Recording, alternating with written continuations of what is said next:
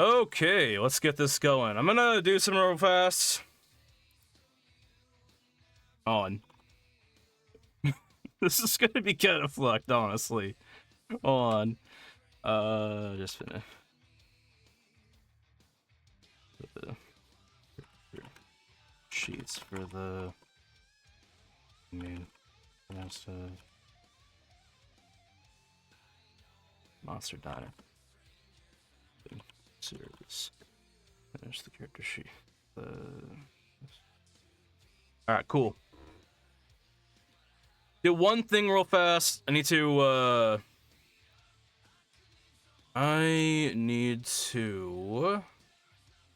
do one thing first, just because. Hold on. Then we'll get going with this this rig, alright? We do need to do something before we actually get started on the rig, so I am going to do that, alright? So today is all about rigging this guy right here. The idea is that we need to get this man moving, alright? And I already have him textured. Let me pull him up with that. Stream might lag for a little bit. I'm just like getting his thing going. So this guy right here. Can I move the camera, or am I on? This guy right here, alright? Gotta get him moving. We're basically using, toon shaders on this guy. Let me go on, let's see here.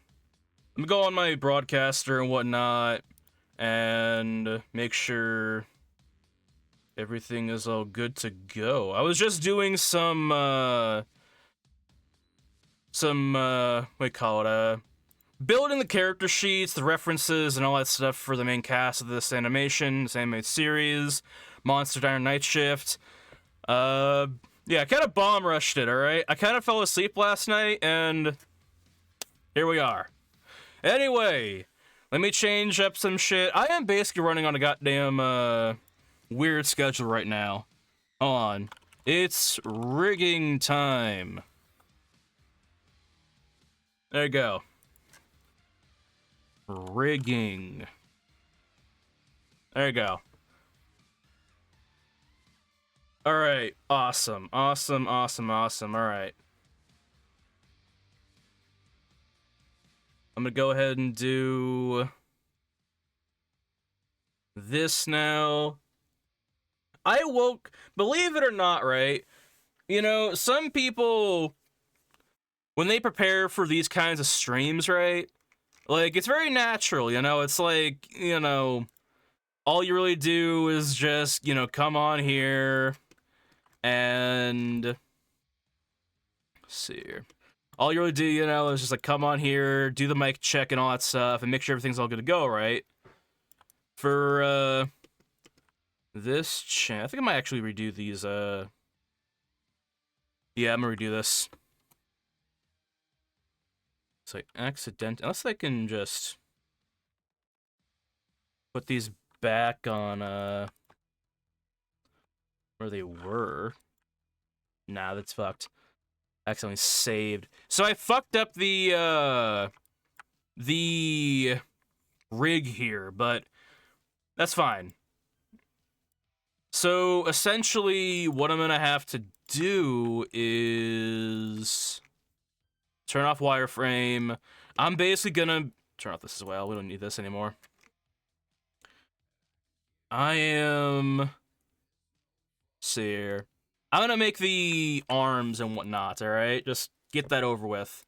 The arms and the fingers and whatnot for this man. What happened, right, was I was trying to make sure that the textures actually worked on this character and accidentally used the wrong goddamn, like, body for him. So it was pretty much like, well, gotta redo all those damn textures and whatnot. But see here. It's alright. So what I'm gonna do is I'm gonna go ahead and just start placing these pivots down, and afterwards I'm gonna name them. And then I'm going to mirror them to the other side. Then we'll start doing some skin weighting, alright? I would add IK maps to this, right? But you can't export IK maps into Unreal. So I have a feeling that if I animate this in Maya and then with IK maps, right, then bring it into Unreal, those keyframes are not going to be there. You know, if it really is heavily reliant on the pivots, right? So we're not going to do that. What I could do, I guess, is like not animate the IK maps, but animate or add keyframes to the pivots, which might work, but I want to test that out before I go fully on that, you know? The bright side about, you know, pivots and whatnot and IK maps is IK maps don't have to be skin weighted, just whatever the hell is on the pivots for the character and whatnot. So I'm gonna do this, alright? So this is the wrist. Let's go for the thumb first. Alright.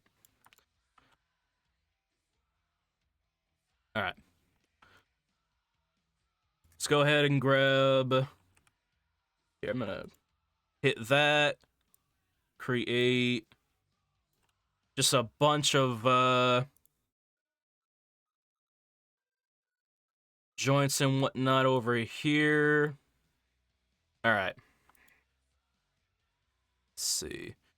What I could do is just make this, actually, I could, actually. I'm gonna make the body, I'm gonna make it, a live surface, so I can just kind of, like, stick the pivots to that, you know? So we have the wrist right there. I'm gonna grab that. Create some... Hold on. Let me do this, actually. I'm gonna put this where the knuckle would be of the thumb. Put this on the bend mark. And then I'm gonna grab another pivot, put it on the base where the end of the finger would be. Alright. Bind it to that. And adjust it to match. Alright. See here. Alright. Turn that off for a second. The reason why you want to do I'm doing a live surface, right, is because see here. Is because it just makes it so that the pivots kind of like stick to the mesh, right? If I don't do that, then the pivots might stick to like wherever it's gonna go, you know? Let me actually turn on, let's see here. Turn that on. I really need the pivots to be binding to the ends of the fingers and whatnot. Definitely not the, what do we call it? Definitely not the cross-section where the polygons aren't really bunched up too well. Alright, I'm gonna go ahead and... Whoops, not that. I'm gonna go ahead and turn on, whoops, surface again. I want a joint right there, right there, right there. All right. Let me think here. Yeah. All right. See here. I want this to be... Let's go right over here, actually. A big part of rigging, right, is, like, patience and whatnot. Like, you need to be able to sit here and... You know, don't second guess, you know? Don't just sit here and be like, that's good. Like, where your pivots lie is very important. See.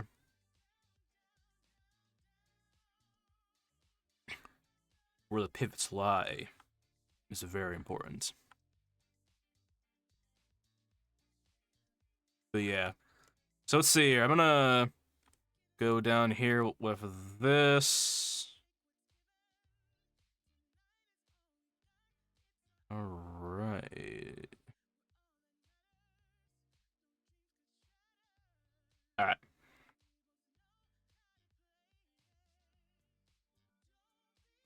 Alright. Right there. Alright. Got you. Let's go ahead and grab bottom down here. Alright. Time to get the next one on. I'm gonna grab the live surface again. Hold on.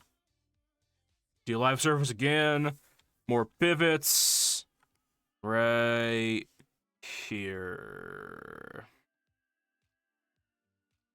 Alright. Alright, cool. So yesterday on the topic and whatnot, actually I'm gonna do this actually.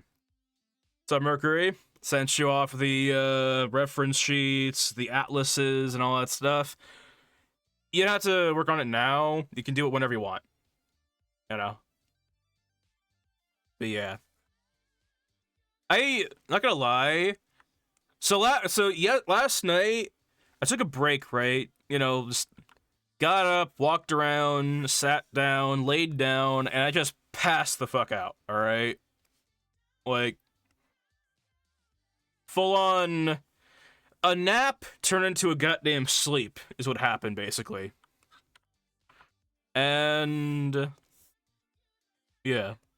I don't know. I woke up at like 12. I thought, you know what? A lot of the things that I do normally takes like fucking 3 hours or so, or like a long time. So, yeah, I'm late on this shit. Fucking. But yeah. Anyway, what I was saying was, we call it. Yesterday in the amongst the talks and whatnot, we call it. Hold on. Trying to figure out how I'm gonna name this. Alright. In amongst the talks yesterday, right, I wanted to go over the Discord thing. Alright? We know it. We know what's happening. Discord wanting IDs and whatnot. And I mean, they literally said they're like doubling down on it, you know? Which, to me, that's kind of scary, you know? I mean, I'm not going to do it, you know? I'm not gonna give my ID to them. Like, which is also kind of, it makes me wonder the future of this entire project, you know? Because a lot of the voice acting stuff is gonna be done through call, you know? And ideally, I would want the voice actors to be all in one group call or all in one group, right? And whoever's available certain days and ready to voice, right? We just do scenes based off of who's available, you know? And moving to a different platform to record lines, right? Ironically, would involve everyone voicing the character moving over to that platform, you know? Unless Discord decides to say, psych, we don't mean it. Y'all good. You know? But, I'm trying to think of, like, an alternative to that, you know? Like, if we don't use Discord, what do we use, you know? Let's see here. Let's join Sam Stride. But yeah. Zoom, maybe. That could work better, honestly. That would absolutely work, honestly. Didn't Skype shut down? I think Skype shut down. But Zoom, we can do that. That's probably the best outcome, honestly.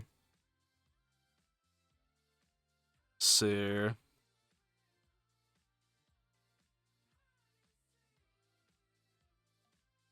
either TeamSpeak, Zoom, or something else. I don't know. What was it? What was the platform everyone is like advising people to move over to?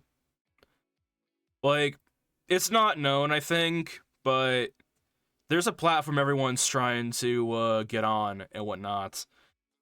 Like, it's gonna change what's happening, you know? Like, the reason why I think the reason well, I think Discord is kind of preparing for its end of life stage, right? Its end of life state where we call it they just start we call it I think Discord has reached that point not beyond the point of the announcement of like we're gonna take your fucking IDs, right?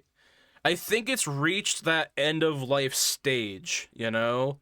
Where, like, maybe they can't afford, you know, to support so many accounts. Maybe they know their shit's, you know, going down, you know? Because I have noticed on Discord, like, there's a lot less people there than before. Mostly because of the updates, you know, or the, what they've been telling us they're gonna have happen coming early May, or next month, I mean March. But yeah, on shoulder L. But yeah,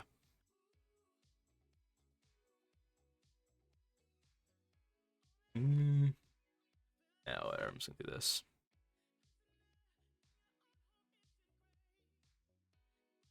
Got you. But yeah, I don't know. I just want to talk about that for a little bit. You know, like I'm aware that like Discord is like going down the drain. I'm pretty sure it's the end of life stage for Discord. I think they know it. You know, like, but it really doesn't matter what program people go to, right? People are gonna end up having to either that program they switch over to, right? Or platform, I suppose, is going to start asking for IDs, or something else will happen, you know? Like, YouTube, right? YouTube, in order to have a channel, well, to have a channel, you can have it just automatically, it doesn't matter. Thing is, if you want to start putting, you know, activate or clickable links on your videos, if you want to start streaming on YouTube, you have to submit a ID. Or you can let that channel, you know, grow for 2 months. I'm not joking, 2 months. And hopefully it passes the verification process. So it's either send in an ID or wait 2 months. But you have to be active for 2 months. Which, in hindsight, doesn't seem that bad. But for a brand new VODs channel, it's like, what the fuck? What I'm gonna do is, I'm not gonna stream on YouTube. I'm just gonna wait the 2 months, right? Constantly upload the VODs and whatnot, and then stream to YouTube, you know? Also, it'd probably be best, right? Because, we call it, streaming to multiple platforms does end up, becoming kind of taxing on the stream rate, or at least the bit rate. But yeah. Also, upload the first short of 3D Sandwich Ultra, and of course the VOD and whatnot. I uploaded the video of we call it the fuck was it? I have 3 shorts that I'm gonna be uploading. The one yesterday, one today, and one tomorrow, you know? My goal for every stream is to scoop out at least 3 to 5 shorts, right? If I can do that, we're gonna have a non-stop flow of shorts coming through the streams and whatnot, and it'll just be that, you know? It'll be good. A big part of growth on YouTube, or YouTube on Twitch and YouTube, I guess, is, you know, shorts. You know? But, now let me see here. I want to make sure that the, videos did go on to the main channel. Or to the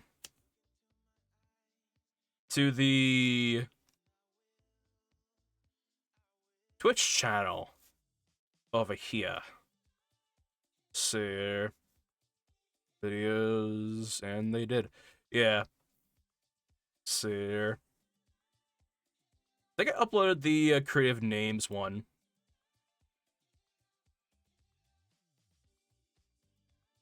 Never mind. Because I also found out, like, for some dumbass reason, Firefox doesn't let you watch, Twitch, Twitch clips. And sometimes it mutes the, people's stream. It's annoying. But anyway, so this here is a character called Sam Stride. He is a part of the Monster Diner series, and I'm not gonna say what he does because it'd just be a massive spoiler, but based on his outfit here, it's gonna bring some ideas and whatnot, or some thoughts, I guess. See here though, I'm gonna elbow L. So I'm gonna get his rig done, and then I'm gonna do some skin weighting. Alright. See here. So at the start of every joint we put up the JNT, stands for joints. And what that tells us is that it is a joint. Whoa.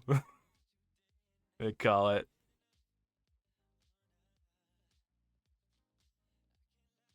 Let's see here. Alright.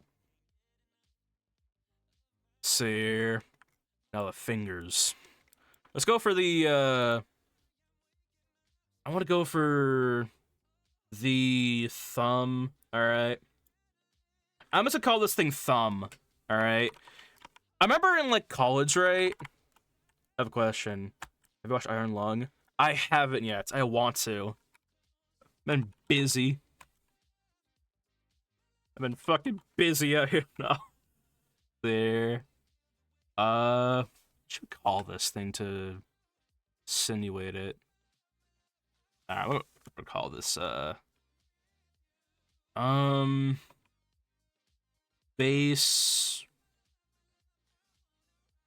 Let's just call it Thumb 3.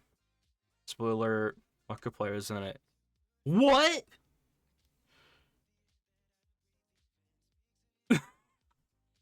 He's in what? No.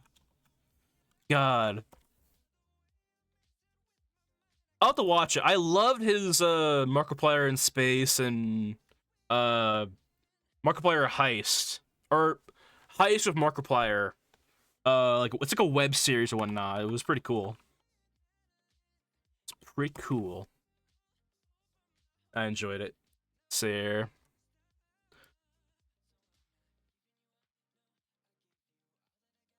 Hold on. Did you recall that's a thumb? Oh my god. Alright, hold on. This finger. This mark was also yeah.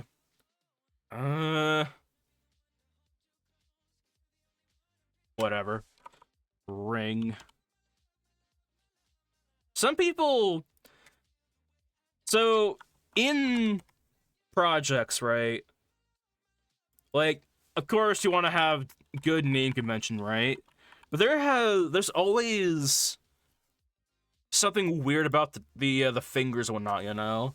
Like, some people will just either call each digit, like, 1 to 5, or, like, we call it some secret fucking code, as, or whatever. Like, we could, like, the 5th digit, the middle digit. We'd call this one digit number 4. I don't know. I say this because, yeah, hold on. Say this because I feel like it's kind of like we call it it's kind of a preference on how you name your joints and whatnot, you know? Or how you name your stuff. Like, I name my stuff to just be as literal as it is, you know? As literal as it is and how easy it would be to find in the hierarchy, you know? If I want joints, all I have to do is type in JNT and I get all joints. If I want, you know, the middle finger primarily, all I have to do is type in, you know, middle 3 or 2, and I get the middle finger. Or middle L, I get the middle finger. You know? you never would think you would be so fast and quick to give yourself the middle finger, you know? Ain't shit. Don't be fast and getting on the street, you know? But I'm gonna change the name up a little bit. With this new name convention, you could... God. With this new name convention, you can get the middle finger faster than what you can get on the street.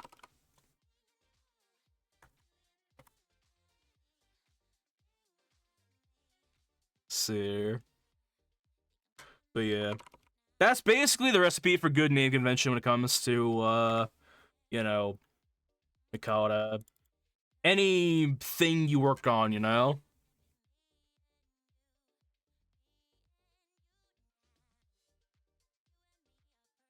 That's what call it fucking, digital debt, you know?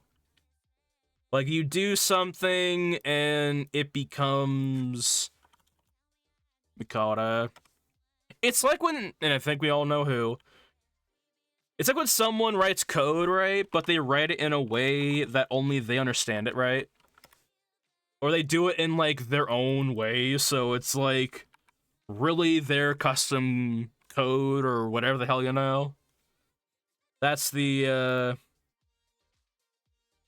is an example of that. Hold on. That's the pointer finger. I don't know who I'm talking about. Oh. I'm just saying, you know, in like what do you call it?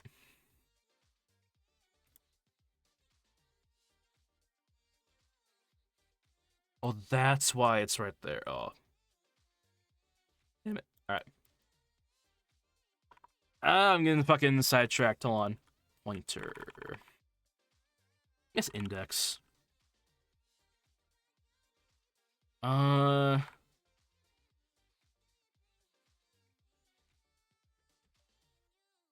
Screw it. I'm just gonna do index finger. Actually, no. Yeah, do it. Does index be anything, I suppose, right?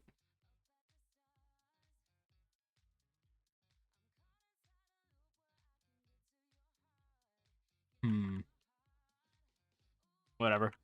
We're talking about people. Alright.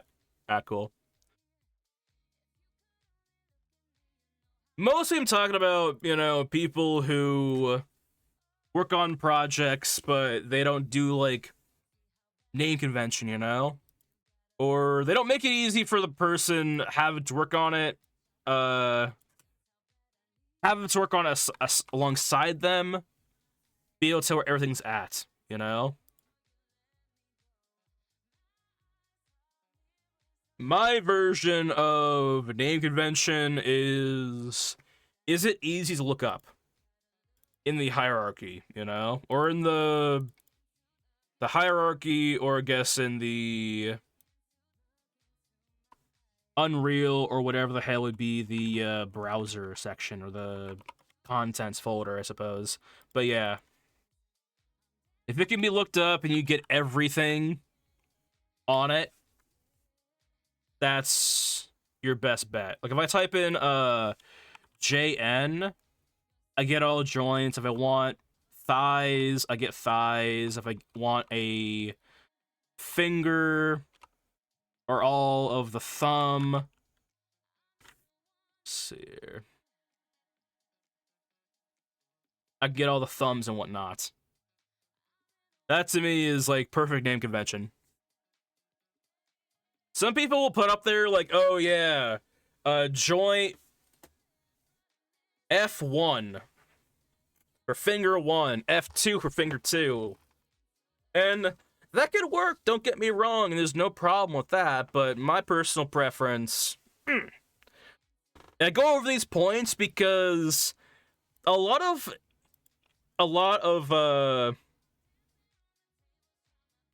like in art projects, right? I feel like everyone has their own method. Everyone has their own method of how they handle stuff, right? Or how they do stuff. And then when they look at someone else and look at their method, right, it's like, what the fuck? It's like, hmm. As long as it works, and it can work for other people, even if it's something to grasp, it should be fine. I'm gonna call this though the ring L1. Ring for ring finger.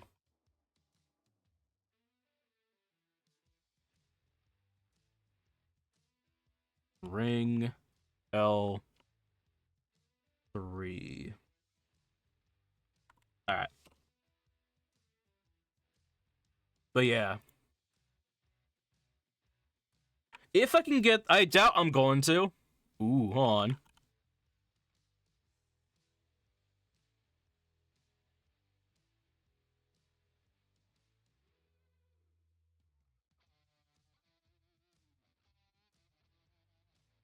Hold on. If you want, I can take care of it. I can take care of it.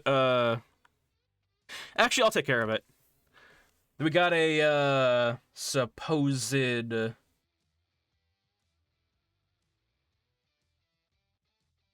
see here. There you go. We had a supposed scammer in the chat, but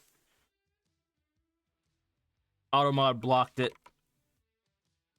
You know. Good shit, good shit. Alright. Let's go ahead and do joints pinky L2. Joint pinky L1. Then I'm gonna go ahead and grab this, put it, see, right, where's this fucking joint at? Yeah, alright, right here, and then I am going to, let's go to rigging, go to skeleton, let's go ahead and do mirror. Then I'm gonna go ahead and see here. Put this up here, and all we'll have to do is just change the L to the L to R. Alright. So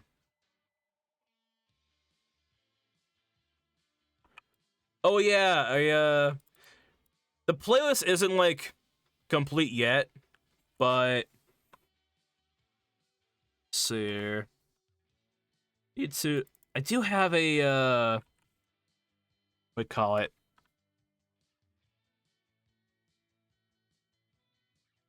I do have a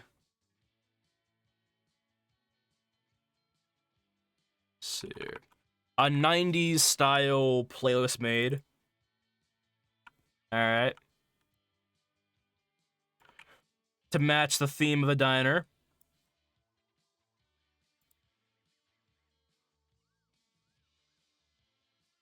So, 2, 1,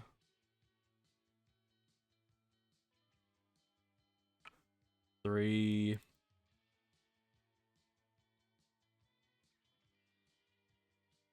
Alright, 2. All right. 1, 3, 2, 1. Alright, cool. Alright, got you. Alright, now I'm gonna go ahead and grab the hair, alright? I'm gonna do some UVing on the hair. Or UVing. Some, pivoting. Or joints, I mean. So, I'm gonna go ahead and single it out. I'm gonna make it a live surface, and then I'm gonna go ahead and just start adding stuff, you know?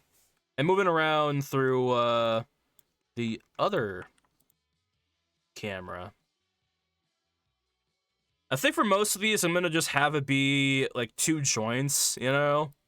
2 joints, then have like the I'm gonna hide the hat.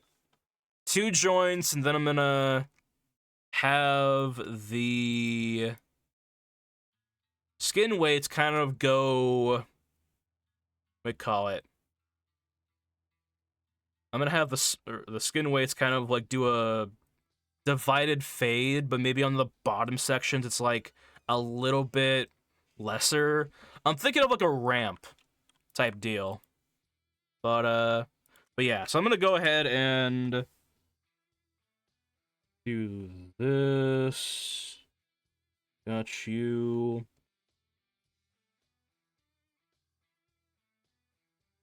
I'm gonna go here with that.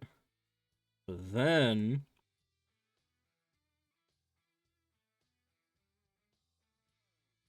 Actually, no, I'm gonna keep it as that. Alright. All hair in the man's face needs to be... Let's see here.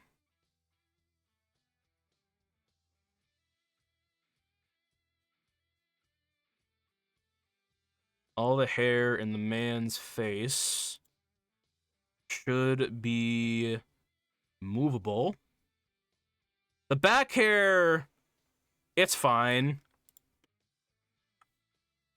But everything up here should be somewhat presentable. Alright. But just get this down. Boom. Boom. I'm gonna decrease the size of the pivots and whatnot. Joint size, let's move this down a little bit. Alright, cool. Alright. And we are going to do this. Lionsman hair, put it up top. Right here.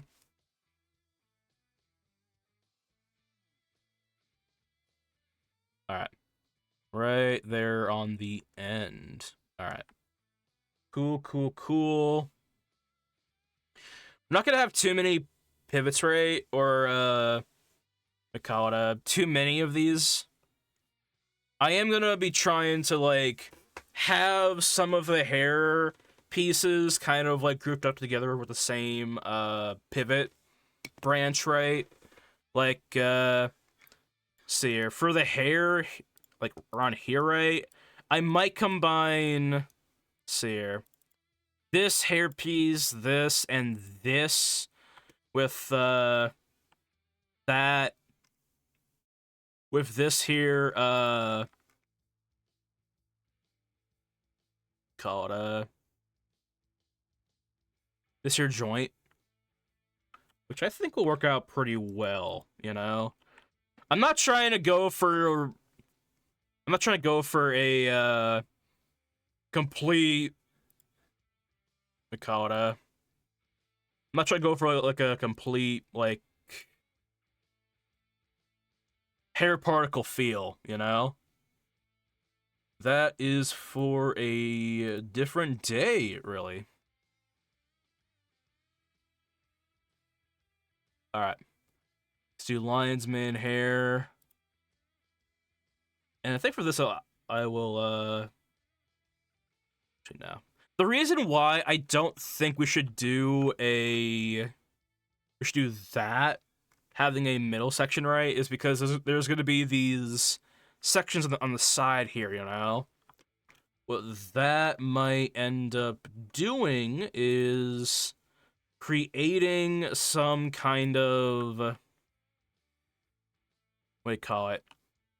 That might end up creating a lot of errors when it comes to the hair piece. This is on the side and whatnot. So I'm gonna do one more here. Is there anything on the side here that we might want to grab up to? I know the hat covers a lot. Nah, let's do this one as well. Whoops. Alright. Let's go right here with it. Alright. So I'm gonna go ahead and... what's all these for? Get rid of any single piece hair, I suppose. Alright. So now I am going to... I have to name all these now. Figure out what the hell the names of this will be. I'm gonna go ahead and single it out, though, so I can at least see it better. before I go ahead and start that process. All right, turn off wireframe for a little bit. All right, so I'm gonna see here. All right. So for some of these though, I will be modifying where the pivots are, just because I feel like it'd be better suited right. The end pivot needs to be somewhat at the base, while the end pivot needs to be somewhere not at the direct end, but towards the part that will probably be wiggling the most, you know? Because you can get some pretty good you can get some good effects with just a cross divided, you know, gradient with the the hell was this? Oh.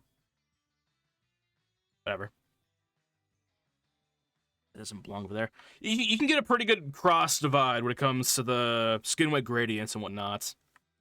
This one, though, because this is like a bunch, right? Like 2 hair pieces in one, almost like a snarl, if you will. This one might... I don't know. Let's see here. That one, I might take down the pivot. Might not. I'll probably try that one out first. You know? Alright, so I'm gonna start naming these things.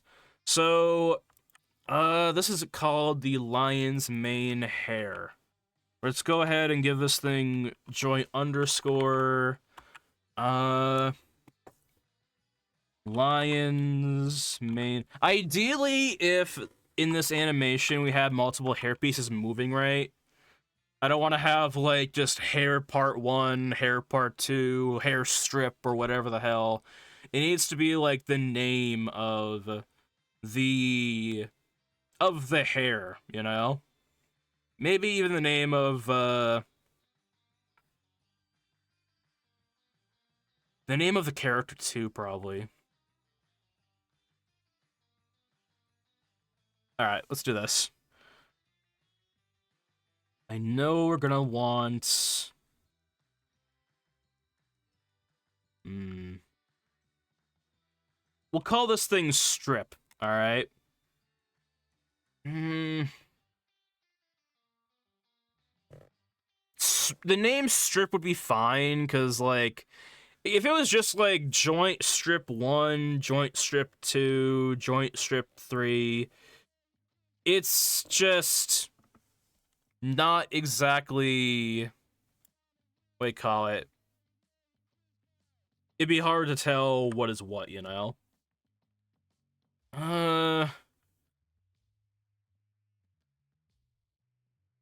Let's see. Let's do this actually here. I'm gonna do this. Short front strip. Hair strip short front. Alright. I guess we could just do H for hair. H strip short. Yeah. I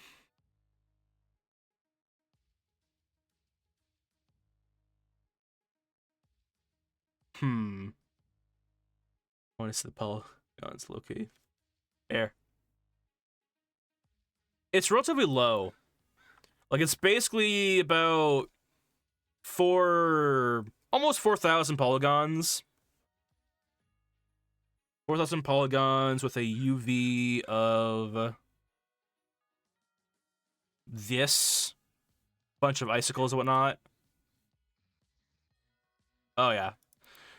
The idea, too, right, is like, what do you call it? So the way you look about texturing, right, is whatever the model looks like smoothed out, Like, here, look at this, right? It doesn't really matter how many polygons you have on your model, right? As long as it looks great, smoothed out, it's gonna be fine. Like, here. Let me go into Arnold and, show it off, alright? There. Have you seen Scott John's models? Nah. Let me look it up. Scott. On.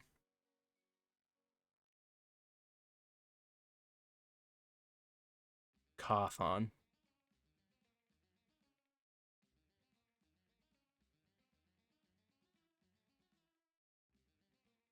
Oh, that's the guy who made,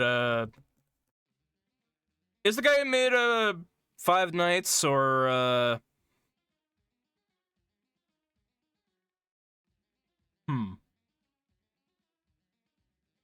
Interesting. Yeah, believe it or not, I didn't, I don't know, I didn't know who the hell this guy was. Somebody Polly. Oh. Is it worse than the Yandere toothbrush? Hold on. Here, let me do this, actually. We'll turn on the lights, actually. Turn the lights on. Alright. Like, it really doesn't matter. Like, let me just take a screenshot of that, and then do it without the smoothing out. Alright, that's good. So, this is smooth, this is not smooth. When you make a model, right, it doesn't matter how many polygons you have, really. For animation, at the very least. For animation, you could just smooth it out, and boom, you almost have, you know, the amount of polygons you would have had if you just, you know, made it more, I suppose, right? Like, yeah. Equal. Oh, let me show off the Yandere toothbrush, alright? Hold on. Yandere Dev toothbrush. It's either a toothbrush or a... Oh, shit. Yeah, that. That. Like, granted, this is for a game, right? For a game, you, of course, need to have a balance on polygons, right? Like, even this would be too much for a goddamn toothbrush, unless it's the main focus of the damn animation, or if it's part of a cutscene, right? Like, this is for animation, right? And arguably, I could have way more polygons, right? There is no limit to polygon usage on animation. It's just you don't want to use, like, an abundance amount, right? I'm talking, like, a couple million for something that might take 4,000 or something like that. Because when you render, right, it's going to render in every polygon. So the less polygons you use, the faster the render time will be, you know? But ultimately, in the end, it kind of doesn't matter, right? Because it's a film. Or animated film. But yeah. So is this the guy who did work on gang poster? Oh, let me see here. I can look it up, actually. What did he do? Oops. No AI. He is the producer, created Five Nights. Okay, yeah, it is. Alright. I mean...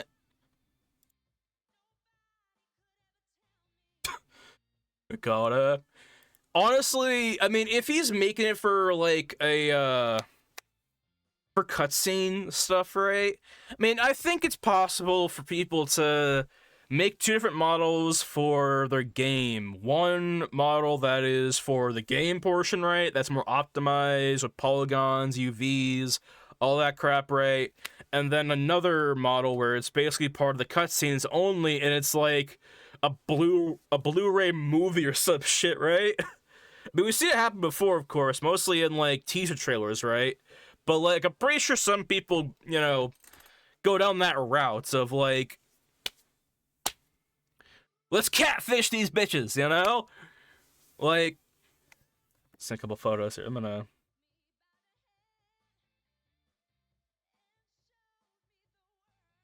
gonna pull up PureRef. Oh. So what's this now we know what this is, right? Now, is this your stuff?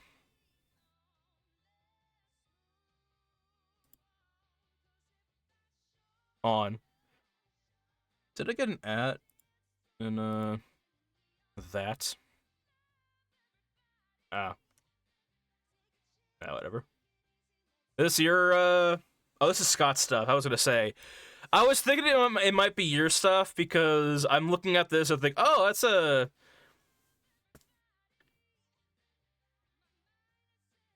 Are those all polygons? My first thought was, oh, that's a bright texture for a guitar. But then, you see there's actually definition over here.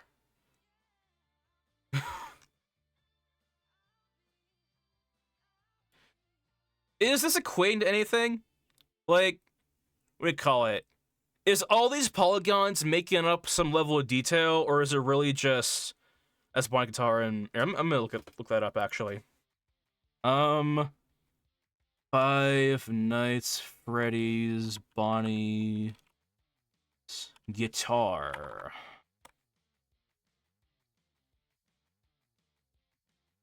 Can I get like a model of it? Right here.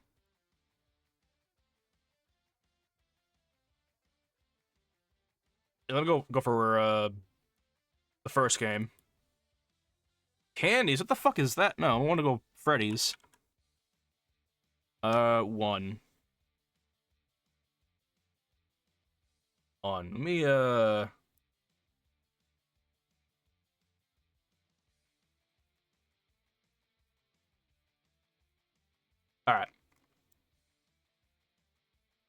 I mean,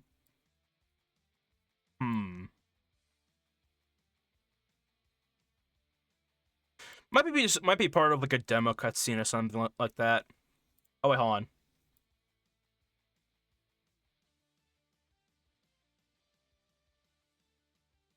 You know what's funny? I was fine. That's Cirque's baby's head.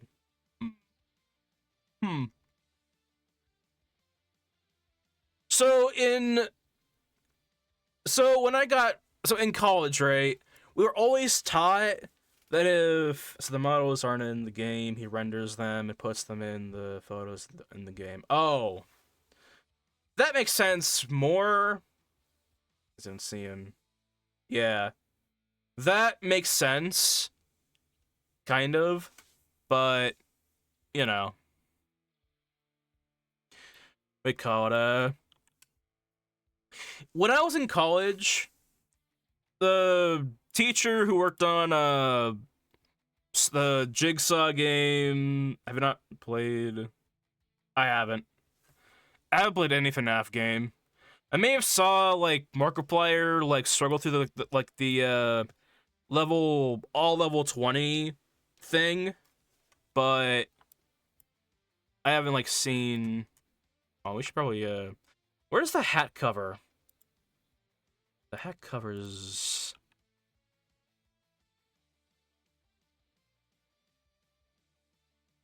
Alright, I'm gonna have this hairpiece here set up as well. But yeah, gotta play FNAF, especially I'll play it one day. See here though. But yeah, when I was in college, right, the teacher who worked on like both Saw games and Senior Anniversary, like I remember he always, advised us. It was like if the thing is not going to be seen, don't work on it. All right. If you're not gonna pop the trunk, don't make the engine. Basically. And I feel like, in some cases, I mean, I get it, like, for a guitar model, right, there's gonna be a lot of scenes with that guitar, right, but that's what I assumed. I didn't assume it was just for, like, one single frame, or, like, a poster, or a photo, Like, that, to me, kind of seemed excessive, You go through so much detail work only to put it in, like, one tiny thing. Which makes... Yeah, it's on... Oh. Let's see. I don't know. I feel like... Actually, it's not too hard to make a very high poly thing, really.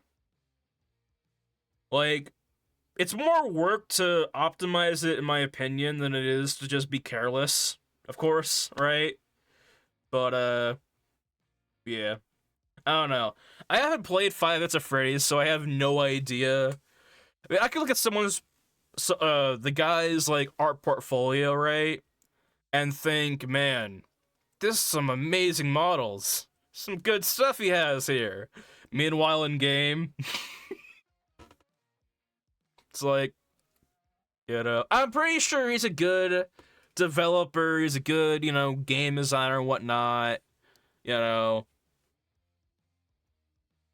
But that's giving me yandere vibes, or yandere toothbrush vibes. But then again, if it's for a image, right, or just that, I can understand, It's like, Anyway, I'm gonna start doing this, though. I'm gonna call this hair strip short front 2. I'm gonna categorize this as hair H strip. That means joint hair strip and then short. So we know it's the short one. So you see every one of his models that have that many paw. Oh. Huh. I think here. Oh, where's the images? I think, okay. If I had to, now granted, these look like flat models in my opinion. Like flat surfaces. You wouldn't necessarily need this, but for this model,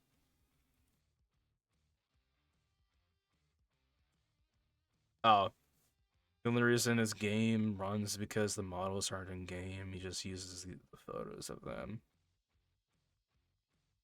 That makes sense. That makes sense. That's an interesting approach, actually.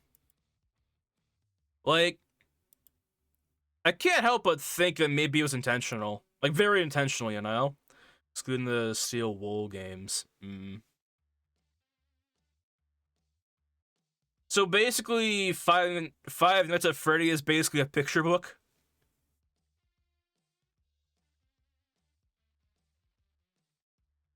Yeah. Huh. Okay, I kinda understand now. Like, I understand why, To be fair, if it was in 3D, I've seen the layout of Five Nights at Freddy's, right? I've seen the room, right? The security room and whatnot. You turn side to side, interact, but you rarely see the models move. Yeah. I think it actually might work. I mean, it works in the game's favor, whatnot, If the game was, like, fully 3D, well, it means 3D, but if it was, like, 3D modeled, right, the world, I mean, of course, for the models that he had, the unoptimized models, they would run like shit, right? But if they were optimized, and it was a 3D based game, where it was actually like 3D models in the scene, I'm pretty sure it wouldn't look as good. You know? Let me look at a Five Nights at Freddy's security room. Let's see. Let's go for the original one.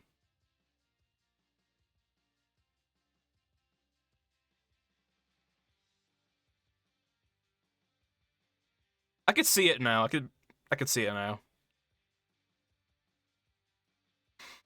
Huh.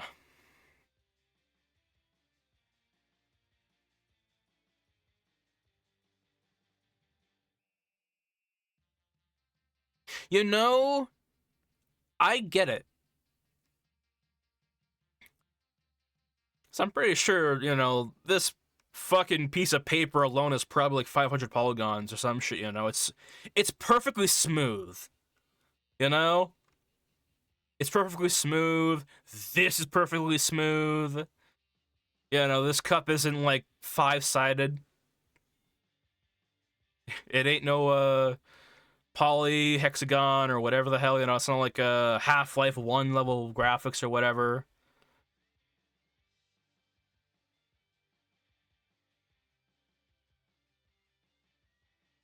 I get it. I get it. Why he probably went this approach. Because I'm pretty sure even if optimized to actually include this fan in the goddamn in the animation, in the I guess it is an animation in the game itself, I'm pretty sure it would be very blocky.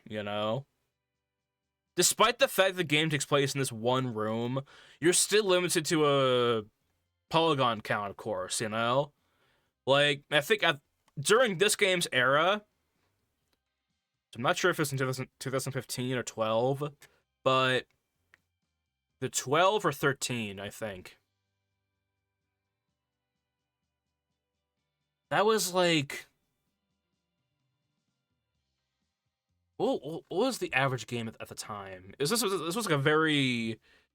was a indie project at its base, I think.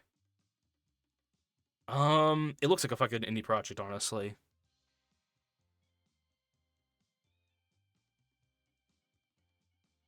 I remember back then, like, for a classic map, right? Like, for the average polygon count per like level would be around like 30,000 polygons, Not always, but based on what the game is and what you do in the game, there's usually like 30,000 polygons or a couple 10,000 polygons you can have in one level design. Yeah, I can see that now. It also adds to the horror element of it all, Let's see here. Yeah. The reason this game runs because you're still three. Huh. Yeah.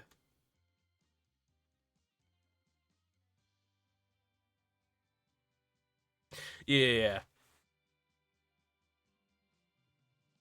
Okay, you know what this reminds me of? Hold on. Whoops. Old I Spy uh video game.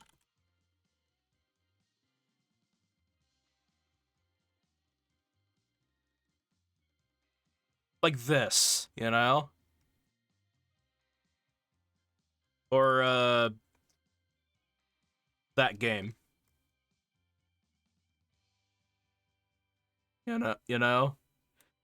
Like it's animated, but there's clearly like layers on the animation, 3D animated whatnot, of course. But yeah.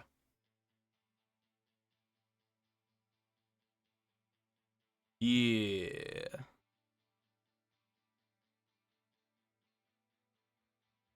What's kind of funny too, right, is like I think that this was my first introduction to like how games kind of like not aren't sleazy, but they kind of poke you with like we call it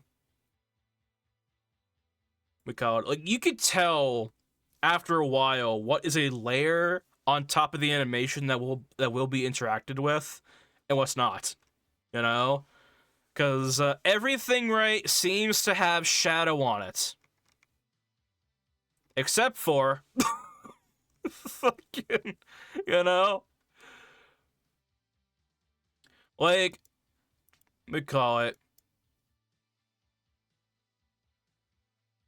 I don't know, you know how in games or animation, right, like there could be like a wall of weaponry or whatever the hell, right? And the object that is clearly more brightly colored, right, is obviously the object the character is gonna go and pick up, right? Like, that's how it felt like to play that fucking I Spy game. It's just like, oh man, I wonder where the butterfly is. Couldn't be this one that's brightly fucking lit.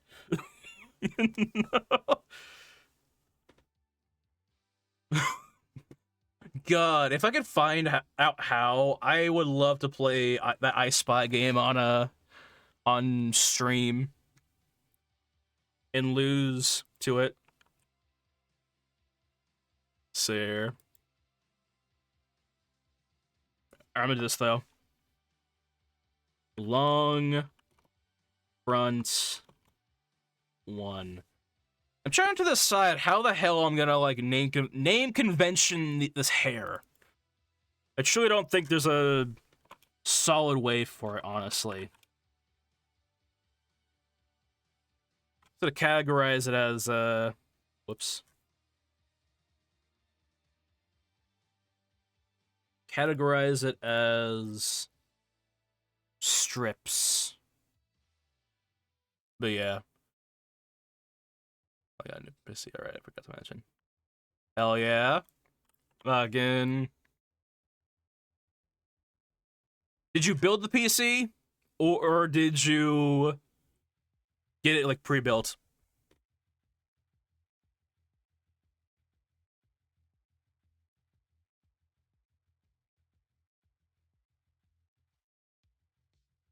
On. Pre-built and then add some stuff to it. Nice, nice. Pre-owned. That's, I'm not gonna lie, right? Pre-owned, I know it's like, you know, when you buy something pre-owned, it's kind of like that wariness of like, is this thing, you know, has it been treated right, right? I feel like I'm not building my own. Yeah, building your own could be stressful and whatnot, you know, especially with all the expensive ass parts that could break. But saving for a pre-built one though. Nice. I feel like buying a computer, a built computer, whatever the hell, right, from a previous owner, right? I mean, I guess it depends on who the owner is, I suppose. But if I were to buy a computer from someone and it's someone who works with computers or whatever the fuck, right, or has built it or whatever the hell, right, that's almost better than going off like Best Buy and buying one from the shelf, you know? Like, if I had to make a choice, right, buy a computer from someone who's had a computer versus Best Buy where they're just trying to sell the most flashiest thing possible, I'm going for the guy who's had the computer, you know? Because hypothetically, you know, at least it might have been taken care of better. You know, sometimes those computers in Best Buy or like other places, right? It just looks like it's gonna, you know, not run too well in the long run, you know? It's not gonna go too well.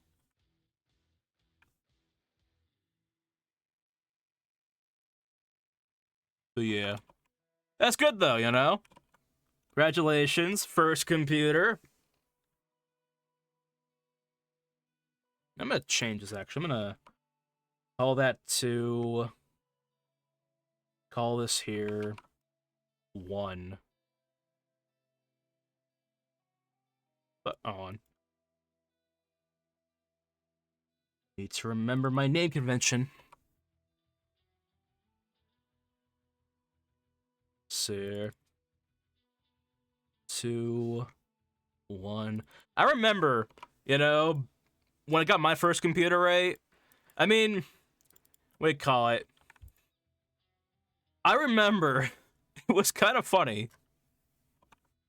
The PC I got didn't have the amount of RAM mentioned. It said 16 gigs and I got 8, so they sent me a new one, but instead of sending me 8, sent me 16. Nice. Did you put both? Yeah. So now I got, hell yeah. RAM is getting more expensive, so savor it. Nah. Like, what do you call it? I remember too, like, when I... Friend gave me his old... Nice. That's nice of him. Or her. We call it, God. Save that RAM, you know? Like, even if you sell the computer at some point to buy a better computer or whatever, right? Take the RAM with you, alright? Like, like, if I had to fucking, sell my computer, I would be taking the DDR5 RAM sticks out, maybe swapping it with some old parts that I have, and sell it like that for a cheaper price, honestly. Yeah, I traded fucking enough shit that wasn't town. It was very good stuff. I got in the collection gave GPU. Oh, that's pretty fucking fair. That's pretty fair. $100 worth of stuff for a video card. That's a win. That's a win. Just plain simple. Doesn't matter what video card it even is, really. It's a win. But yeah. What do you call it? I remember. Am I spelling that right? Hold on.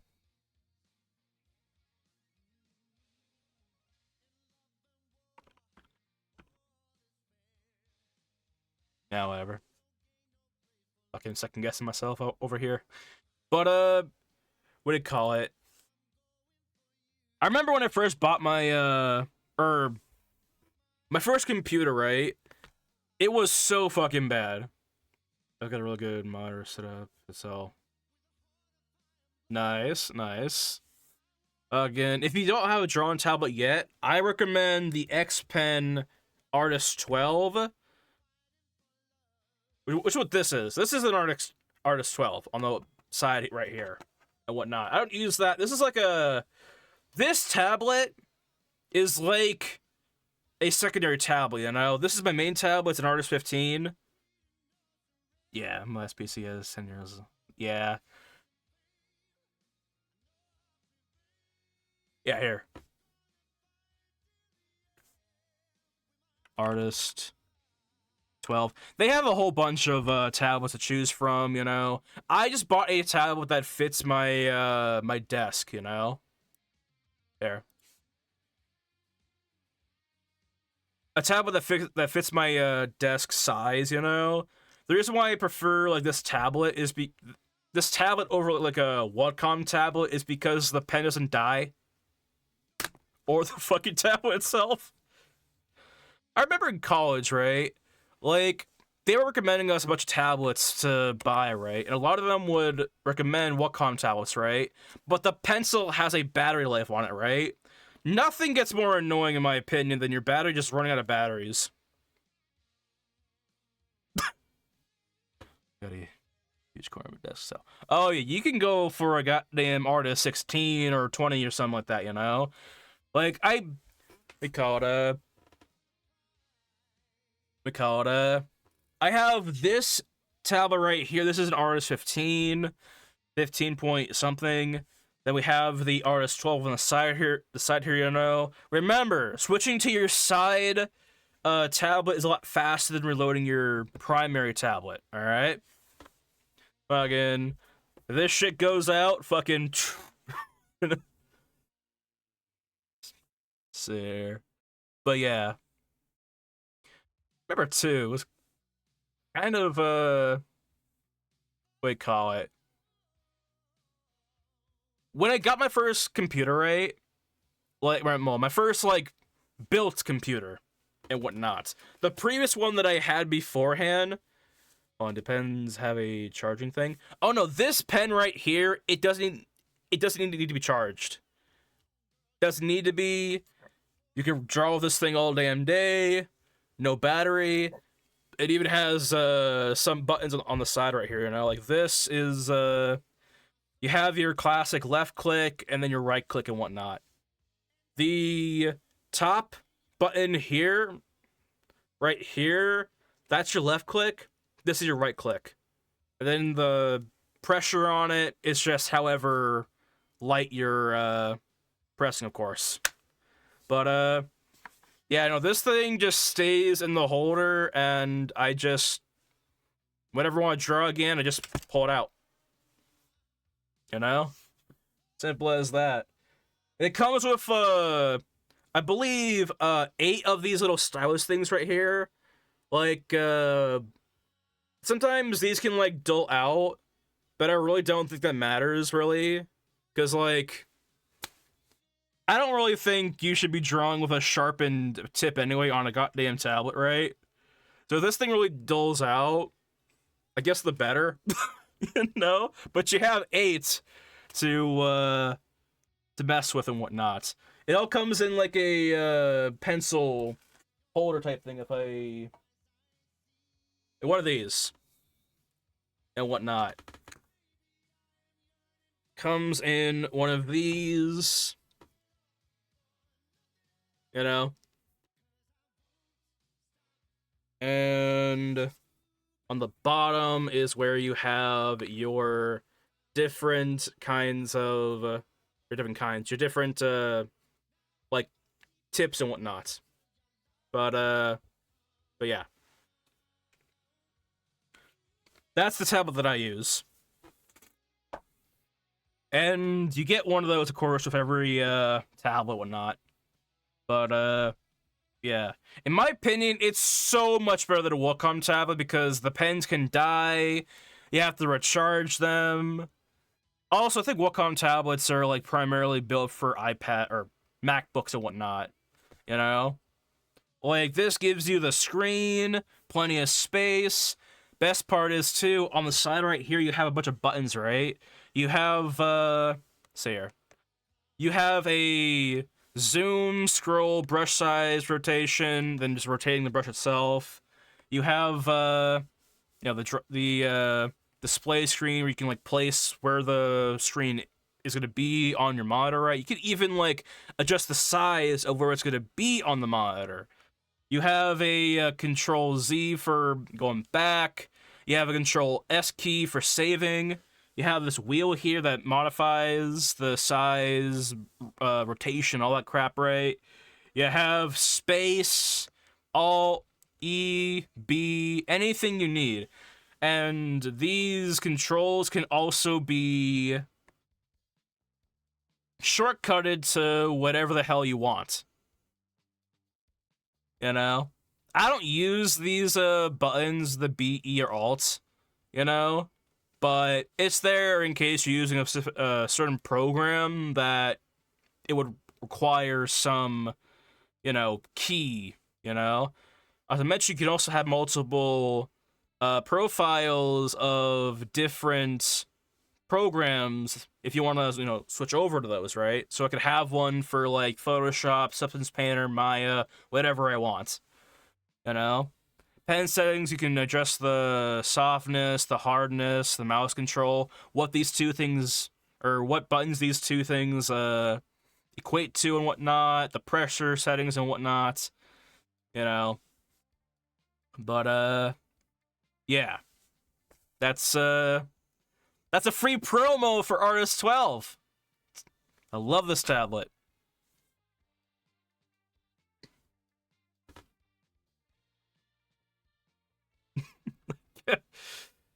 But yeah. Anyway, the what do you call it? My first computer, right?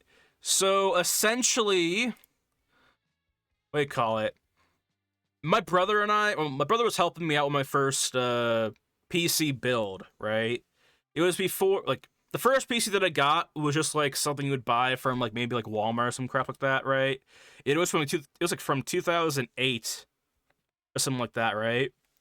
And I remember I played the shit out of this damn computer, right? I was playing Dead Rising 3. I was playing, Dead Island, Left 4 Dead 2, all types of, kind of extensive games on hardware, right? And I thought, I was running those games at like relatively 30 FPS, manageable, able to beat those games many times over, probably logged in so many hours, like hundreds, logged in like good amount of hours into both games or all those games, right? Me and my brother tears the damn computer open to take out any parts that would be good to put into a new build, right? There was no video card in that goddamn computer. None. There was some RAM, but maybe like less than 4 or 5 gigs probably. There was nothing to salvage. Granted, I did run Dead Rising 3 at like 7 FPS or 15 FPS and beat the game anyway, but that was a miracle. I'm not sure how the hell I accomplished that, really. I don't know how the hell we did that.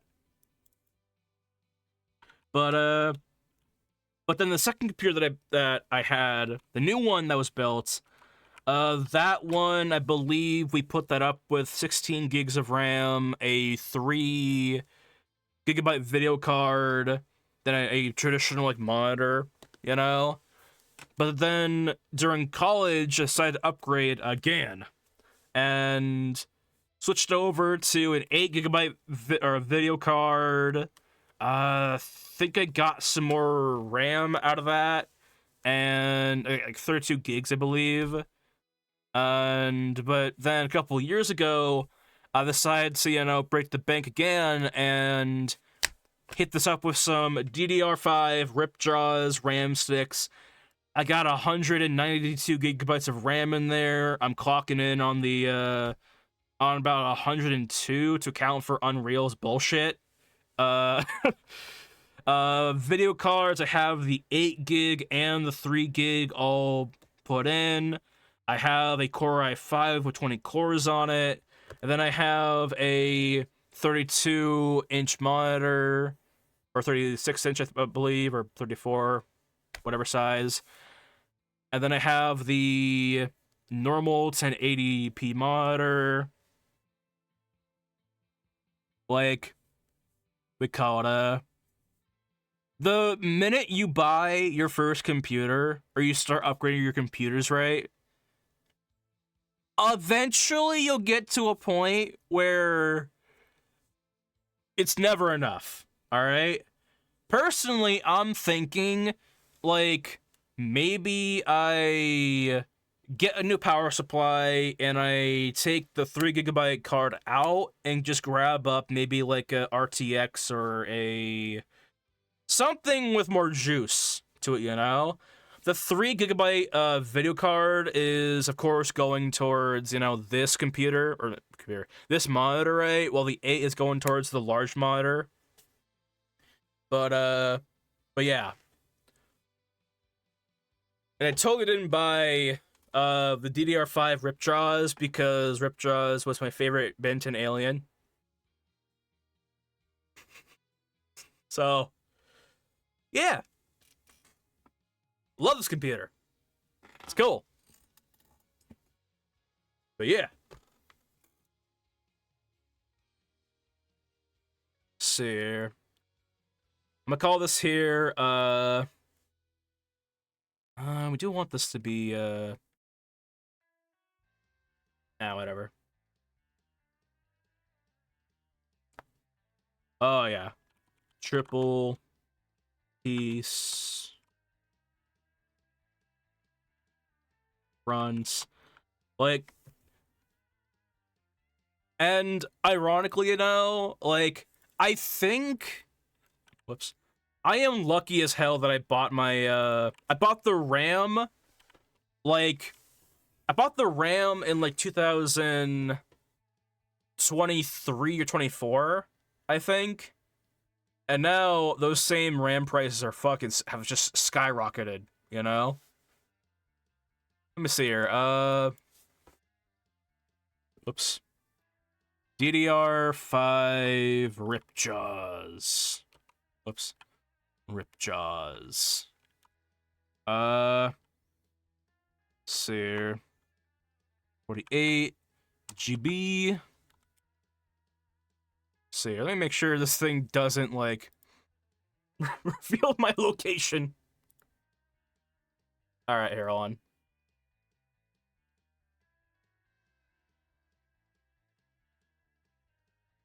Oh, really? I can just do this. Alright, here, hold on.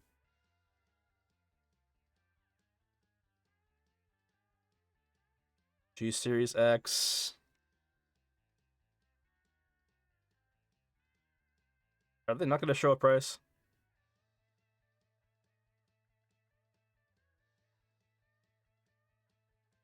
Yeah. So on Newegg, it is about, let's see here.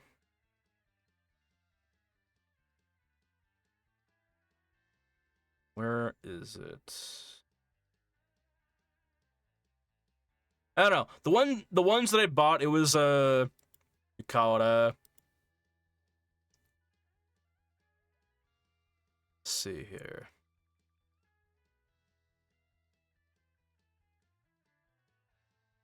I don't think they sell 38 gigs 38 gigabyte RAM sticks anymore. Some blind. I don't know. Well, to put a comparison, I guess, a 32 gigabyte fucking RAM stick of the same brand is about $500 or so, right?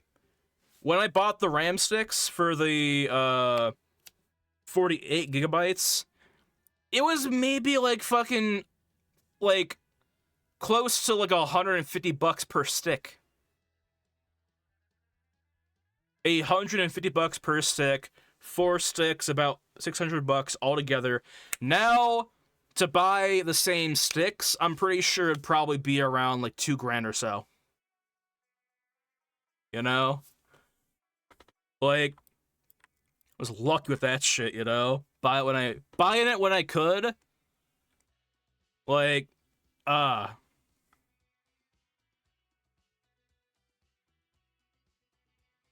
gets my fucking house broken into the next day. See her though.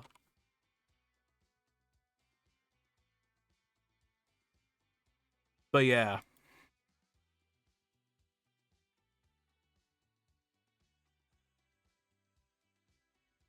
Oh, what's a triple piece? L. Triple piece R. Front 2. But yeah. RAM prices have gone insanely high. You know? It's fucking insane. See here though.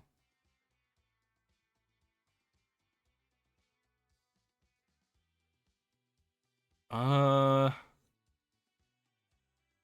on, where is this one gonna go? Let's see here. Okay, if this thing is entitled to, this should be the 2. This should be 3, like should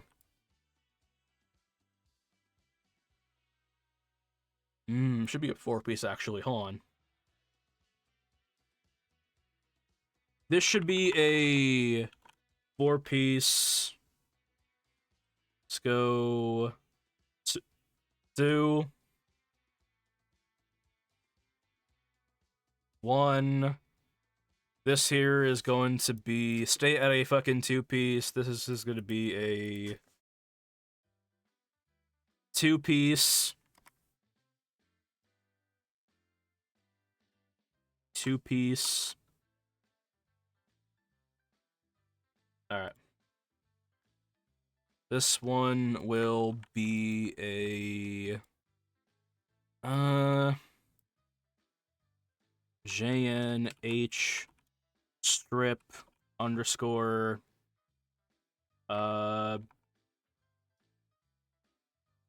curl. Yeah, let's go under curl. Under curl. Let's go left.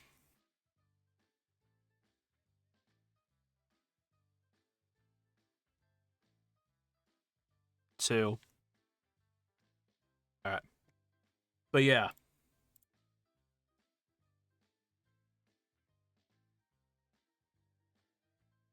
Let's go over here now. JN H strip. Let's go crooked left 2. Copy that. Go down here. Categorize it as that. All right. Let's go with what was this one?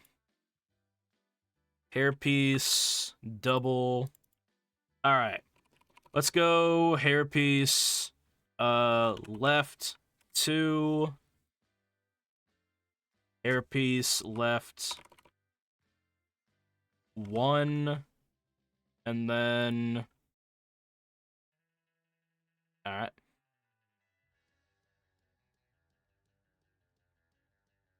See here. Straight or over curved piece right 2.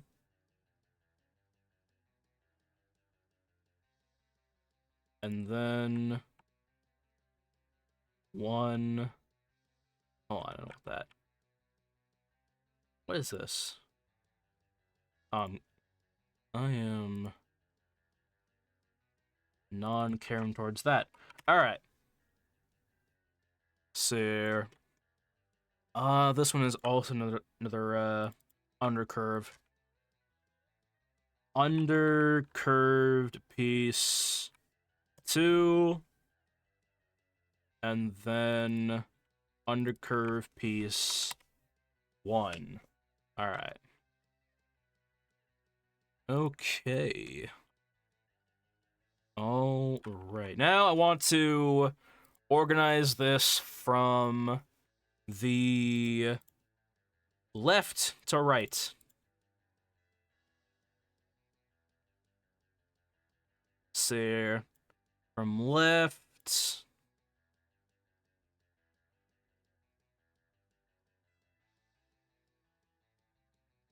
right.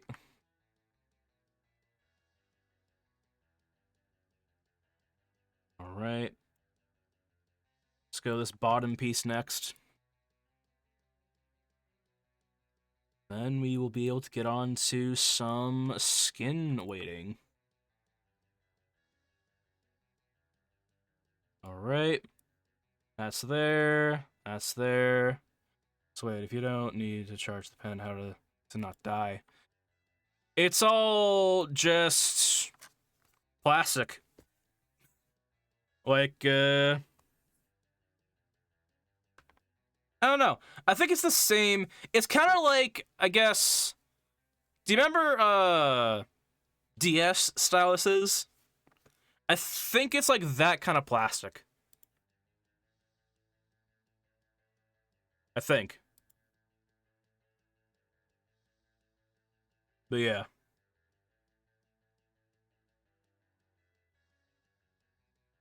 Let me see here. No, that's just that, whatever. But yeah.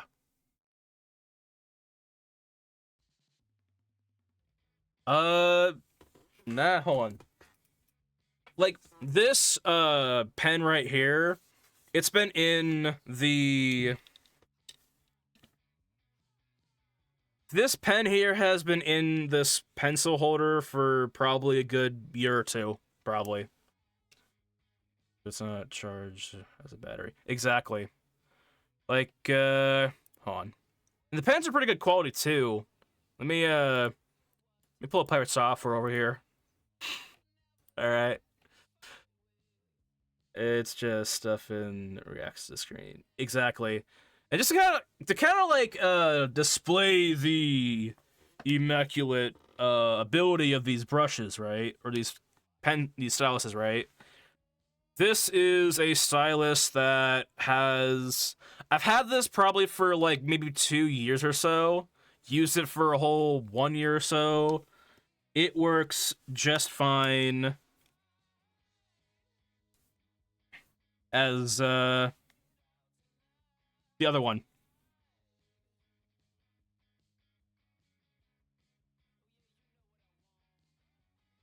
you know? But yeah, is just stuff that reacts to the screen. Yeah, I think it is. I call it though.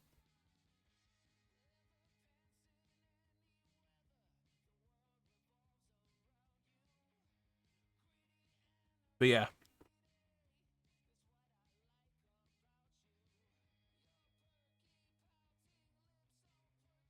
I don't know. Fucking whoops. By the way, too, if you get an Artist 12 tablet, you might get one of these as well. They're two different pens, right? I almost kind of prefer this pencil because of this pen, because with this pen right here, right, there is none of that, right? You think with a advanced version of an Artist 15.6 or so, you would have a if it works. Let me see. Never mind. It might work in a substance panner or some shit. See here. Let me go with this. Hold on. I think you could rig it up to work, but I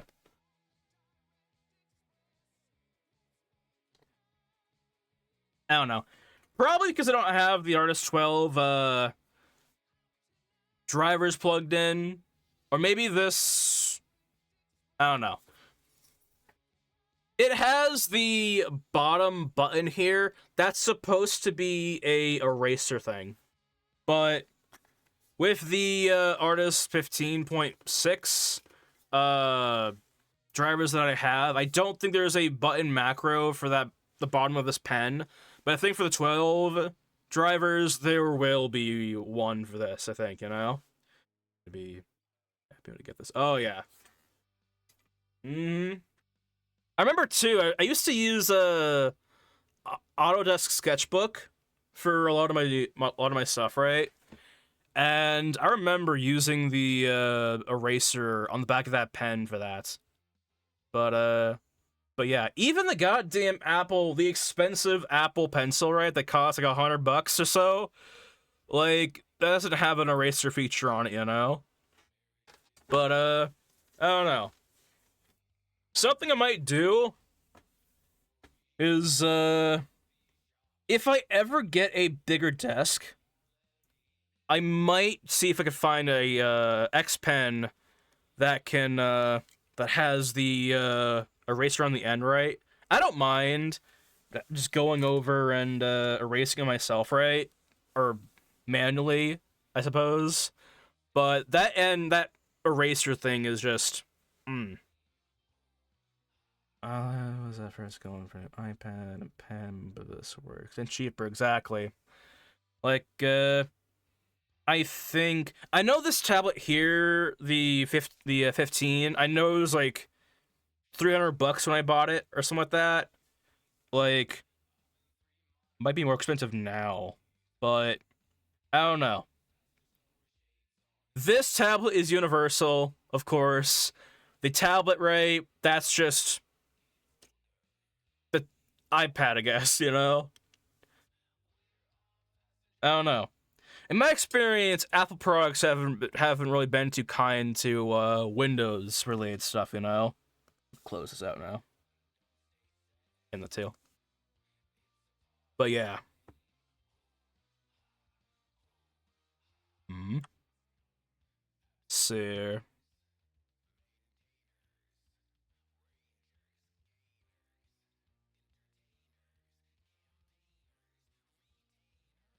the fuck are these lyrics? The only thing I'm gonna miss is Procreate. Drawing app I've been using Snapple. Yeah, I had Procreate as well. I like it. Okay, so here's the thing, right? I have nothing against Procreate, It's a good app. My thing is, though, is, I don't know. It's too. It's almost too smooth, you know? Like, it sounds weird, honestly, but, like, I kinda like a tiny bit of resistance, Not where it's like you're having like, move the or put some like, you know, power into your brush strokes, right? But enough to where it's like, you know, if I like stop somewhere, I can just stop. The stylus isn't gonna like slide around or whatever the hell. Like that kind of stuff. Like, I don't know, it's weird. It might be a personal preference thing. It's kind of why, like in a Photoshop or Substance Painter, I always have Draw on, or I guess yeah, I've had that problem on Procreate. Yeah, I know they have a stabilizer type deal on each brush. Right, you can go in and like change how that brush reacts on either the stylus pressure or whatever the hell you want, really. But I've always found that to be so tedious, in my opinion. I might reinstall Blender now since I'll probably have the pen display in the next couple months. Nice. Oh yeah. Again, the stylus. I mean, you wouldn't really think it'd be too great for 3D stuff, right? But it is really game changing. You know, it's able to just click on stuff and whatnot, instead of having to like fish your way over to whatever the hell. I don't know. Fucking, it's pretty good. But yeah, I don't know. I always found it tedious in Procreate how, like, if you want to like change the brush for any reason, you just like every time you want to change it, right, you just have to go into those settings, right? I know it sounds very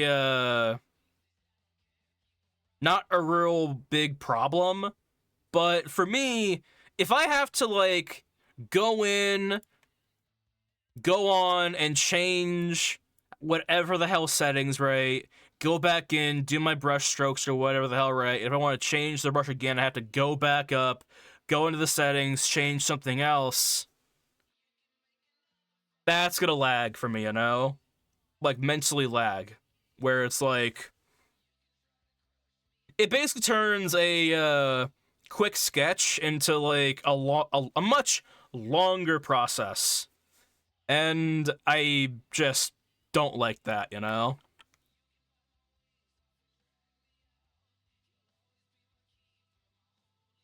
Also, on my iPad and whatnot, like, they changed, like, the interface, I think, of, like, how you, like, split windows, right? It's so fucking messy. I hate it. I was fine with just tapping the top of the screen, picking one of the options, one screen would go to the left side. You just click on another app, and that goes to the other side, you know? I would have, you know, my images pulled up on one side, and then the drawing or Procreate, whatever the hell, right, or documents or whatever the hell pulled up on the other side of the tablet, you know?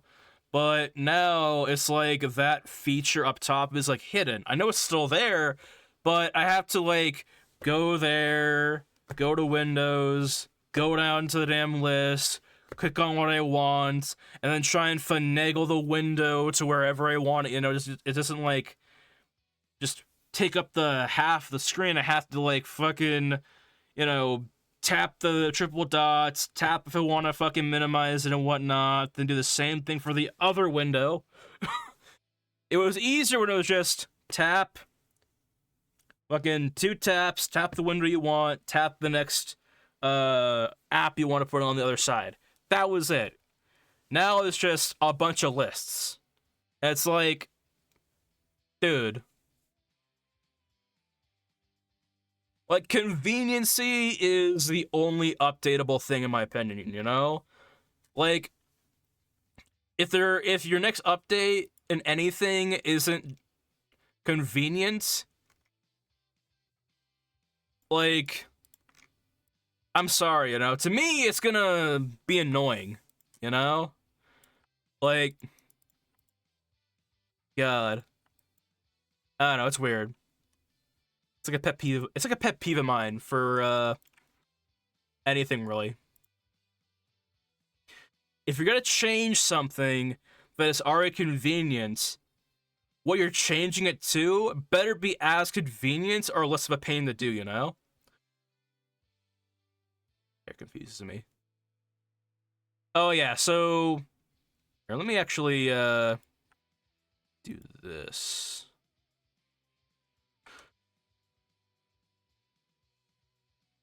Uses you. Basically, let's see here. How did I do this?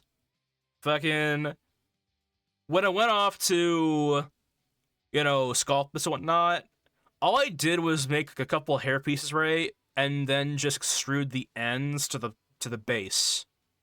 You know? And then just go in and smooth out the hair pieces to the thickness that I want them to, you know? That's all I did, really. I'm going with this over... Well, one spot. What do you mean? Oh, this over here, this pivot.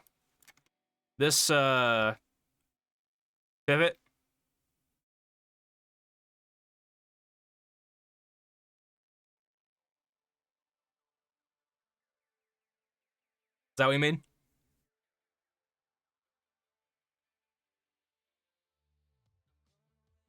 Yeah, why not?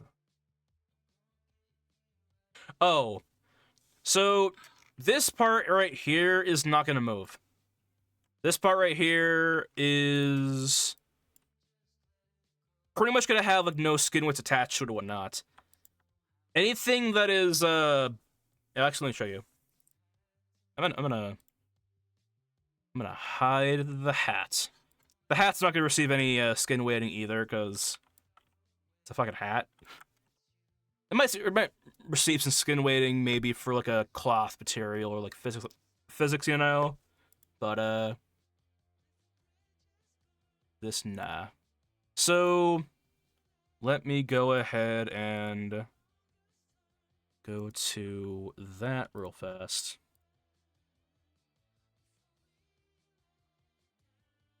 Go over here. Go to skin weights. All right. Let's go over, down here. Let's see here. So whatever is black on the model, that is going to, hold on. You're having an issue here on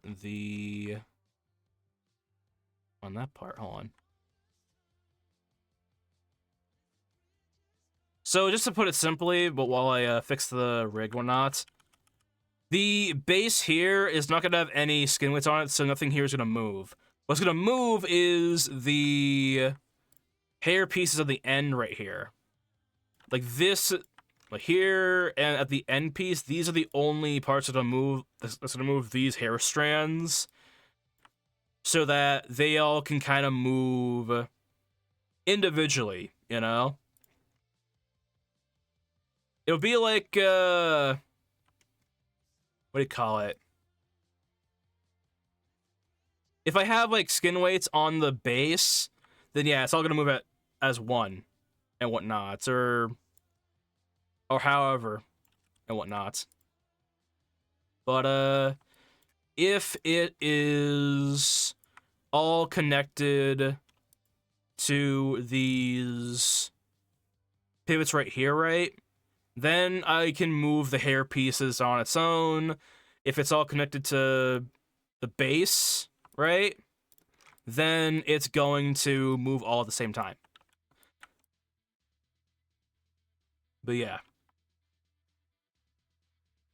Also, it's easier to have hair pieces move on its own if it's connected to its individual pivot, just like, you know, fingers or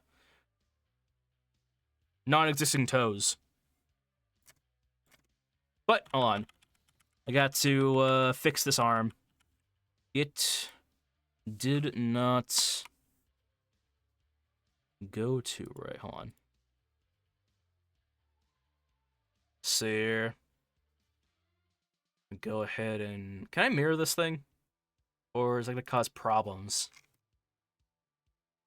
No, it did okay this time. Here, I'm gonna have to go in and change all those names to R. R. But yeah.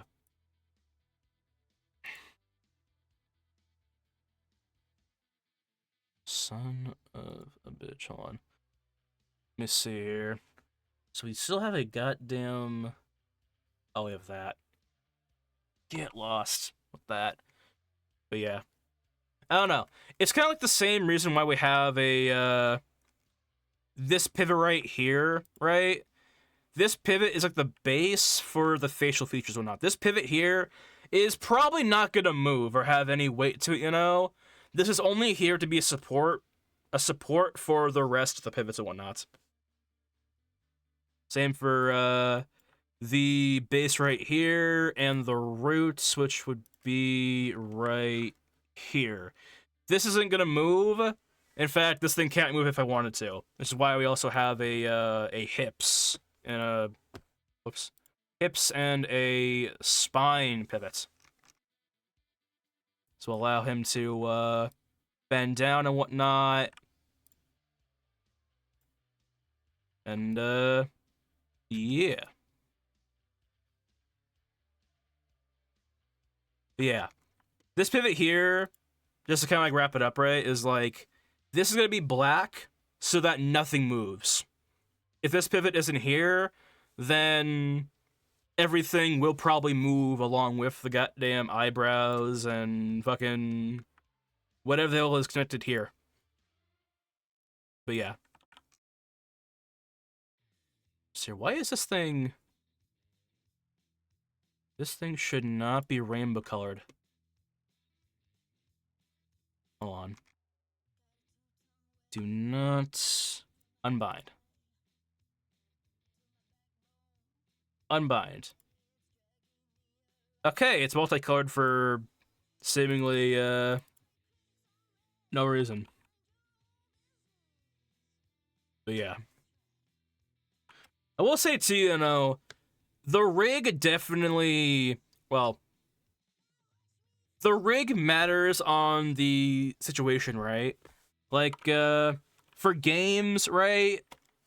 This probably wouldn't be a rig that you want to use, because the more pivots you have for your model, the more your game is going to run like shit, you know? Like, the idea, right, of course, is, you know, less is more. In every sense of the word, on games versus animation, right? For games, you want to stick within a reasonable uh polygon budget, a reasonable amount of materials, a reasonable amount of pivots and whatnot. In fact, for something like VTubing, you can only have really, for at least the basic VTubing plugin for Unity, you can only have about 15 bones or 15 pivots, which would mean this is not going to cut it, you know?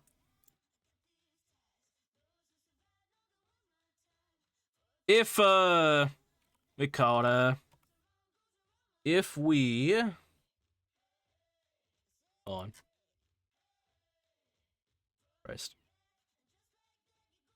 If we were to be making this into a VTubing avatar, probably just completely make the hair a straight mesh and maybe move it with the we call it with the head rotation, probably. But yeah.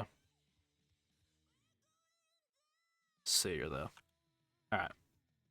Let's go to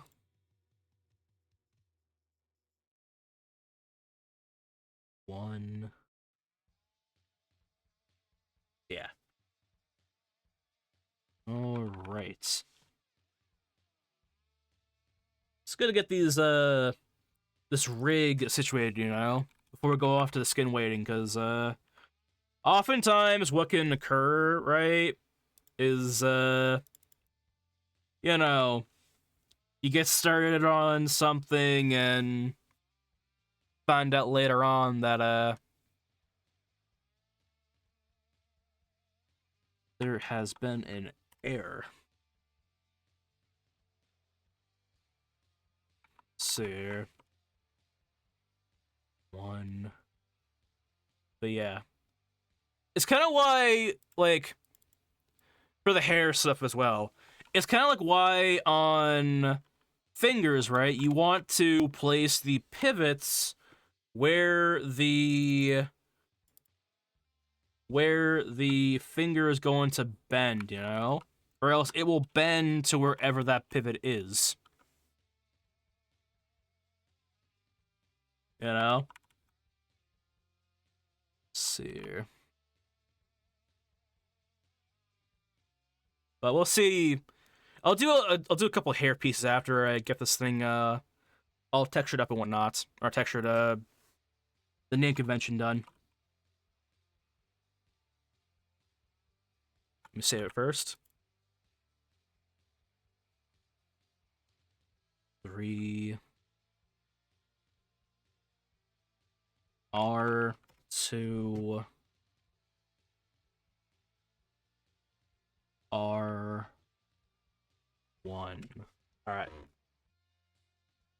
Alright. Let's see here. I'm also going to do a copy of this in case we have to go back and redo something, you know? Rather have one than none.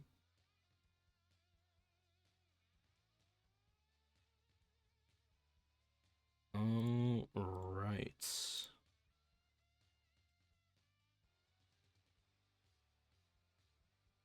All right. This will be the backup route for this guy right here. And now we are good to go on binding that skin. All right, cool. So I'm gonna, first of all, here, let me grab the hat. There might be something here that's like binded to it, you know, skid weight wise. I'm gonna go ahead and single it out and just completely wipe it, all right? I don't want anything on this this hat. See here. All right. Yeah. It's gonna cause the hat to do some interesting stuff. Let's see here. This is gonna be like Borderlands, but this will be like Borderlands, but it's not gonna be like, what do you call it? Isn't it? It's not gonna be, what do you call it? So much in the case where the hat just kind of like, what do you call it?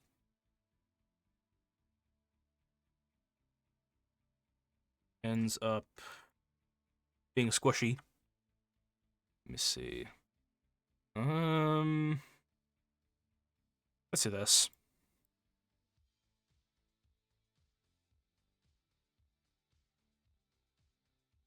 All right.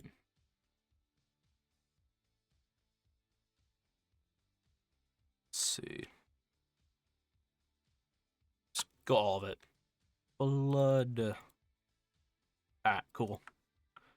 Got you. I'm gonna go ahead and hide the hat now so I can work on the hairpiece a lot more easier. I'm also going to single it out just so we can not be distracted by the face and whatnot. And what I'm gonna do as well, I'm gonna do that. I'm gonna flood it like this as well. All right. I honestly would rather just start with nothing, because joint on. Hold on. Let me find that joint. Joint H strip double. Just D, whatever. It will show up. Alright, here. So we have, what is this doing here?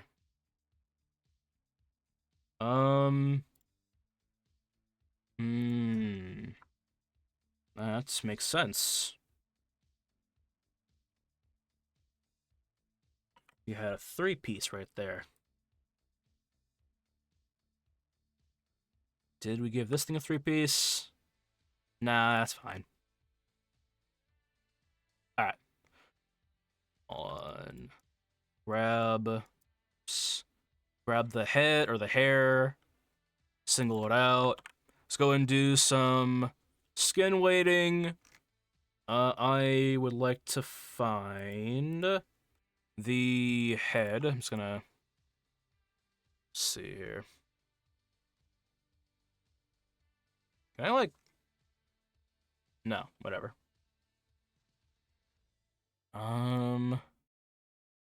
Could. Why the hell is it only showing this though? Ah, whatever. All right, so I'm gonna go showing this because I have all this here. All right, go hair here and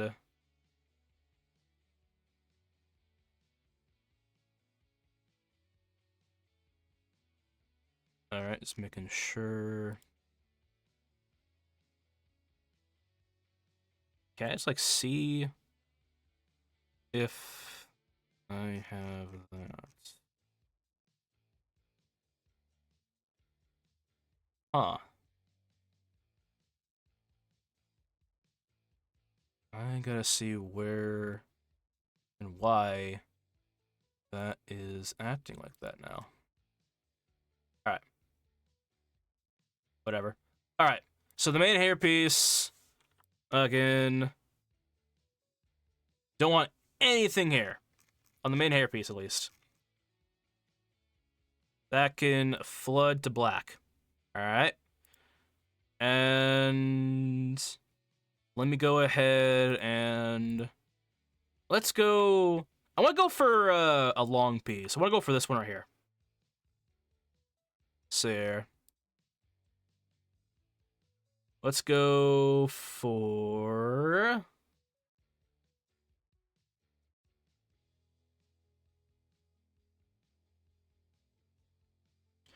All right. The H strip. All right. The long H strip. All right. Right here. I'm going to go ahead and do a flood on that. Same. Actually, that bottom piece is doing all right. I'm going to go ahead and grab the top piece, though. And I'm going to single this thing out even more. Going to go ahead and single it out. Pull this away. And get going on that. Go ahead and lower that brush size down so it don't accidentally cause the whole hair to go up in flames. Alright, on. We want some blackness on the... on. Okay, so... whoops. Meant to press the add marker to the stream. Get this, alright? We want to add some blackness to the end here. Anything that black won't move, anything that's white and gradient-wise will move to that gradient. That's how rigging basically works and whatnot. Same for, like... oh, let me go like this. Whatever color pattern you have, right? Usually anything black is not going to move. Anything white will move. The gradient from white to black will move based on how that gradient is showing up on that piece and whatnot. I am going to go and use this here gradients and whatnot. And I am going to see here, do a replacement and whatnot. In Maya, when it comes to your paint or operations and whatnot, you have replace, add, smooth, and scale. Replace basically replaces whatever the hell is on that vertex and around it with whatever your value is. Add, which means, you know, I can't like increase it by any means. This is almost your safest brush, really. Add will add to it the more you brush over it. Smooth will smoothen it out. And scale will, of course, you know, decrease the size or increase it if you want. So I'm going to go ahead and do a replace. And I'm just going to go right there, right there, right in the middle. All right, right in the middle. Lower the size. Go up here. Whoops. We can just expand it if we so please. Right there. And right there. All right. Now we're going to scale it. Let's go ahead and do a smooth. Again, we don't want the, we don't want is a lot of whiteness or a lot of, solid colors on the end here. So I'm going to replace this, pivot right here with just black, all right? Like, it needs to be black or else it's just not gonna fucking operate how we need it to. Which is fine. As long as this edge right here stays, I'm fine with it, honestly. Let me see here. So, here's also something to be kind of wary about. If we go ahead and try and move the hairpiece like so, because we have a... let's see here. Because, if you see right here, right, it's kind of harsh right here, you know? Like, the gradient that ends around here is kind of... hold on, where is it? it's kind of orange, whereas the bottom piece, it ends very red-like. If we go ahead and turn off that, the gradient seems to be rushing it a lot more faster than over here, meaning that when we go ahead and move the pivot around, it's probably not going to stretch very evenly. All right, now let's hope this works. Let's see here. We move this bottom pivot.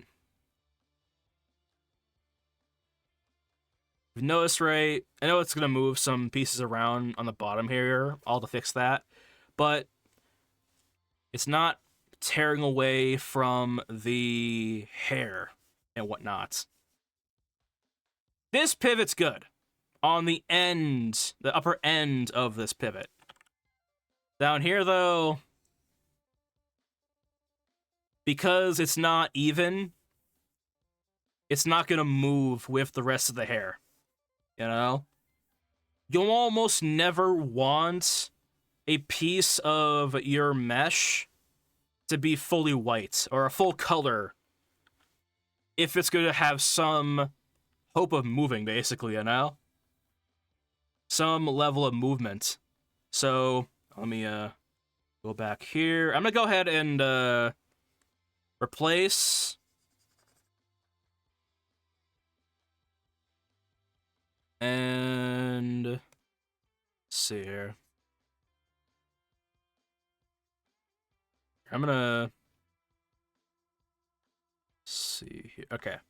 So I'm gonna go ahead and go here, and I'm going to smooth it out. All right. And I need some level of weights where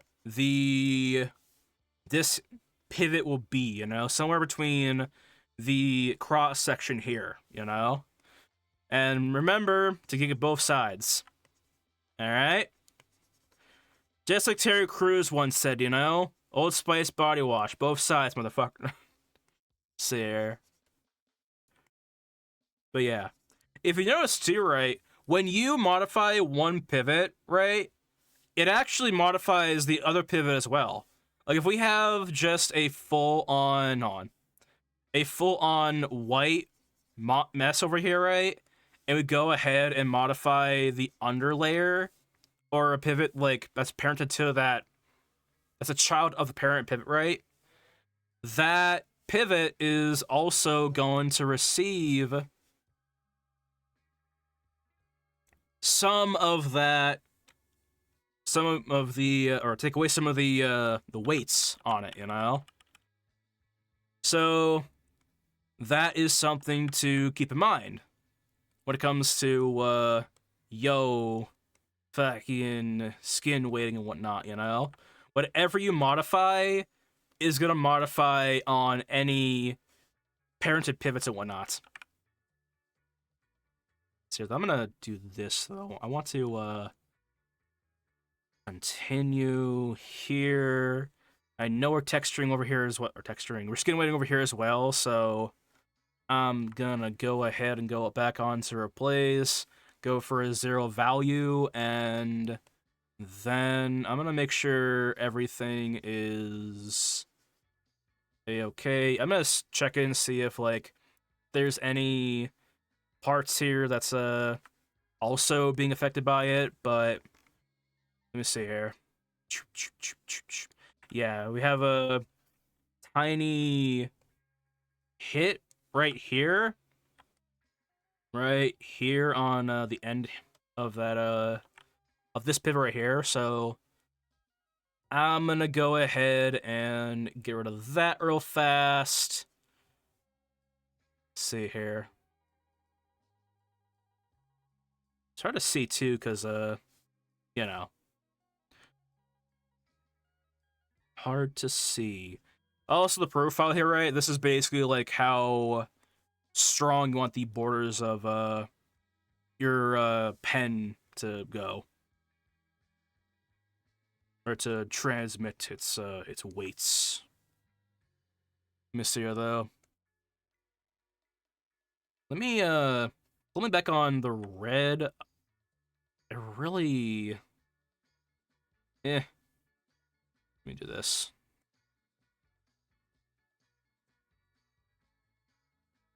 Let me, where is it? Show, let's see here. This will hide the joints. I'm gonna have this window over here so it can just flip stuff on and whatnot. Let's see here.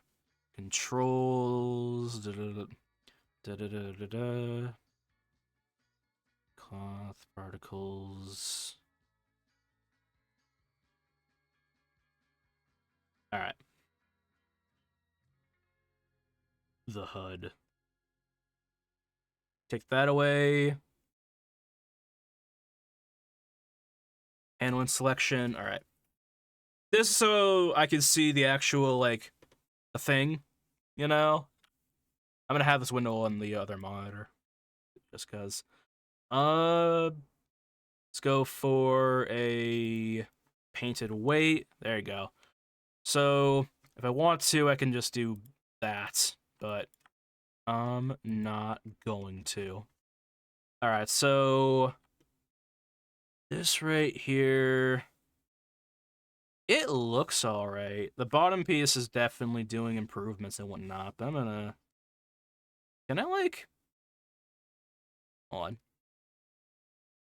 on. Is that good, though, on the bottom? I like how this is, like, rushing in, though. It's rushing in, and it's not, like... It's not too sluggy, you know? Not too slug-like. I'm gonna do this, though. I'm gonna place... Go right here. And let me go for the entire dude. Alright. Gotta make sure,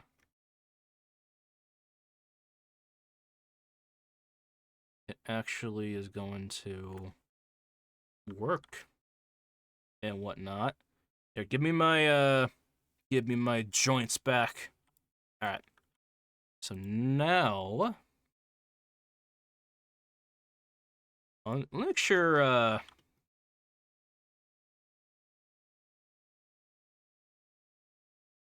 bring this back. Alright, cool. I'm gonna go ahead and bind that to you now, so that everything that I do skin away from now on is connected to that guy. Alright. I'm gonna go ahead and try this out now. Alright, hold on. Let me, hide the joints. And let's hide the lights as well. Alright. Better. Alright, so...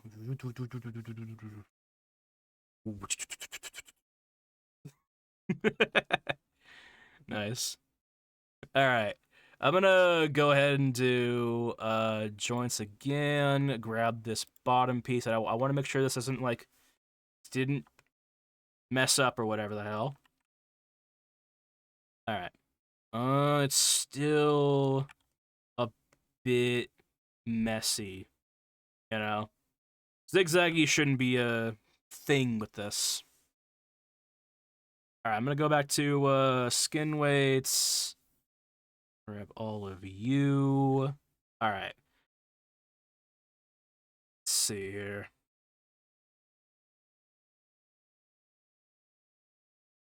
Alright. Yeah. Alright. So I'm gonna go ahead and do a add.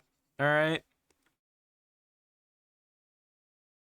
Right there. Not like that. Smooth it out. Oh, let me do this. Smooth it out a little bit. Let's go and do a replacer.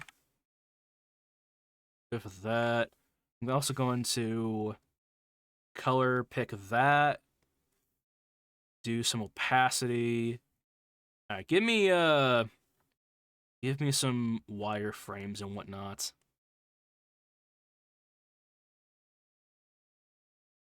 All right, let me go ahead and single out that one hairpiece and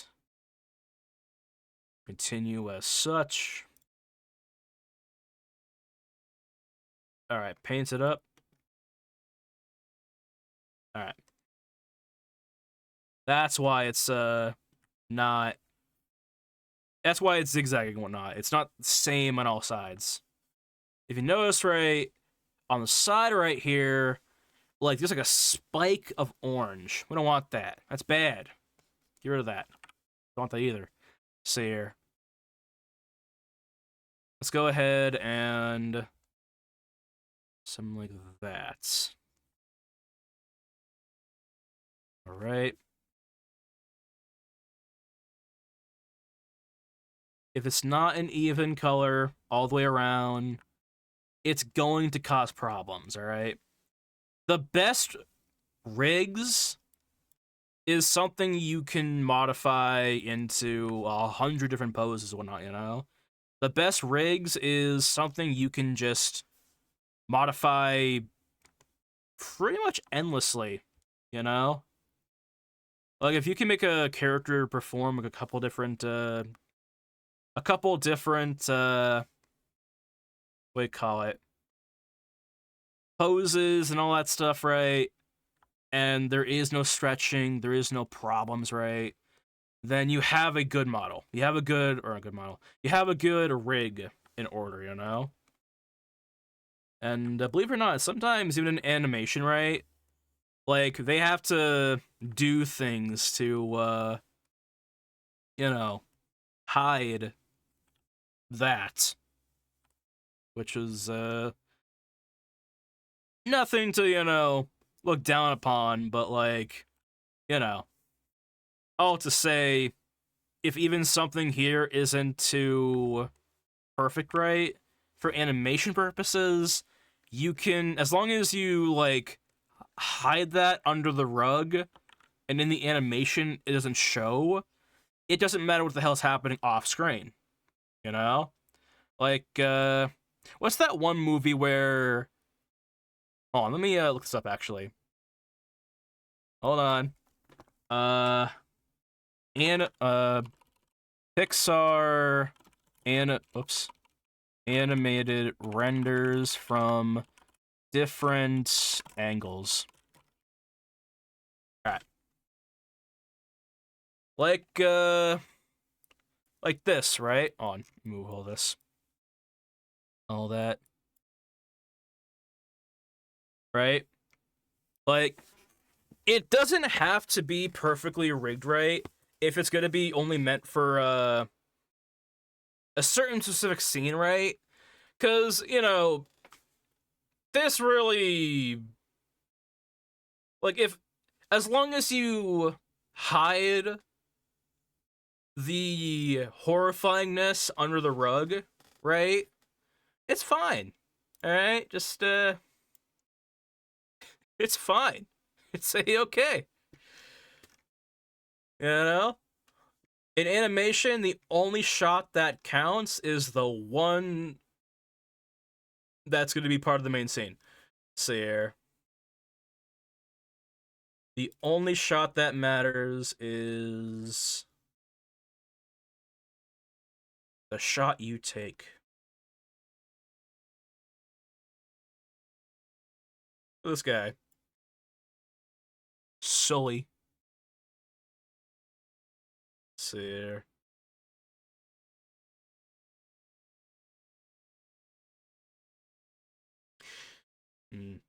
Disney Pixar Showcase. Yeah. This is the actual model, I think. Again, we call it. Interesting, but yeah, it's always interesting to me. You know, like I like looking at models from like, you know, these animations. You know, Because, like, when you are sitting down and you're struggling with a rig or something like that, right? And you just you discover that this is what's happening behind the scenes of your favorite Pixar animated multi-million dollar, probably billion-dollar franchise or company at this point. This is the level of stuff that's happening behind the scenes. You can see this guy's whole dental plan. Looks like a goddamn retainer. This guy is obviously, this looks like a goddamn aftermath of a Mortal Kombat fight scene. You start to look at your own projects and think to yourself, you know what? That's fine. As long as doesn't see the light of day, it's fine. It's okay. It's like, yeah. Look at the behind the scenes of yeah, shit they do. That was insane. Let me see.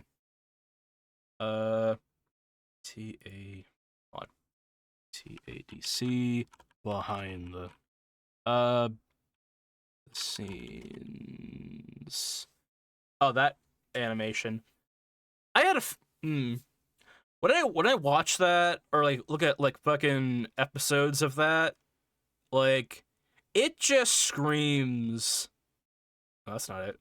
It just screams like Maya to me, Hold on.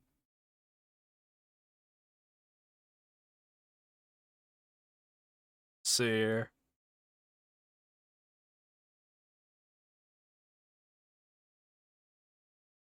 But yeah.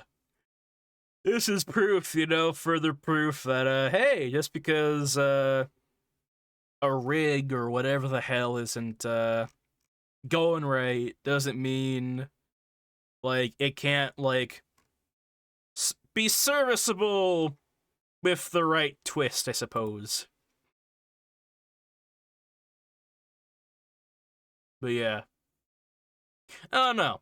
I feel like, in the beginning, well, for me at least, in the beginning of like doing 3D stuff, right? I'm always thinking, right, this looks like this looks nothing like what people are doing these days. It's what people are doing these days. Like, ah! Like Christ. I don't know. It's like, what do you call it? Oh, what's the damn term? It's not like fake it till you make it. It's more like,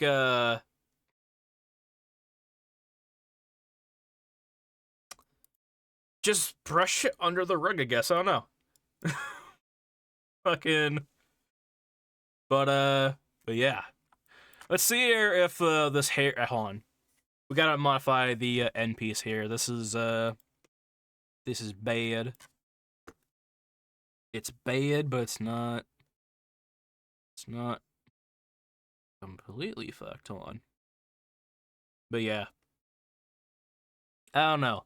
In my opinion though, nothing, and I absolutely mean this, alright? Nothing, in my opinion, will ever get worse than, or more cheesy, in my opinion, at the very least, than the 2013s or so Garfield animation. That shit to me is the ugliest thing I have ever fucking seen, Not to say that my stuff isn't, like, better by any means, but, like, if I had a project, right? Sometimes when you have a project, you have a project, right? You either go along with it or we call it you go along with it, or you just kind of chalk it up to, it is what it is. That I couldn't watch that fucking series when I was a kid, cause it wasn't terrifying. It wasn't It wasn't fucking, it didn't look right either. So, you know. Let me see here, though. This hairpiece. Alright. This piece here is still moving pretty damn spiffy. Like, I think the bottom piece, though, could use some work or whatever the hell. Hold on. Let's say this thing, so on the sides, this hair is going to blow out all the way over here. On.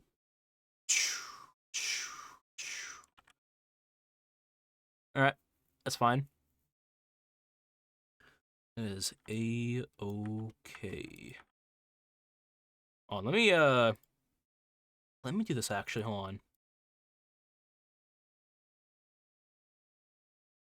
Let me, grab these eyes. Or not. The, pupils or whatnot. So, on. Can I, not lock these things? Cool. So, one thing is too, right? So, one thing we might notice is, the pupils are kind of individual from the eye socket, you know? Or at least there's a mesh for that, you know? The reason for that is so that the pupils can be modified easier. That's it. Let's see here. Basically, I am going to see here.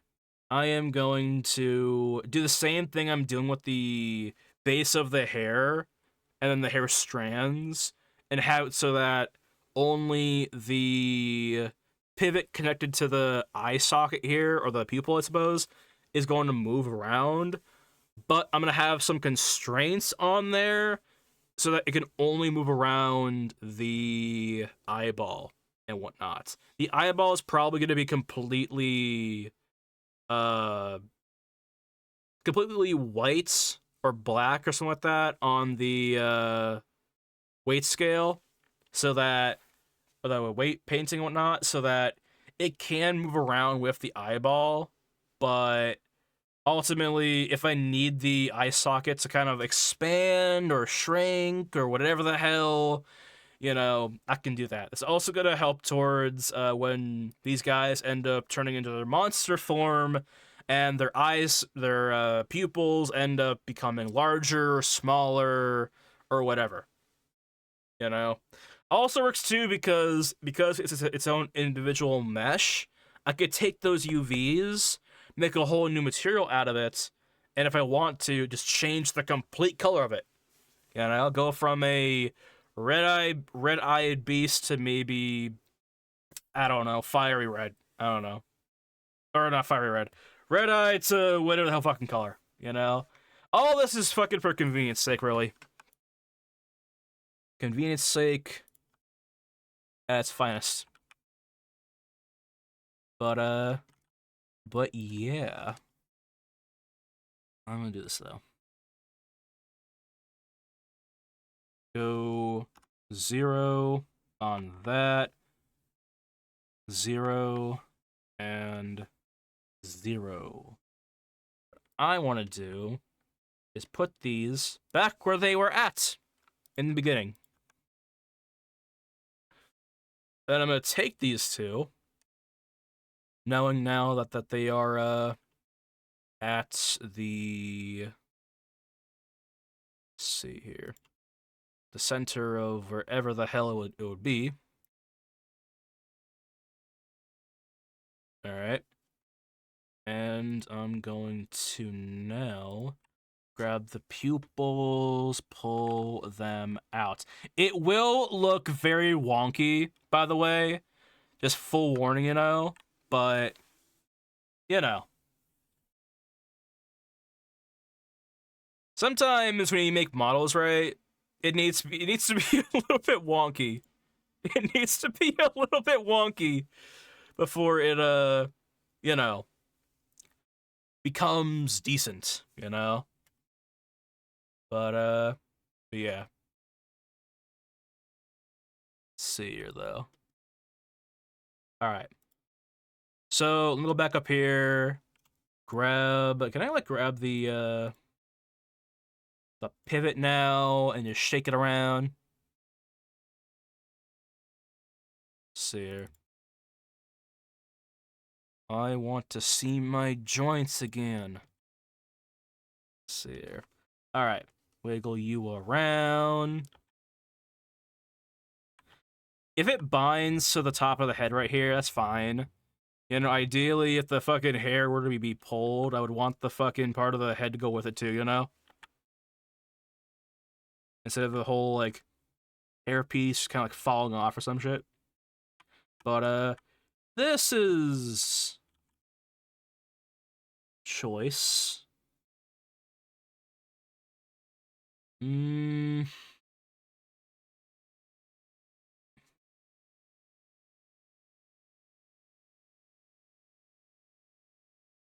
See here. I don't... See here. So, if it, like... We call it, if I do this, though, it's gonna stretch. Oh, let me do something here that might be a little bit shit. Oh, let me actually, let me go ahead and go over to modify on window, graph editor, and do a easy peasy bucket style animation. Whoa, hold on. I'm gonna go over here. I only want the translation to be keyframed. What we'll do is we will just wiggle it around a little bit, alright? So, select keys. Let's say it wiggles around for, let's say, 3 seconds, right? Let's say for the first half second, it's like, woo, all the way over here. For the next half second or so, it's like, whoa, wiggling over here, whoa. Over the course of the next seconds, it's like, whoa, it's over here now. Second number 2, it goes down. Second, whoops, get the hell out of here. Get the hell out of here. Second number, let's see here. Let's go half second, actually. It's right back down here. All the way in. And then final second, it's like, whoa, all the way up here. Oops, not there. When testing your rig, it's best to tell if there's going to be any problems when animation by animating the thing that's going to be animated. What's up, I got banned too many times. How's it going? See here. It might get a little bit laggy here for a second. I'm not gonna just render an animation. Long time no see, man. You too, man. How's it going?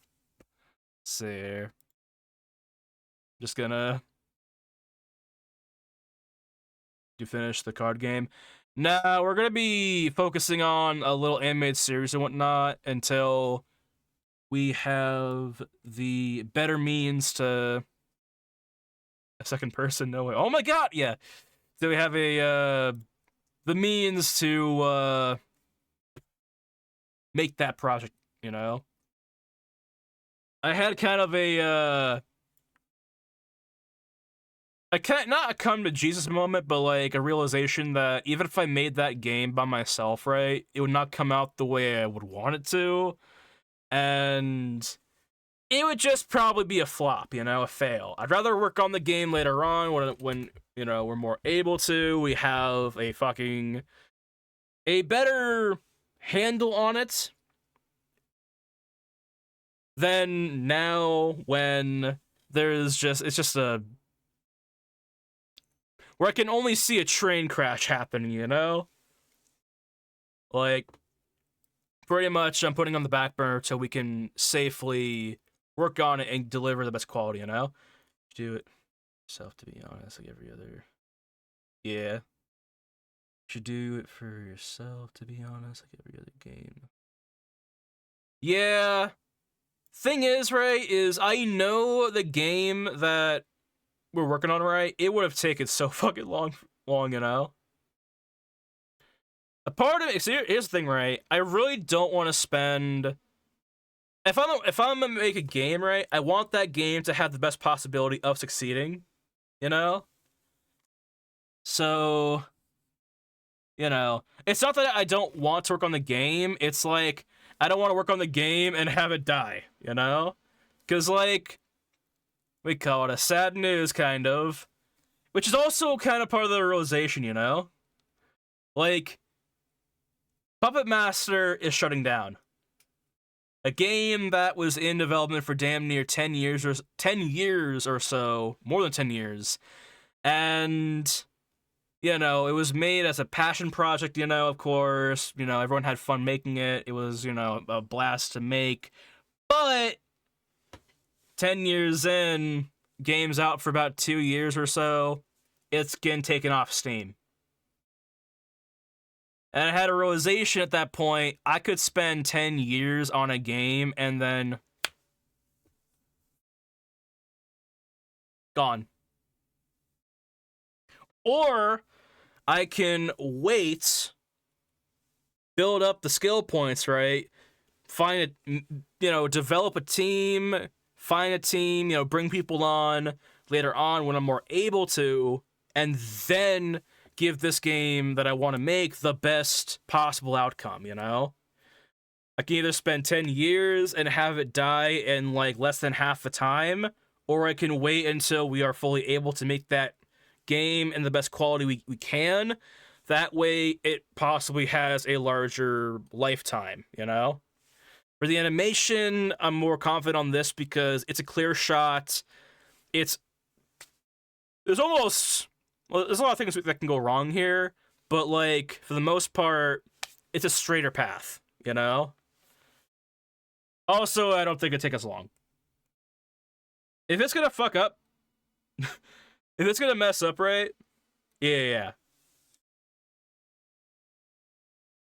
Like, if it's gonna mess up, like, if I'm gonna get into a car crash, right? I would rather get into the car crash that's... what do you call it? That's a bad analogy, actually. If I'm about to fucking hit the wall, I'd rather hit the wall at a shorter distance than a larger distance, right? You know? Larger distance has less impact. Or shorter distance has less impact. Larger, it's just less, of course, you know? I mean, fuck. Lose my fucking mind here. If I'm gonna fuck something up, I'd rather spend 5 years doing it than 10 years doing it, you know? Nice camera. Rip Linda. Yeah. Linda's still here in spirit. Linda is actually going to be a character in the animation, by the way. The series is called Monster Diner Night Shift. It has to do with... well, to brief it up, imagine Waffle House, the animated series, in a monster-filled world where everyone still carries their human problems. I'm talking Karens, I'm talking fucking, you know, called, people with, main character syndrome, Karens, Kevins, narcissists, individualism, propaganda, you know, the cultist mindset, hive mind mindset, things like that, you know? I made a show called Demon Hotel or something, it sucked. Yeah. Thing is, with this animation and whatnot, it's gonna be a satire comedy and whatnot. With no slack, really. No slack on the what do you call it? On what we say, really. Not that we're gonna have some fucked up shit be said, but like the way I would describe it, it's like if it's on phone, I will tell my kidney to buy it. Go pirate it. Oh, it's gonna be on YouTube. It's gonna be free, even freer if you have ad blocker. You know? It's gonna be on YouTube. No one's got to pay for the animation or to watch it, you know. Just there it is, you know. But yeah, let me see. I need to make sure this hair piece that I have is actually gonna work. So, hold on. So if it goes bending back, the stream might get slowed down for a second here because I'm like doing the animation. So on 72 second or 3 seconds in, let me actually zoom in on this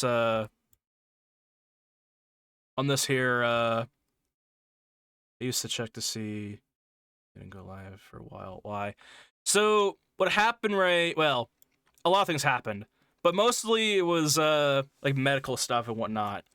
Other reason was because like what do you call it? There's a couple of reasons why actually.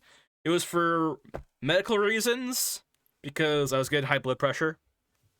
It's down now. I went on a fucking. I'm on a fucking pescatarian diet right now. Feel better. And two, got burnt the fuck out. You know, I was doing like fucking 8-hour long streams. I was basically putting myself to work 5 days a week on this shit, right? And I was also drinking a lot of fucking caffeine to get myself up for the damn stream, you know? And yeah. The other reason as well was because I wanted to do a shift, you know, in like projects, of course, you know? And I thought, well, if I just simply say in the next stream, we give it up. We give it up, throw in the towel. All right, pack your shit. We're getting the fuck out of here. Fuck this goddamn game. Nah. It would be a long process to get to this point, you know? It'd be like a whole half year to get to this point. Yeah, I met you in one of our streams. I barely got off it. Yeah. Like, oh yeah, I remember. I mean, I remember all those fucking streams. Like, what do you call it? How long have I been going so far? Actually, 3 hours. That's fine. But yeah, basically, I decided, hey, your blood pressure's fucking high as shit. Maybe we should stop fucking streaming 9 hours a day and try not to fucking die. You know? Like me when I was playing Elden Ring, I played that off like half a year, then completed the game. Yeah, exactly. Like, I get that too of games sometimes, right? Like, let's play it. Oh yeah. What's a game that I played? I was playing South Park, the Stick of Truth, right? And I got stuck in that fucking game, like sucked in. I don't know, I like the combat, you know? I like the vibe, you know? The feel of the game. But yeah. I don't know. I feel the same way about streaming too, you know? It's just like I want to come on here and like do a whole project, right? A whole model.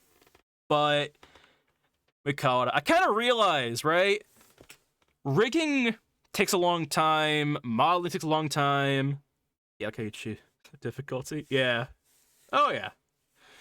We call it. Oh yeah. In South Park, Stick of Truth, we call it. Jew is the hardest, I believe. Warrior is basically easy mode. I think the other two are probably. I think Mage would be kind of on hard mode too. I don't think they'd get a whole lot of health. But yeah. I don't know. A part of the reason why, like, I think streaming was kind of kicking my ass, right? Was because, I'm not a 2D streamer, right? I'm doing 3D stuff.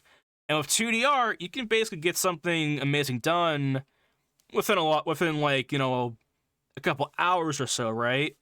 For modeling, it could take tens of hours to finish up a any model, really, you know?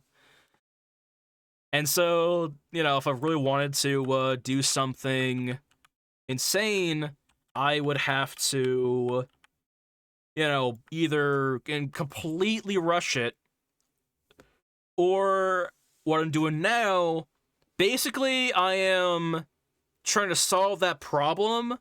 Yeah, man, you're doing great. Rush things. Oh yeah, no, I'm not gonna rush things and whatnot. But my plan now, right, is to kind of keep the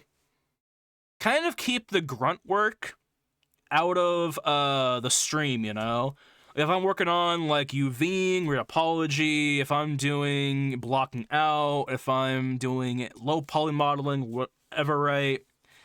I'm not gonna stream those portions, right? I'm gonna stream the parts that we could relatively get a start on, and like the fun parts, the fun things to watch. Instead of like doing like the 8-step process, we're doing the fun parts that are decent to watch that take less time to do, Instead of just going through the whole fucking thing and dying. But yeah. I don't know. It's day 2, we'll be trying it out. I have no idea if it's gonna fucking pan out or not. But yeah. I watch you because you talk to. I don't really watch. Sorry. Oh, that's alright. Yeah. I'm under the full idea that like streaming, right? It's kind of what do you call it? When it comes to streaming, right? There's 2 levels of entertainment in each stream. Each streamer's stream, There is the main content that's going on in the background, right? The modeling stuff that I'm doing, right? Then there's the person, right? Like, some people watch Queso for his reactions, right? Whenever I watch him, I'm not really watching him for the content. I'm watching to see what he does, how he, like, sporadically reacts to something that he finds either jarring or anything, really, Like, there is the main content, then there's you, who is the second content, basically. Everything else is kind of a side piece, Anything like channel points, voice command shit, the damn image of the dude on the side over there, like the camera itself, kind of. Oh yeah, taking notes. Oh yeah, the background, like if I just sat here, right, and just looked at the goddamn monitors, right, my setup and whatnot, like this is like part of like the secondary level of content, And yeah. Also, the problem with what I was doing before, right, with my streaming was I was basically putting all my chips on secondary content, basically. That being the voice active bots, or not bots, really. It's basically streamer bot, but streamer bot with voice commands with extra steps, basically. But I was putting so much focus on the side content that the main content was just kind of being thrown out the window. And I'm like, you can't build a stream on side content, If the main content's good and you're able to add some decent side content, Sure. But if you need to focus on the main content, and you need to make sure that's good, the side content, it can leave or stay, you know? And I thought, let's just get rid of those bots for now. Bots. And just focus on the main shit, you know? It's kind of like McDonald's, I guess, right? Beforehand, right? I'm not sure if any of y'all watched the Founders movie, but beforehand, right? The people who ran, the brothers who ran McDonald's, right? They were selling everything, you know? Fucking canned chili, hot dogs, burritos, all types of stuff, right? Then they opened the new restaurant and they just stuck to what was selling, you know? They stuck to fucking burgers, fries, sodas, and milkshakes, I think. Totally right. Side content. Sure, like, fine. Exactly. Again.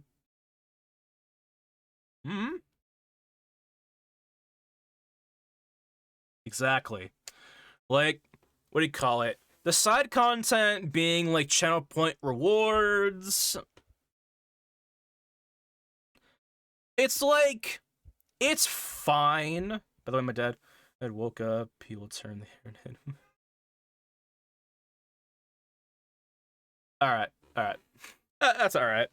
I mean, I don't know. I'm pretty sure he's stopping by, Van. If he does, turn off the Wi-Fi. But yeah, I don't know. It's also kind of why I turned off ads as well. I got rid of affiliation. All right. Mostly because I'm not running SpongeBob. All right, SpongeBob probably warrants the ads, right? But I remember even as a kid, my brother and I, right, an ad would play. We go football on Cartoon Network and come back when the ads are over, you know? Or Disney Channel, or whatever the hell, right? Like, people just... Ads kill everything, basically, you know? Unless your content is so good that the ads are warranted, right? Like, maybe Kai, or Queso, or maybe the Burnt Peanut, right? Then sure, ads could be very much warranted, you know, to keep the keep it going, right? If you have other people who work with you on your stream, you're trying to pay them, sure, ads. But if you're not someone out here bringing on fucking celebrities onto your stream, or someone who has a team backing their what do you call it? Their 3D modeling, VTubing, you know, stuff, you know, which is all great, by the way. Then, you know, you either have to be really fucking entertaining. Ever watch big streamers, but an example is Queso when he is playing, he just clicks the pause button. Exactly. Thing is, right, for art streams, right, a lot of times I'm explaining what I'm doing, right, or I'm telling a story, you know? And I always found it annoying when I'd be like telling a story or whatever the hell, and then boom, an ad would play. Cuts off the story, everyone comes back, no one knows what the hell I'm talking about, you know? And it's like, well, shit. Alright. I know they have snooze points on affiliation, but you only get 3 of those every, I think, a minute and a half of ads you play, or 2 minutes or so. And each snooze point is worth 5 minutes of no ads. It's basically like a fucking QuickTime event, right? Snooze points was like a goddamn QuickTime event. Yeah, like I shit you not. If you did not press the snooze button before the ads played, which if you're in a game where a bunch of stuff's happening, right? Good luck. But if you didn't press it fast enough, too bad everyone's now in an ad. Or those who haven't subbed the channel or not, you know? Which is also one thing too, you know? Man, it's fucking annoying. Like, what do you call it? I understand there's like Twitch Turbo, right? You pay a subscription and every channel, you just don't watch ads on it, right? But it's like, yeah. It's a awkward 1.5 minutes, exactly. It's a minute and a half, 90. It sucks too, because here's the thing, right? It's so scummy. So like, when you have ads on, right? You have two options and whatnot. You either play 30 seconds of ads every hour or so, which might seem more tolerable, but you get pre-rolls, which is a big no-no for people coming into your stream. If you don't want pre-rolls, you can play 90 seconds of ads every 30 minutes. That means there's no pre-rolls, but it's more hell. Which is not even the kicker, right? The kicker is that if you have that option, disabling pre-rolls, your cut for ads goes down to 30%. I'm not fucking joking. 30% of a penny. It's like, what the fuck, alright? Like, granted, at the beginning, right? Just in general, your ad revenue is 50%, no matter what. But if you decide to go down the option of disabling pre-rolls, it's now down to 30%, which makes no fucking sense, alright? You're playing more fucking ads than if you were to fucking not go pre-rolls. Unless they changed it. They changed a lot of stuff with Twitch and whatnot. Like, they changed how you get affiliation, basically. Whatever the requirements were to get affiliation, they chopped it in half. Like, except for the damn, managing 3 average viewers for that entire month, right? Now, all you have to do is manage 3 viewers on average for a week. We go from 30 fucking days to a week, which is just splitting on streamers' faces. Twitch is just splitting on streamers' face at this point. Exactly. Like, what do you call it? In my opinion, right? Like, regardless of how much, Twitch can pay your ass fucking 200% of whatever the hell that ad is gonna make, you know? It's still not fucking worth it when it comes to, you know, streaming, you know? And I did this too. I went on during my break, right? I would go on people's streams, large streamers and small streamers, right? People with like a good 100 views or so. When an ad would play, based on the content that they were streaming, they would lose well over 20% of their people. Worst case is about half. Like, I remember watching someone stream who had 1,000 people watching, and an ad would play, and then it goes right down to 600 people. Which is still a lot of people, but like, 400 people just decided to just walk out of the room. It's like, and I get it, you know, if you don't want to watch ads, subscribe to the channel, but like, I usually leave an ad. Exactly. And here's the deal too, right? Here's what I used to do, but I realized it'd just be easier. Here's the thing, right? What I used to do before I kind of realized there was no point anyway, I would play 3 minutes of ads at the beginning of the stream so that for a full hour and a half or so, we would have no ads, basically. Like, if you play a certain amount of ads at a time, you basically remove ads for a longer duration of time. And so at the start of the stream, where normally nobody's there, right? That's when I play the ads. You know, 3 minutes of ads give us about an hour and a half of no pre-rolls, no ad interruptions. But after an hour 30, it's back on, and now we're sitting through 90 seconds of ads every 30 minutes. Which is some bullshit, alright? Like, God, I hope they do something different in the future, honestly. Even though I know they won't, you know? On YouTube, it's becoming a little bit better, in a way. Not really. if you pause the video, an ad shows up on the side of the stream until you unpause it and it goes away. I want that. You know? That's what I want. I don't care if, like, the fucking pay is shit, alright? After 2020's company. Yeah. Exactly. It says both. Oh. What do you call it? I haven't noticed that really. Every now and then an ad would pop up on the side. I wish they get rid of half their maneuver. But yeah. Fucking, they do that. I remember that shit. I don't know. I'm not on, what do you call it? When it comes to, like, a couple of minutes, yeah.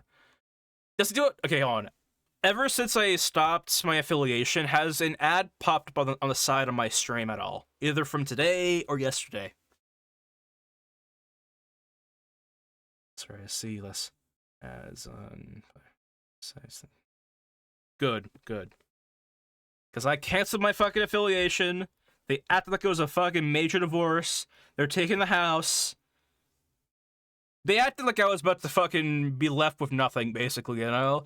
It was fucking funny. I wish I could bring up the email, but I don't want to expose my fucking email, you know? Like, it was like, you know, Discord, you know, Jeff Bezos was like, you know, if you cancel, you're not getting your $31 you made over the course of 1 year as affiliation. But we're not going to give it to you anyway because you have to make a threshold of $50 anyway to get that money. You sure you want to get rid of this? And I'm like, yep.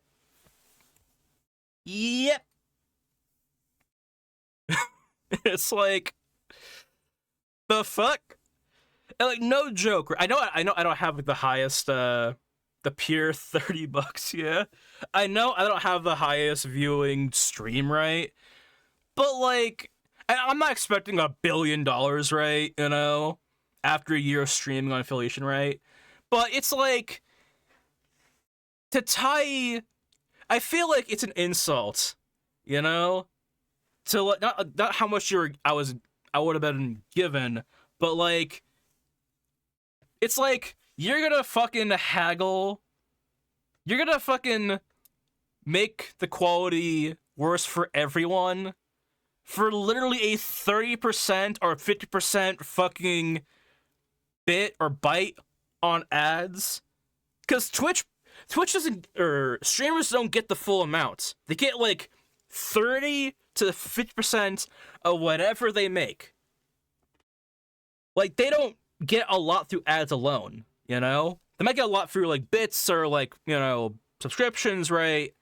But it's like, you're gonna give us ads for $30? You're gonna have me have ads in my shit, and the end of it all, you're gonna say, you want that $30, mister? Fucking, yeah.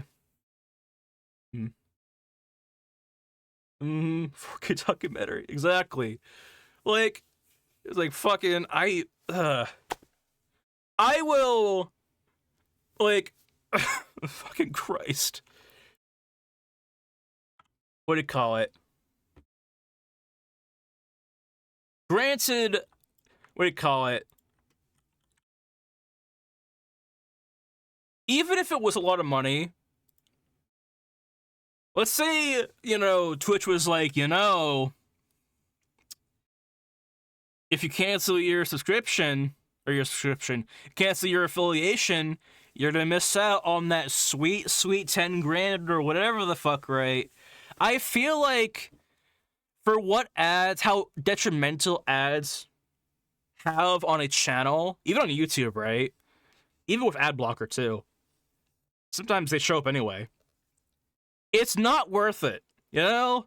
It's like, it's like, you know, Mr. Beast, right? Would you rather take 10 grand or however much money, or keep a community of people? think Jews jokes. Oh yeah, I would be surprised. You know, fucking God, penny pinching. You know, like I understand that Twitch needs to make money. I get it, right? But like, God, and I feel like Twitch is under fire right now. I know they always are, basically. Like, it's never not shocking that they are. But so many people I think, are moving away from Twitch to, like, Kick or whatever the fuck, right? That they have made getting affiliation easier, so Twitch gets that sweet, sweet $30 a year, you know? From each people. Or each streamer, you know? Like, I am confident they made it easier so they get more money. It's not a handshake agreement of like, you know what, it's really challenging to manage 3 average views throughout a whole 30-day period. Let's go easy on you guys, all right? Let's give you a week to do it. We still get our 50% or 70%, depending on how we want to play this. But it's good for you. It's like, fucking Christ. And I get it, you know, they made, like, okay. If even Twitch made, like, 20% of, like, what even the top streamers have made, I'm pretty sure they probably would be able to pay the bills. I have seen somewhere that streaming on Twitch does cost a lot of money for them. You know? Fucking... I feel like if everyone went affiliate on stream or on Twitch, right? Twitch would be going down in a month. You know? Like, God. I don't know, I see the, making getting affiliation easier as, like, Twitch being like, we're running out of fucking money, Jeff Bezos. You want to slide some shit over here? No? Alright, cool. Lower the stakes. No. Someone in the booth of, the room over in Twitch, right? The executives, right? Probably thought, you know what? We may not be able to get a large amount of money from these top streamers, right? What if we got a small amount of money from everyone else instead? You know? It's like, again, because I believe some of these streamers, right, they're so fucking big, like Asmongold, right? They don't have ads on their fucking stream, you know, because they're already fucking rich, you know? Let's look this up. How much are they given? Which is owned by Amazon. Yeah. Fucking, I know you can, like, we call it, if you have an Amazon Prime account, right, you can use that subscription to pay for one channel on Twitch. One channel. Better be a fucking good one. Fucking... But I'm pretty sure someone in the fucking... the, planning room, the executives probably were like, okay, I know we're losing money. We're losing money, alright? But check this out, right? So, you know how we have a lot of people on Twitch who aren't really making a whole lot of money? What if they were making money, but we take a large percentage of what they make, you know? Like, we call it. It's like the fucking penny stocks from fucking Wolf of Wall Street, you know? You know how Xbox is owned by Microsoft, and Microsoft demanded 6% sales increase? I think Amazon is making the same demand. Oh, it's alright. We call it. I don't mind being cut off.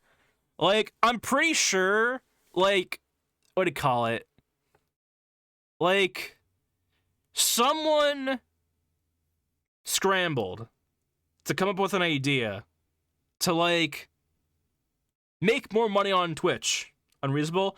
Oh no, that's absolutely probably what happened.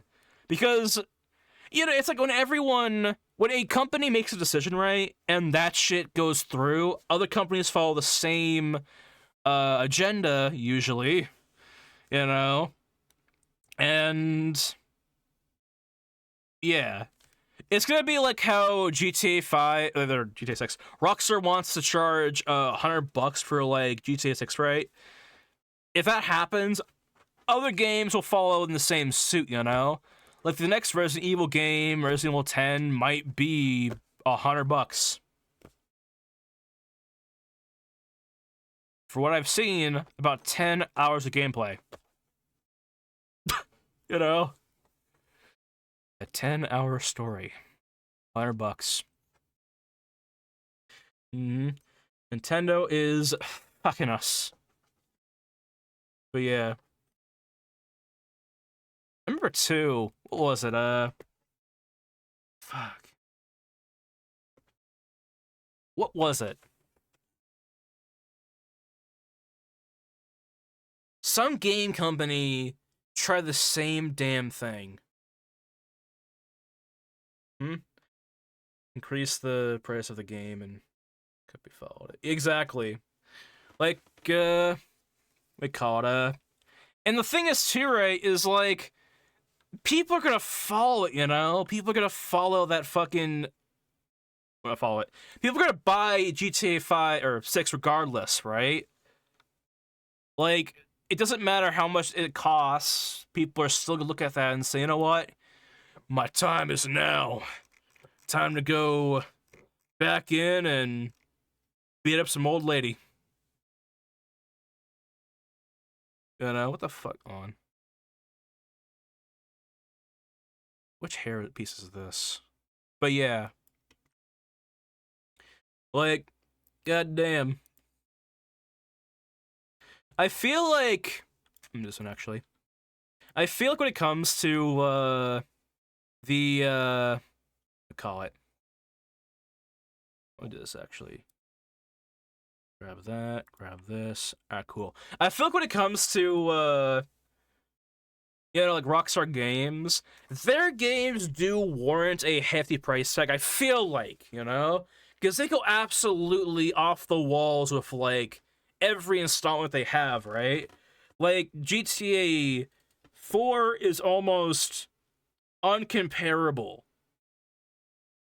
feel-wise, to GTA, or look-wise and feel-wise, but GTA 5, Of course, there's elements that are similar, but it is... every installment is just, like, beyond more quality, concentrated than the last one, Or they go for a whole new style altogether, Or they guess, engines and other crap get updated or whatever the fuck, right? But, see here, increase the price of the game. Yeah. I mean, it will be in world and took more than 13 years, I think. Oh, yeah. And for a damn fact that GTA 6 Online, right, is going to be a fucking massive ass cash grab, right? Like,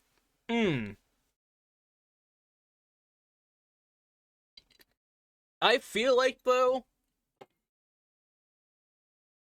there's only so much... I mean, of course there's more stuff to add, right? It's a whole new story, it's a whole new cast of characters, Like, what do you call it? They always go above and beyond in the next installment of anything, right? And not just like a little bit, they go a fucking whole mountain size of like extra additional stuff, Like, what do you call it?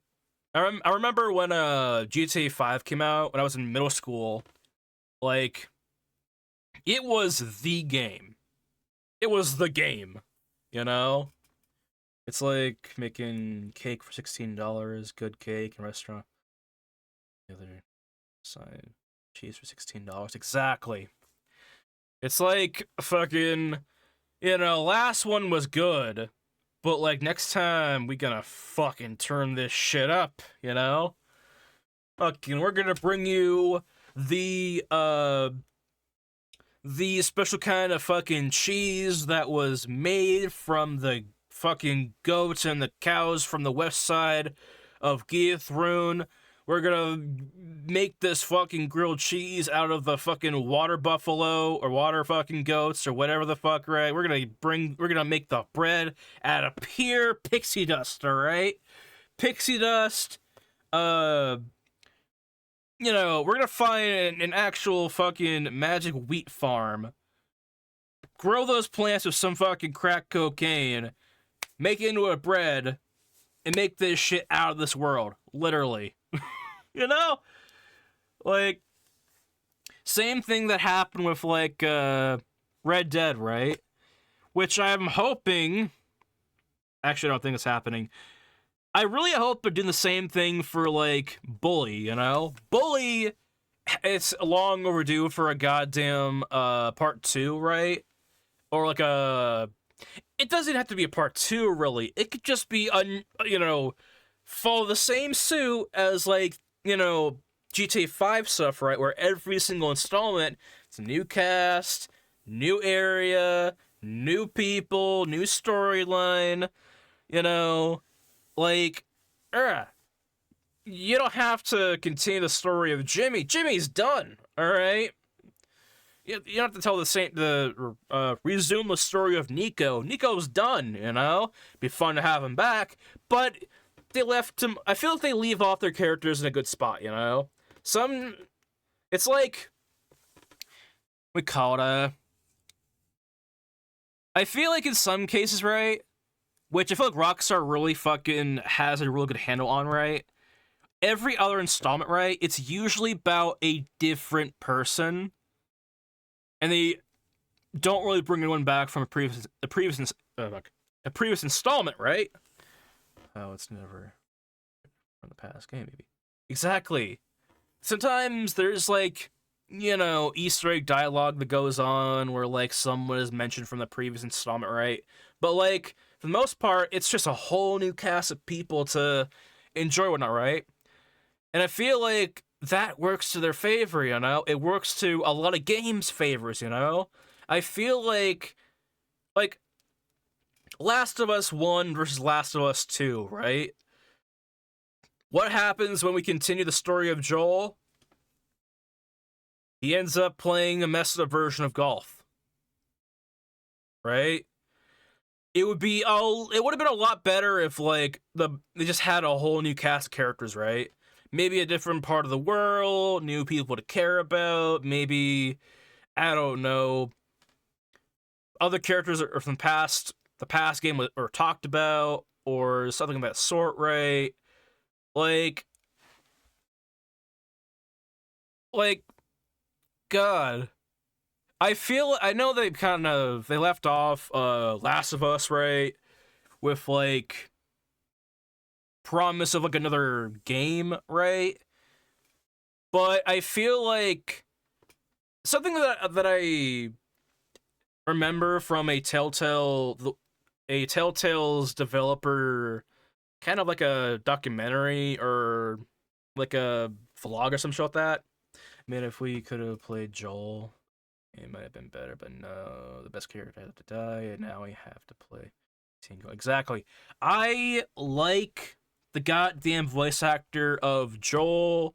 He does a lot of good voice roles. He's a lot of my fucking favorite characters, even before I knew he voiced most of them, But yeah, it's alright. I remember, it was a YouTube video. I guess it was kind of like a documentary, but one of the Telltale games, before they went under, they had a talk in a YouTube video about, we call it, about their process when it came to the Walking Dead series, the Telltale choose your own path kind of series, And one of them stated that when you make an ending to any story, never shoot yourself in the foot, Imagine if in a story, right, you tell an amazing story, but in the end, you do something that kind of leaves something open-ended, something happens to where, like, you, let's say in the end of The Walking Dead, right, season 1, Clementine dies, right? But it's time to make season 2, or you want to make season 2, right? But you just killed off Clementine. Like, where's the story gonna go, right? Like, the point is like, never shoot yourself in the foot when it comes to an ending, you know? If they're like, and I feel like, just to put in my own thoughts on it, right? It's like, if you're gonna make an ending, right, put it towards both ways, where there could be a continuation, or it could be a conclusion, you know? Like, we call it that way. If there is a whole new cast later on, or if it doesn't get a continuation, we can call that the end and be fine with that. But if it's just like the end of season, whatever the fuck, right? Someone, all hell breaks loose, right? And the fucking season cuts off, right? Or any game, for that matter, it's like, cool. There might be a fucking second game. Talking about what's up, Jones McGee. Again, we're talking about we call it games that fucked it up, basically. Basically, we're talking about how game companies and whatnot aren't really, they don't make the best decisions in their games, right? And what companies do make the best decisions, right? Like GTA 5, they have a new cast every goddamn game, so it's more fresher, right? Yeah. How much we love Hollow Knight. I haven't played Hollow Knight before, honestly. I started watching Smiling Friends. Nice! Yeah, the show. Friends kind of topic. They literally finished the show when they lost the passion for it, but The Walking Dead should be complete shit to season 3. Exactly. Like, what do you call it? I think the perfect sent long message, read it. Oh, it's alright. I got it. I don't mind long messages in the fucking chat. It doesn't matter to me. But that spoiler. We call it but yeah. So basically, what do you call it? The Walking Dead. That went on for, I believe, 11 seasons. And then they had, like, a bunch of spin-offs. And, like, the storyline is basically the same wash and repeat thing over and over and over and over and over and over again. It's like, oh yeah, what's gonna happen next season? We're gonna go to a place, we're gonna be there for a little while, until a bunch of people show up and cause problems.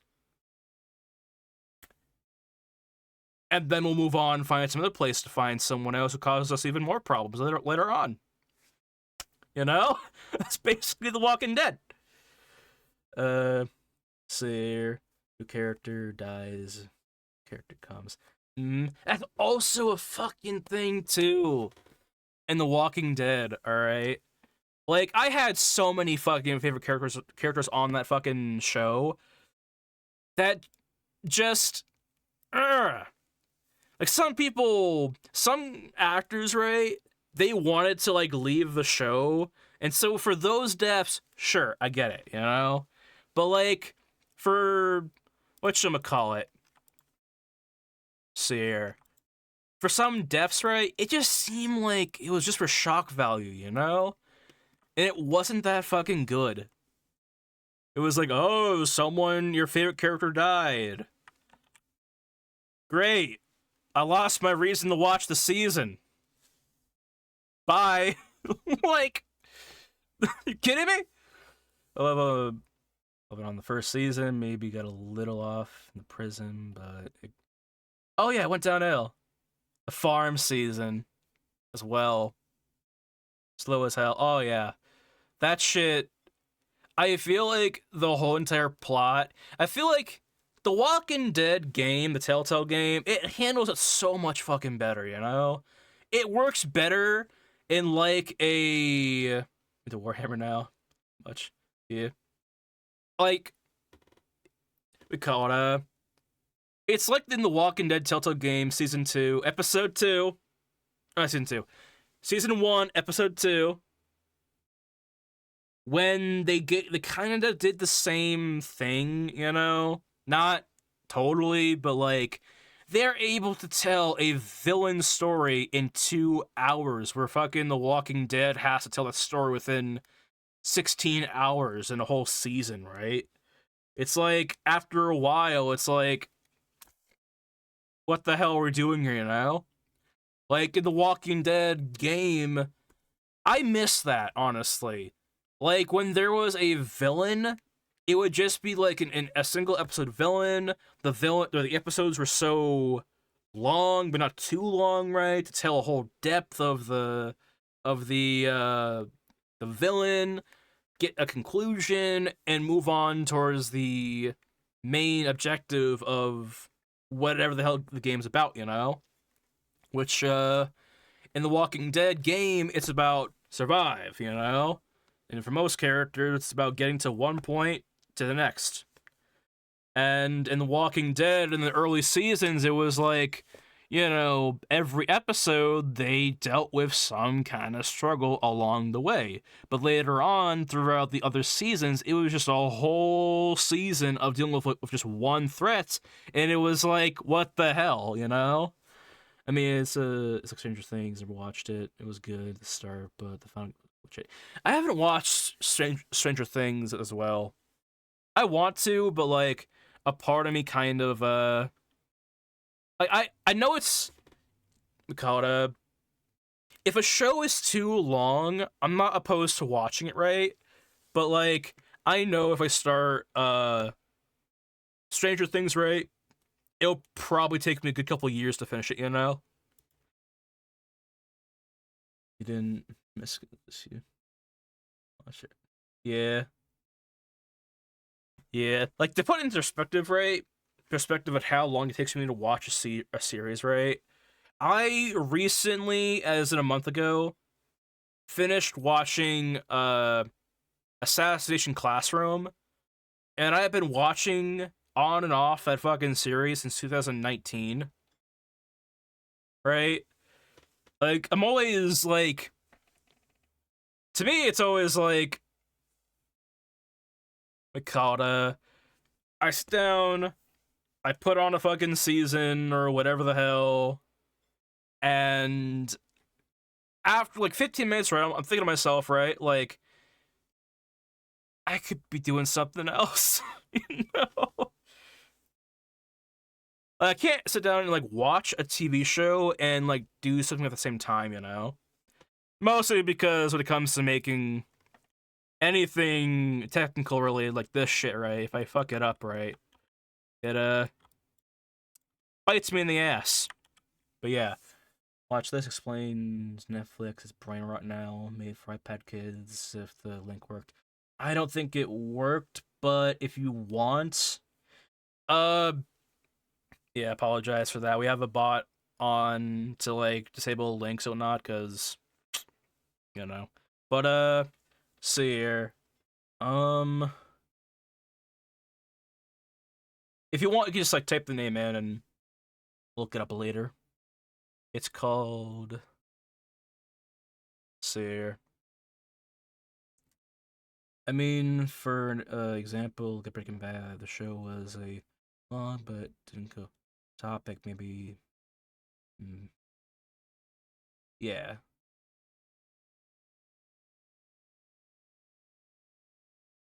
Exactly.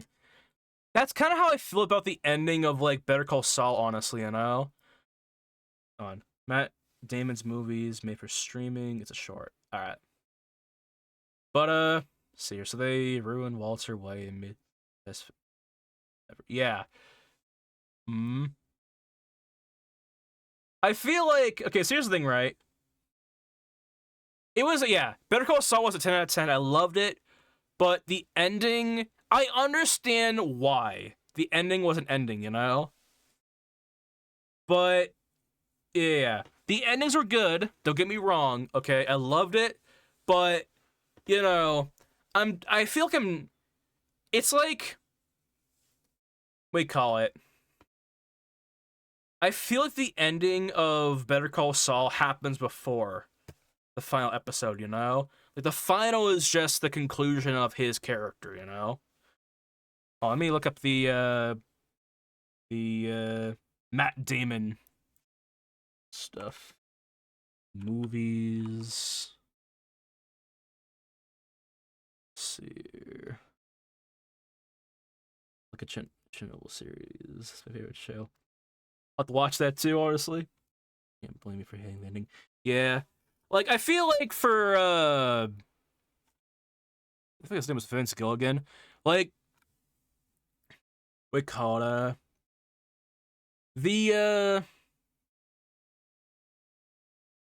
made first on streaming. Just look this up and save it up. Alright, yeah. This show, or this, I'll save it. Save it and watch it after stream. But yeah. Like, I feel like for, Better Call Saul, right? Or just, you know, both the Breaking Bad and the fucking, Better Call Saul series, right? Nah, it's just a YouTube short. Oh. On. Let me, look into it. But yeah. Those shows, it's like, the whole series is about grown adults getting away with bad behavior, which is funny as hell. Don't get me wrong. I love it. Brilliant concept, right? And I kind of like how in the end, like, they basically were like, yeah, these people got what they deserve, you know? Fucking, what happened to Saul happened to Saul. It's like, touch of reality, you know? What happened to Walter White happened to Walter White, touch of reality, you know? It wasn't like, oh yeah, we get away with the money, let's go! Off to Mexico to goddamn start cooking meth again. Nah. Like how most movies would do it, right? It's like, you know, a lot of movies kind of have the main character win, right? Or like have some sort of like extra push for them, right? But that series, just like the entirety of the entire series, right? It's about, you know, bad behavior, but in the end, it's karma, you know? Everything has an end, you know? But yeah, that's the whole plot. Sons of Anarchy. How you spell that? A good ending is a sad one. You can a good game. Exactly. Oh yeah.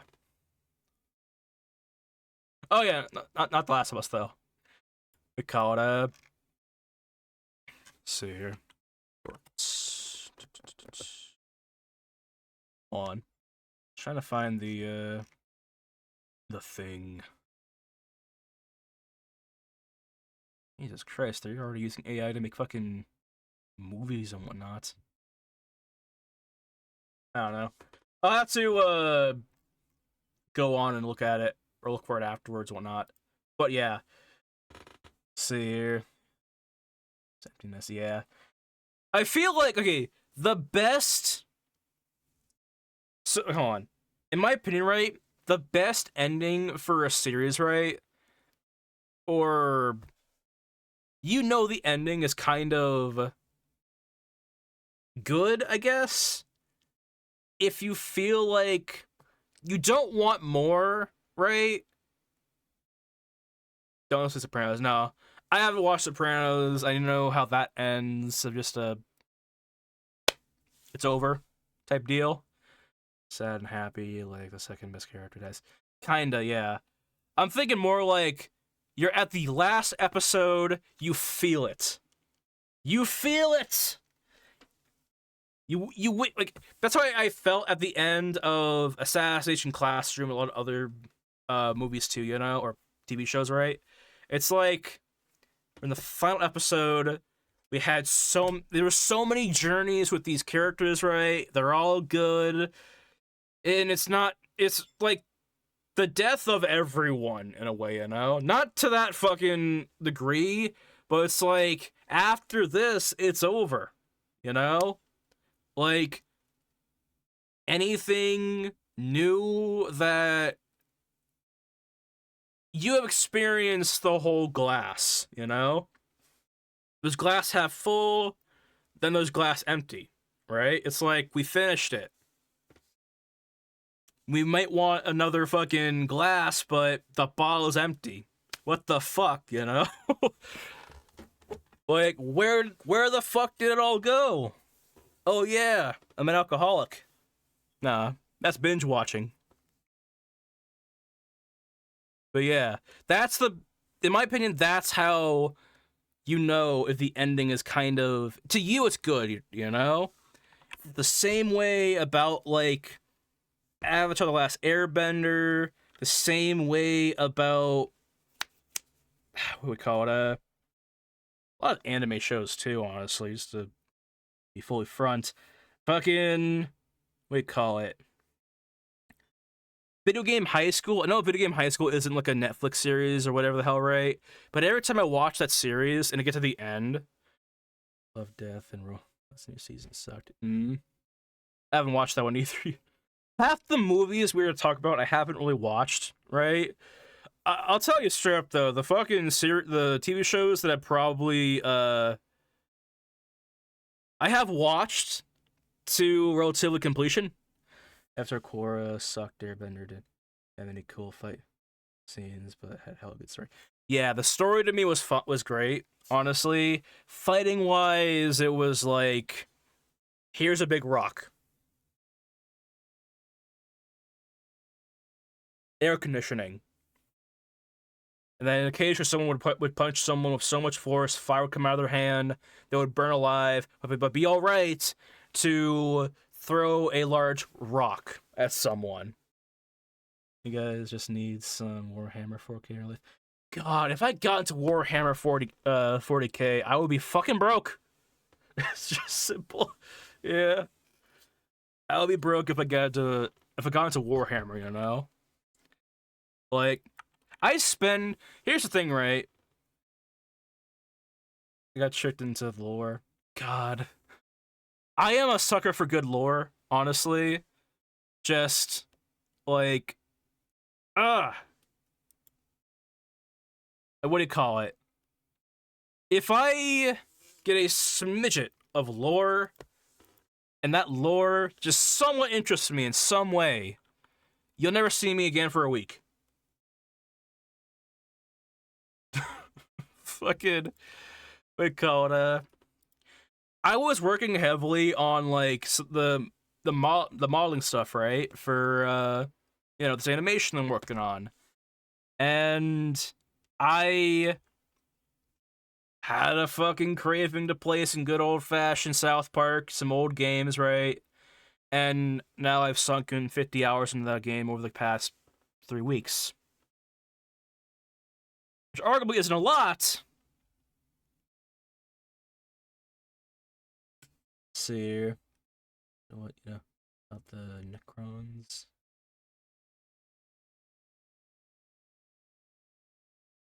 The what? Oh, they fought against the gods in heaven. When you go deep into the game, you can't. Oh yeah, no. I haven't beaten the game. I mean, I have beaten the game before, right? But, I don't know. Okay, so in South Park, The Stick of Truth, I have started eating gods to the batteries. Like, I killed one of them and broke a hole in reality. Go on.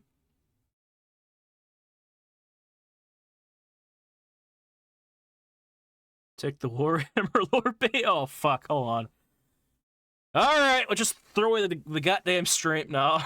But, we call it, anyway, for South Park, right? Like, God, it's an easy game. Don't get me wrong. I mean, I chose Fighter as this, fresh round of the game. But, like, for the most part, it's like, what do you call it? I chose Fighter for the most part and whatnot, and I don't regret it. But, God. I just like RPG games, honestly. I know RPG games, to me, machines, but the skins have like we call it soulless machines, but they have skin. Interesting. You know what movie I fucking like? I always go back and watch it. Honestly, I know it's probably not the most favorite out of the whole bunch, right?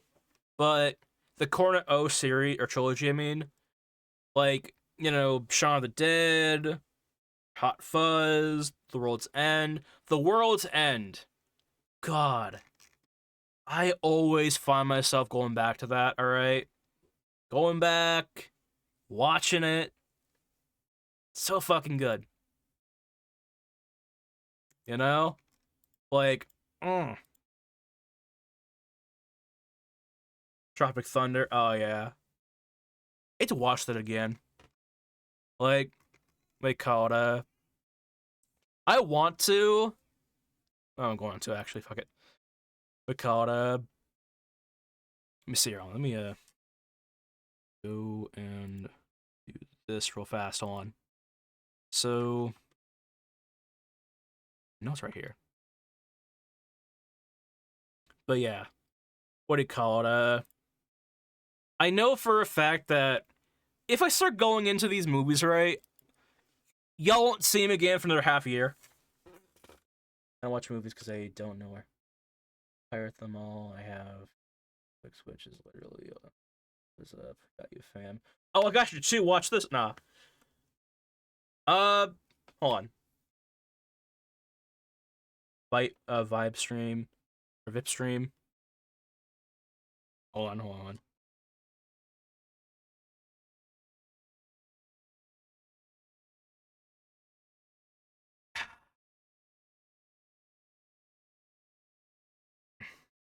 All right, I'm gonna hold on. Hold on. I'm gonna show you the streaming platform that I go to watch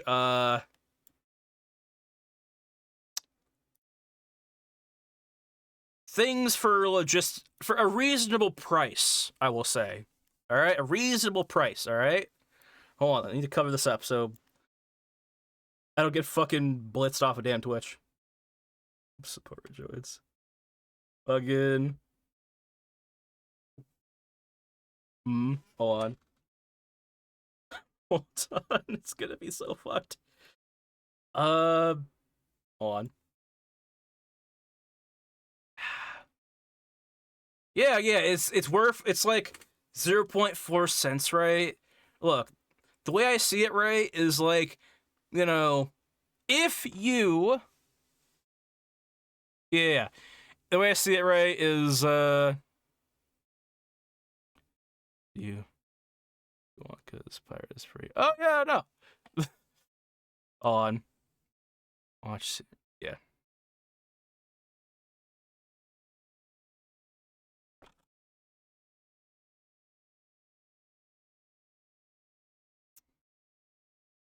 Oh man, what the hell is that?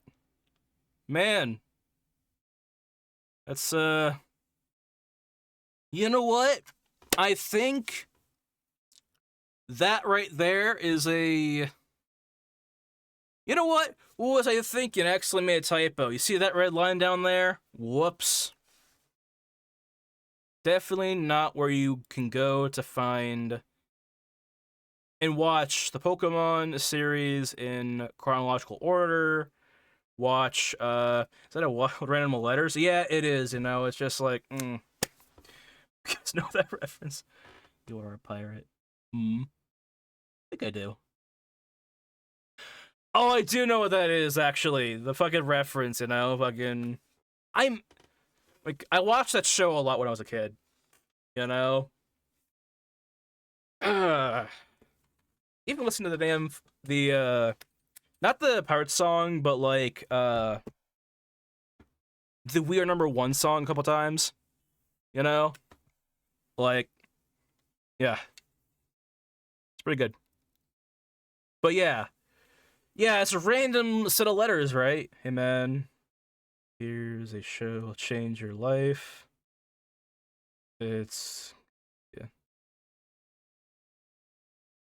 Yeah.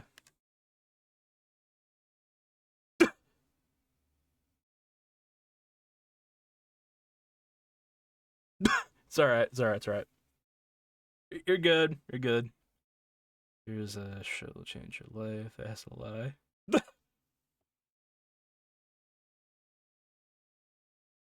You know, Twitch is really messing up on, you know, spell check and whatnot, you know?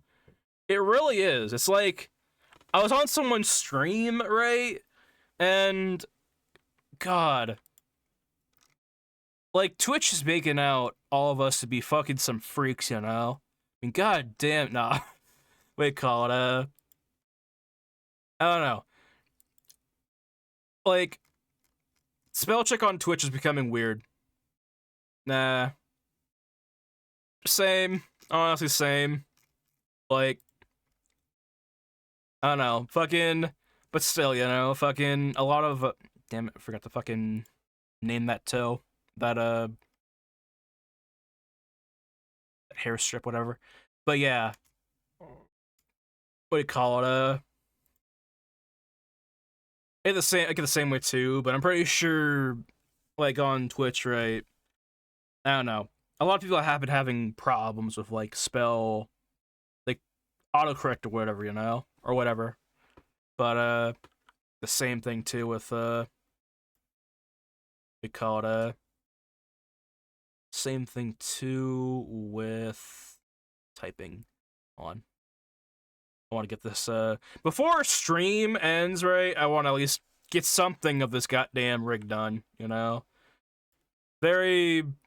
At the very least, right? Like, it's in here. Not that I don't mind, yapping and chatting it up, you know? But, like, I want to get something done. Something to show forth, at the very least, I guess. Hold on.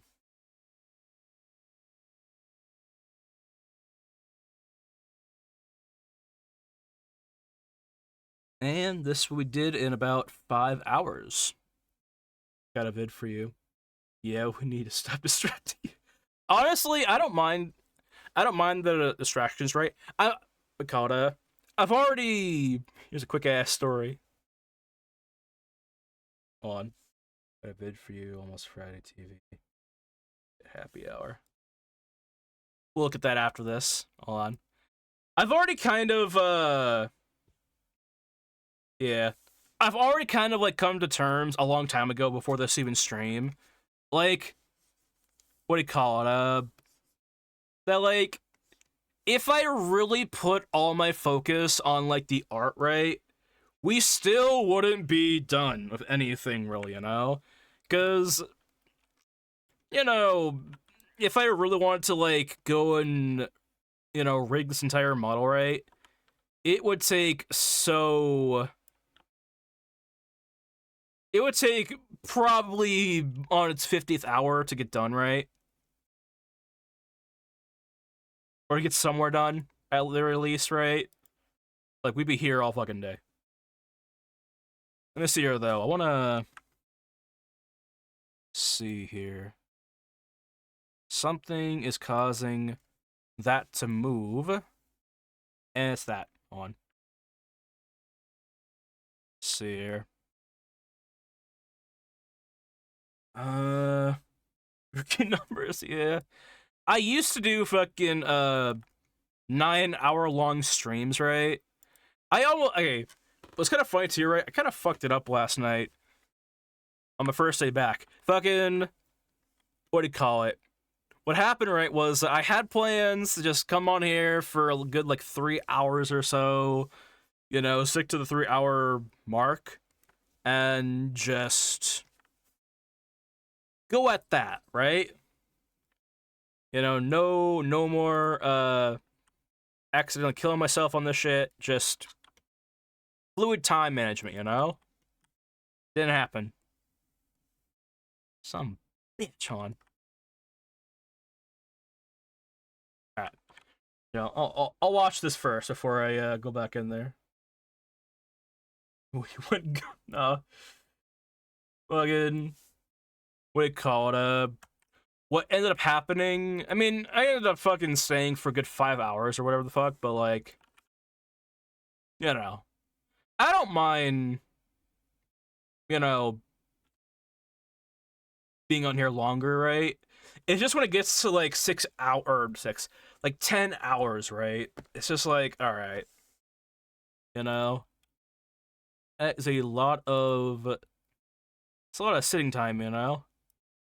It's kind of funny too, right? Is like, you know, the whole part of like, you know, Twitch affiliation, right? The ads, right? It's supposed to be about like, kind of about, you know, taking a break from streaming, you know.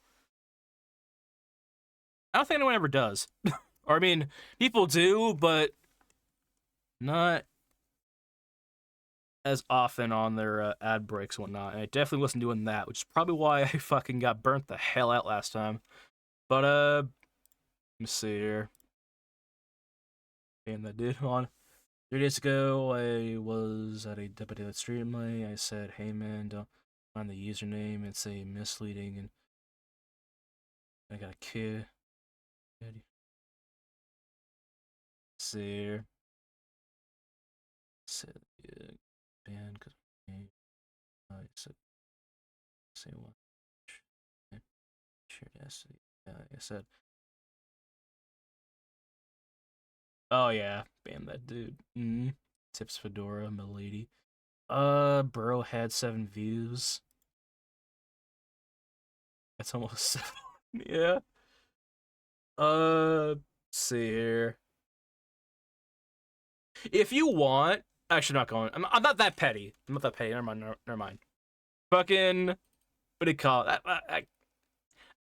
It might. I mean, honestly, name wise, I mean, unless it's something like really fucking bad, right? I'm not gonna care.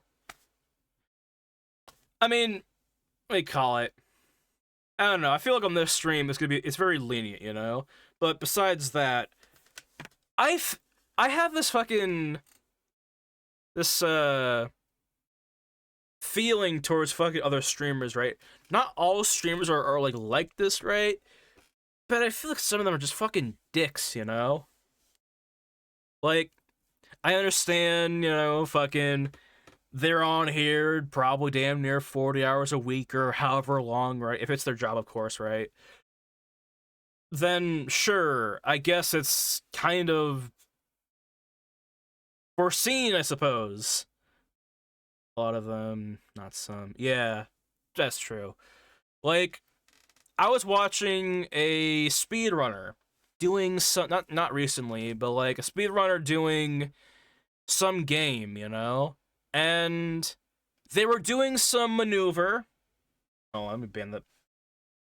Deny. Cool. They're doing some like speedrun tactic, right? And I was asking about that, you know?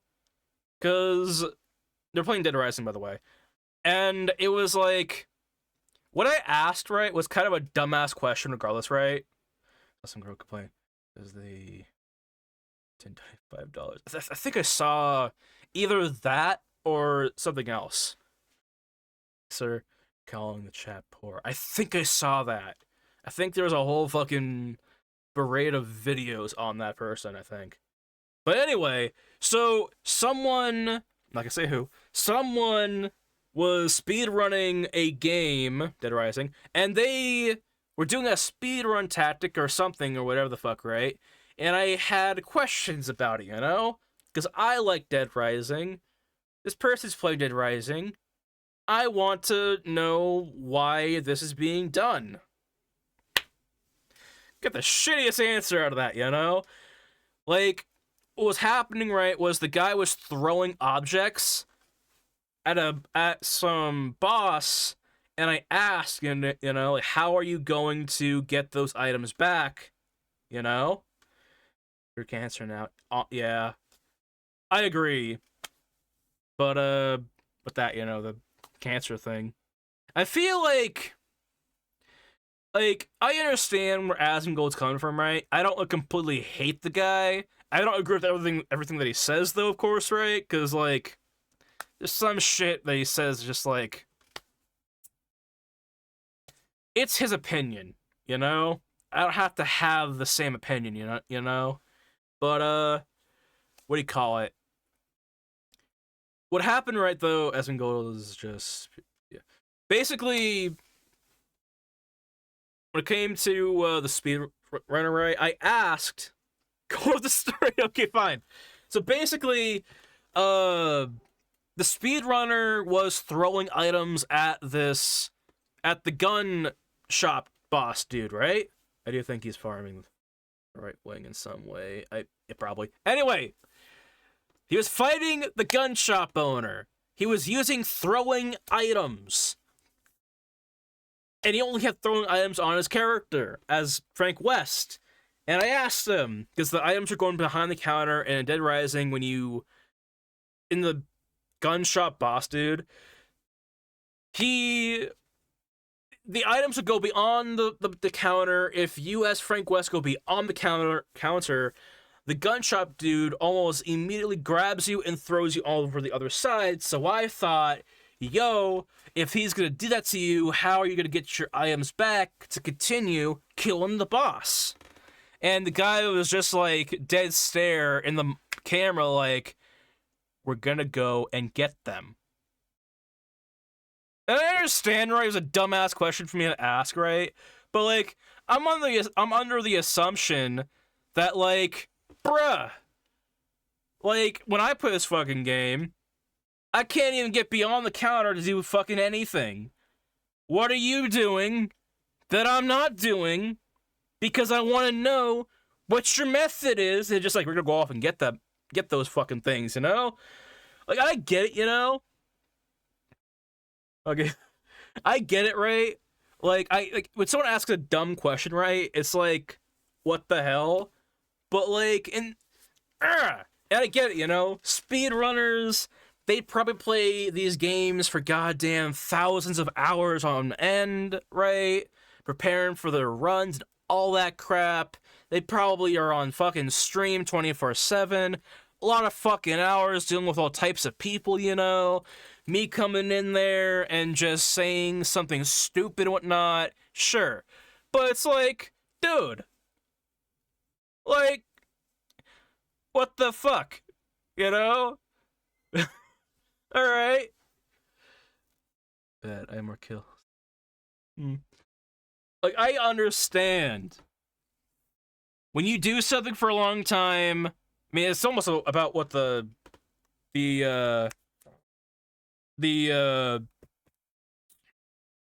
animation that I'm working on is about, you know? Fucking people working long hours and just kind of being nasty towards people, you know? And I don't take, like, huge offense to this streamer by any means, you know? I absolutely don't, you know? I just think that was a shitty-ass response. I still respect the guy. I still respect him and like his content. I think he's funny as hell. Has good streams. But it's like, occasionally he can kind of get kind of shitty towards people. You know? If it's deserved shit, sure. But if it's just someone asking a question, an innocent ass question, and you're like, what the fuck do you think we're gonna do, motherfucker? It's like, I don't know. The point of the rant, though, is like some streamers on this platform, a lot of them do rude shit, you know? Like, some of them aren't really that fine with people posting paragraphs in their chat. I don't give a shit. I'm gonna read them anyway. So, like, what the hell, you know? Twitch Millionaire stream. Exactly. Okay, imagine this, right? If someone has something to say, I would rather them put it all in one giant block of text than message after message after message, you know? Granted, I don't care about either one, you know? If you want to send whatever you want to say in multiple messages, I don't mind. You know, I'll read it. It's whatever. But I'm not gonna look at a giant fucking wall of text, right, and just not read it, you know? That's the thing that kind of, kind of ticks me off, right? They see a wall of text, right? And it's just like, anyway. It's like, and I get it, right? If they're speed running and they don't want to fucking do that, right? Like, if I'm in the middle of like an Elden Ring boss fight, right? And someone puts up a giant wall of text, sure, fine. I'll, read it afterwards, but whatever. If it's a lot of people in your chat constantly sending off chat messages, right? Sure. It's okay to kind of, like, gloss over some, because there's just so many, right? I was drunk blender for 6 hours. I was on a drunk blender for 6 hours.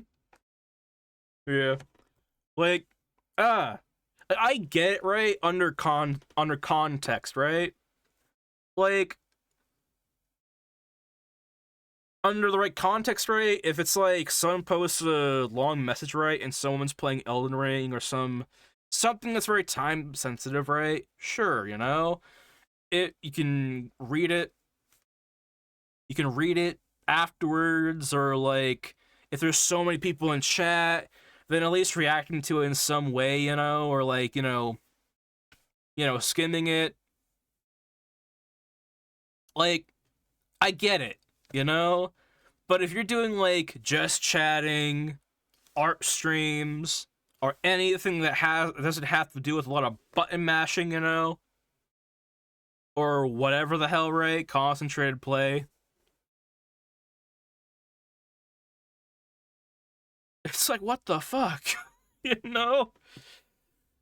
Like, when you in my opinion, right, when you host, I mean, I shouldn't even say host. That sounds like I'm doing something important, honestly.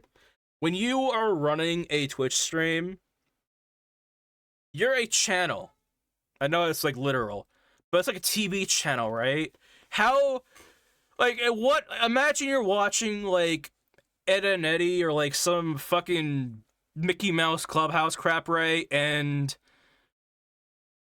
the goddamn main character is like, "Are you a fucking child, motherfucker? What the fuck's wrong with you?" like you're on here to chill with people, you know? I mean, of course you're here to entertain, right? And do all that crap, right? But there's the entertain. I said this too earlier in stream, whatnot. Your content of what you're doing, that's one part of your main content. You're the second part, and your stream is, or the people who are there watching you, it's what ties everything together, you know? Like, if you didn't have your stream, or if you didn't have your chat, you wouldn't be as successful on fucking Twitch. Simple as that, right? It's like, I don't know. Yeah, respecting your chat is...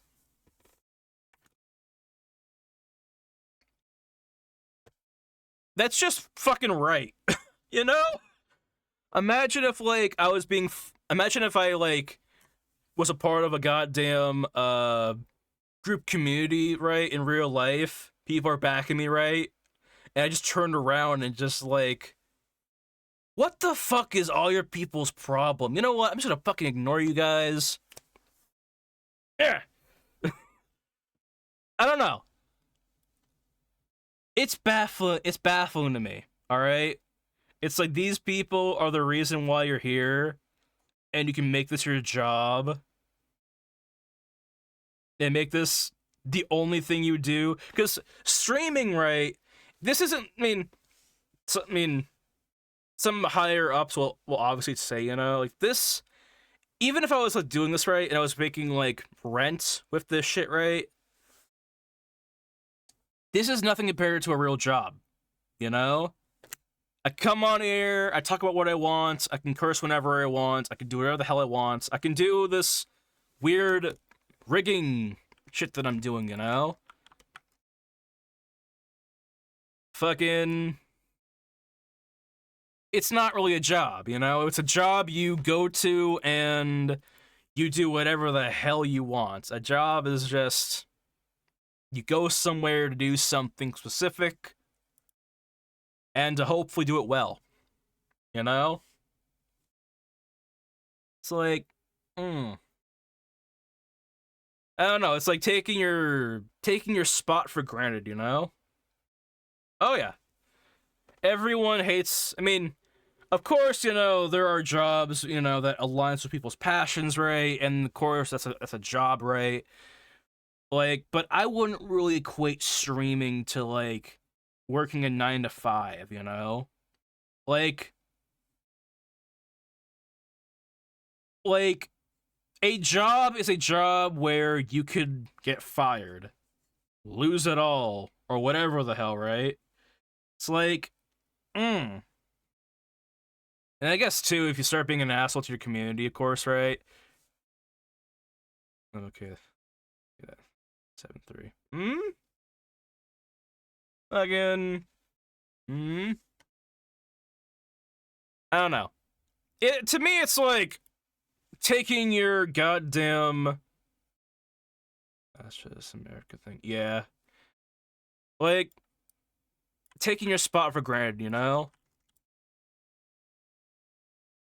The only time to me it's kind of an exception is like if like that is just your chat, you know?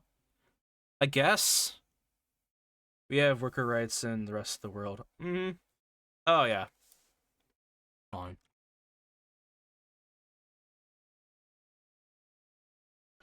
Exactly.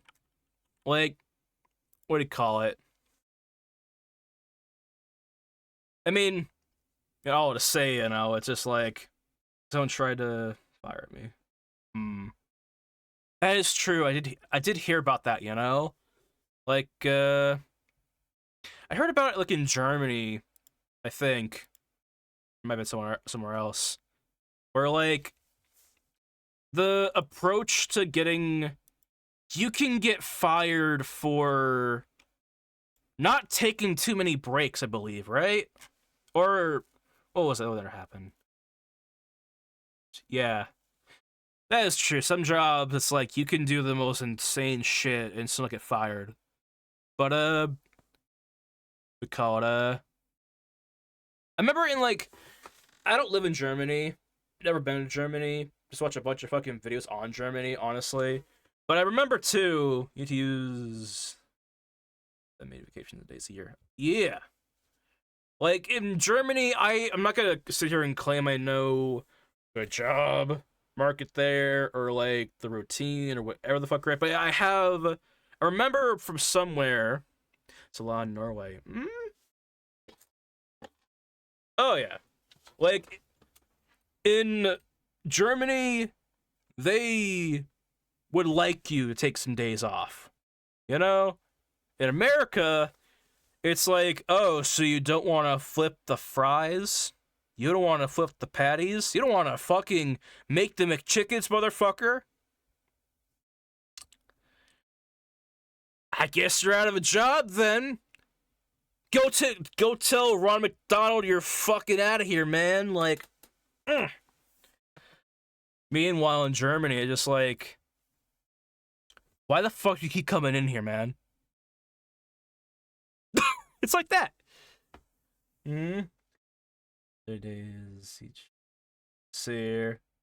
But yeah.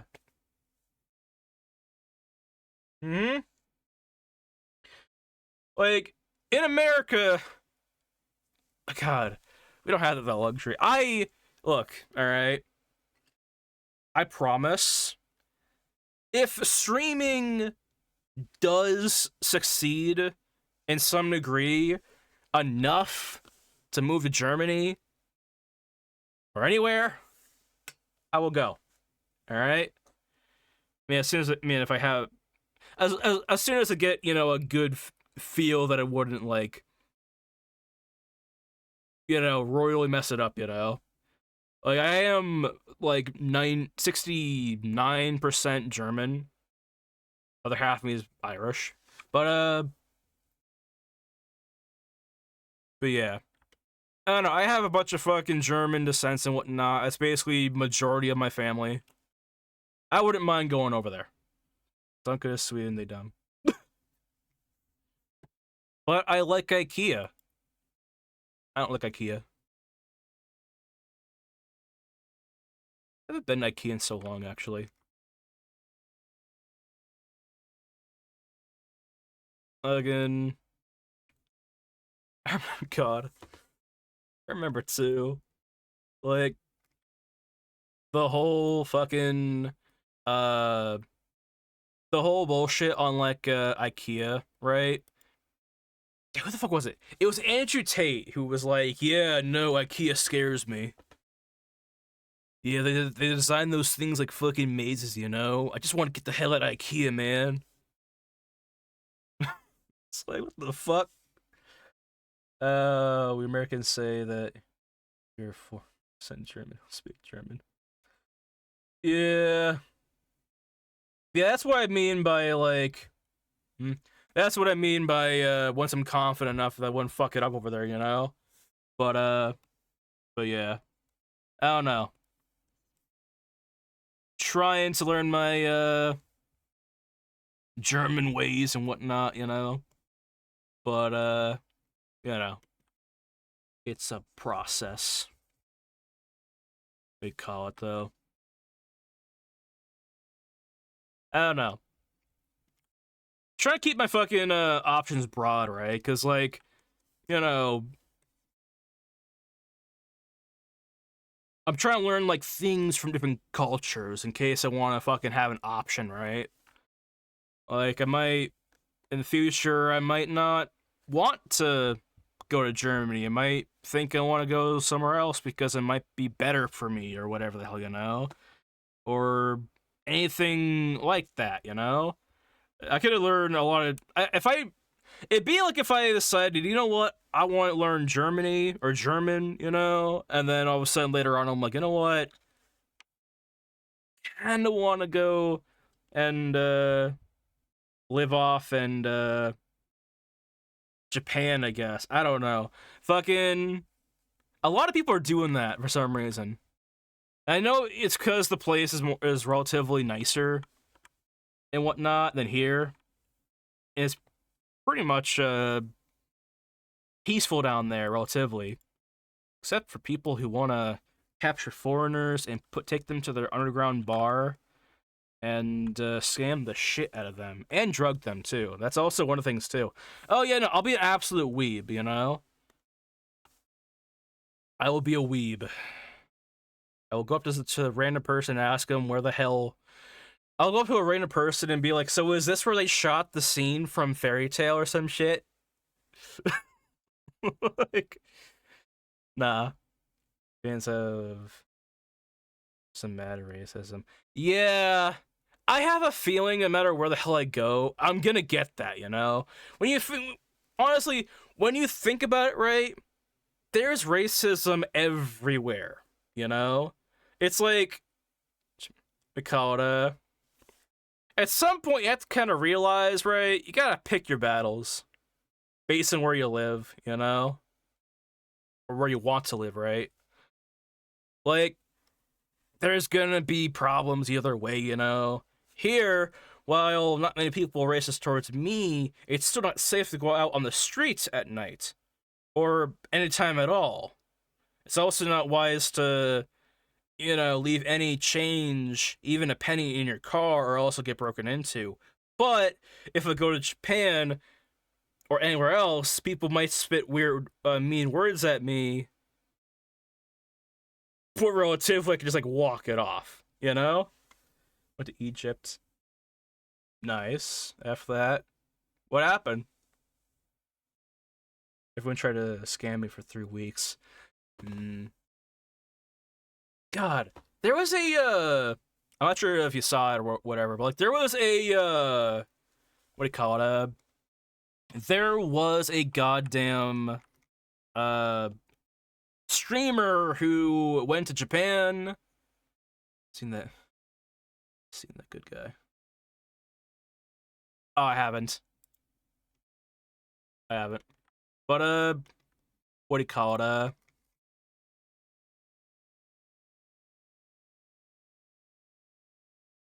Johnny. I think so, maybe.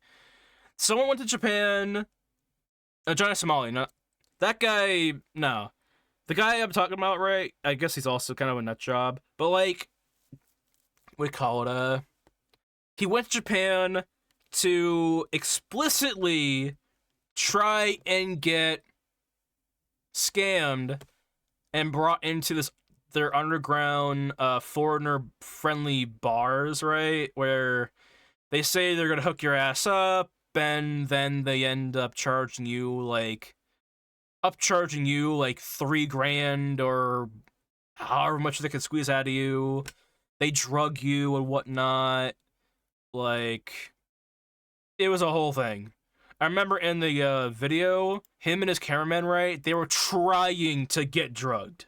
That was the deal. And it was like, what the fuck are we doing here, you know?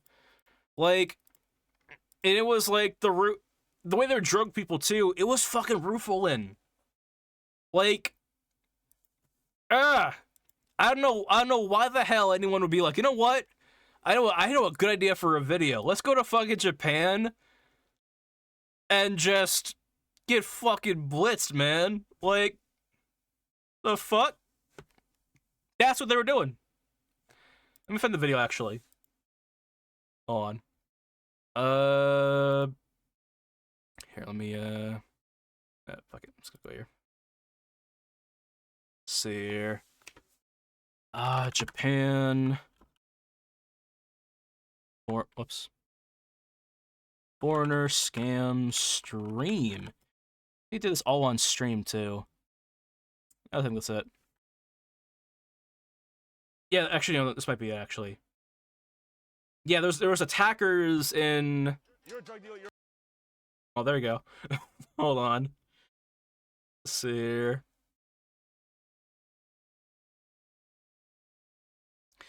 We're not gonna watch the full video, but, like, here is a quick little taste of, what's happening, I guess. You're a drug dealer, you're a pimp.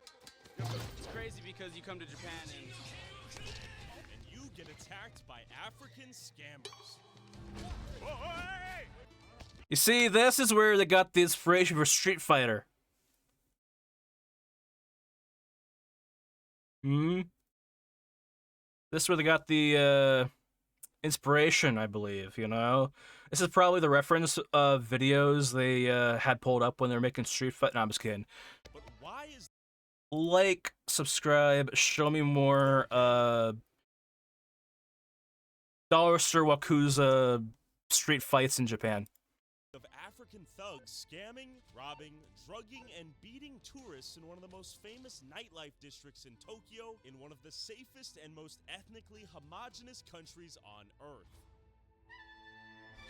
So they drugged me. My wallet was stolen, everything. And I woke up next to another guy who the same thing had happened to. So I had to check in on America's greatest ally, Japan. Back up, back up. Hey, hey. I'm honored to die for my country. I'm not gonna fuck my country to any foreigner. Samurai, let's go. Oh, we're thieves? You're a fucking criminal attacking people. All right, prepare for the chase.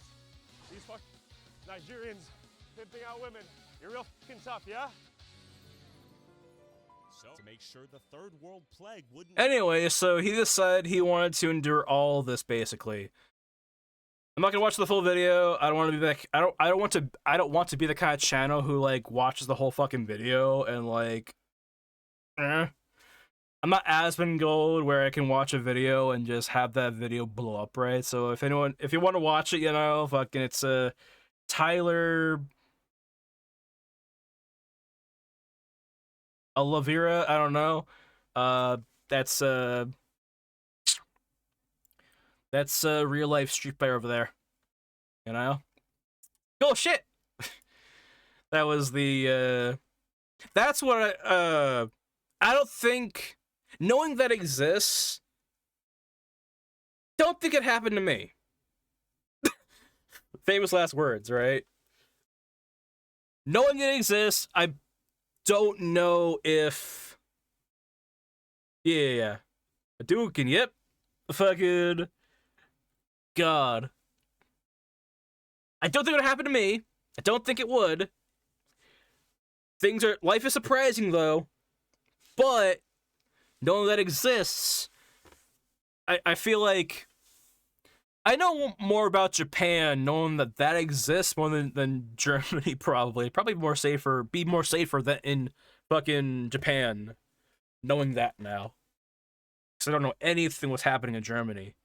I don't think there's any gangs there. Or gangs, or like, drug, bars that offer free drugs, right? We have those in America, but usually you have to ask for that first, you know? And just kind of specify what you want, you know? Sometimes meet in a dark alley somewhere. Show under your shirt if you're not wearing a wire. You know, you gotta do a routine check, you know? It's a routine check whenever you want to go off and do something like that. You know, just fucking around. So no fucking Twitch is gonna look at that and say what the fuck he's talking about. But yeah, I don't know. That's what's happening in Japan. I guess. But yeah, let's see here. All right, what time is it? It's a Watch tragedy of a reaction streamer. Cap. Let's see here.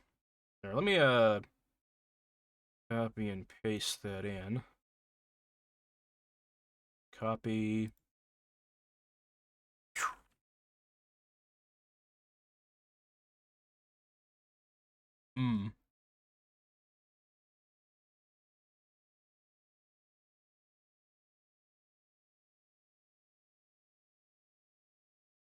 Alright.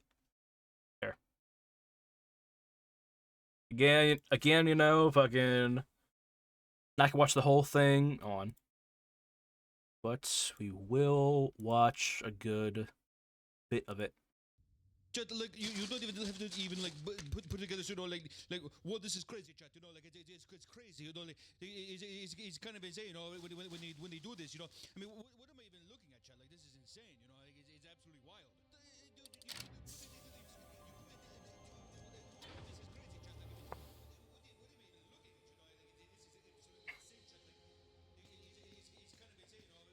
Why don't we just take some here and leave? You could spot us at any time. God.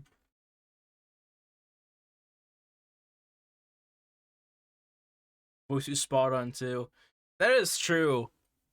Like, we call it. I will say too, the only unrealistic thing about this is there is no blatantly obvious ad promo in the camera shot, you know, it's just a corner of the room, right? There is no G Fuel on the sidelines where you're just able to see all the weird colors they have gotten over the goddamn years, you know, no prime energy drink, you know? XQC or XQZ. Can't speak English though. That's true.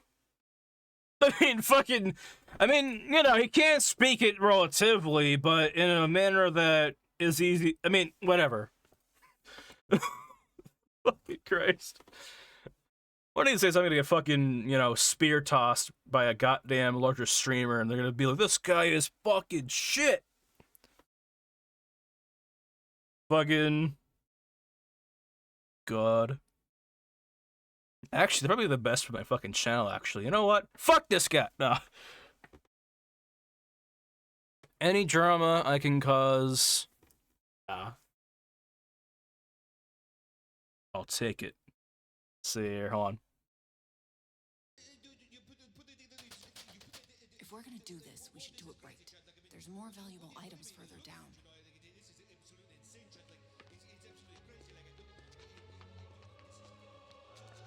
There they are.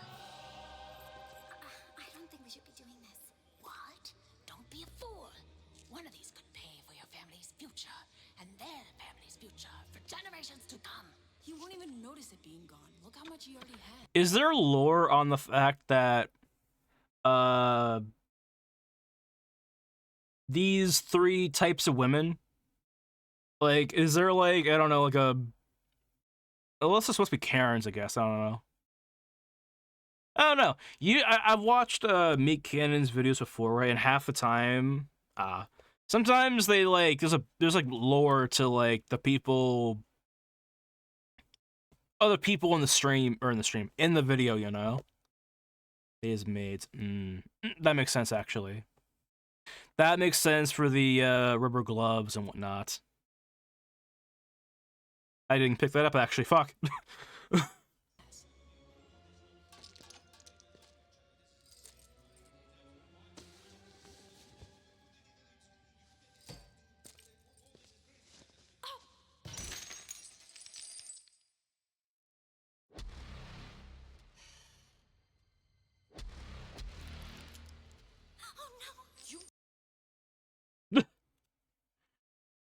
If I do, I'm probably not gonna get out of it. Probably. Here, how long is this? So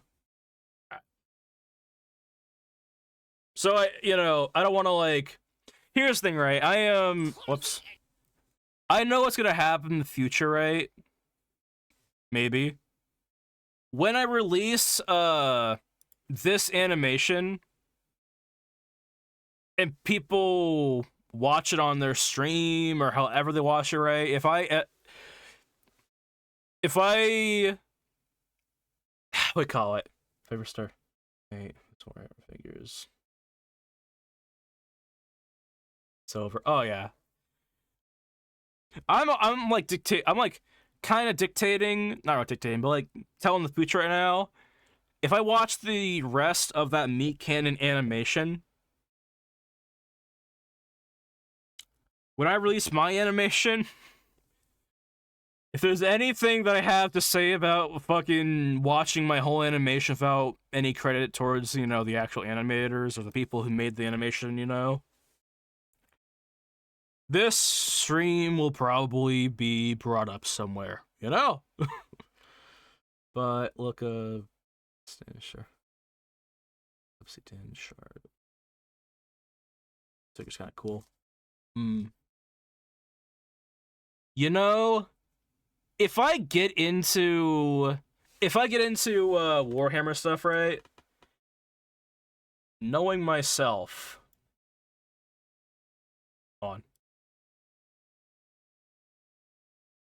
Knowing myself well, and the fact that, I just be modeling up here, the content would change so fast. We'd go from, what do you call it? We'd go from, making 3D models for games, to animations, to Warhammer shit, just making a bunch of printable assets for fucking Warhammer figurines, Oh, and they got a magic card off this motherfucker. Hold on. It's over. It's kind of cool, that shit. Oh, man.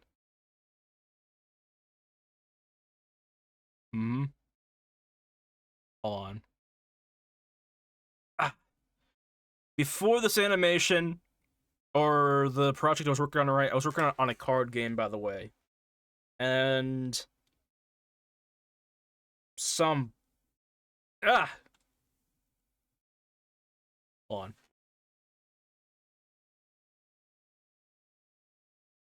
God.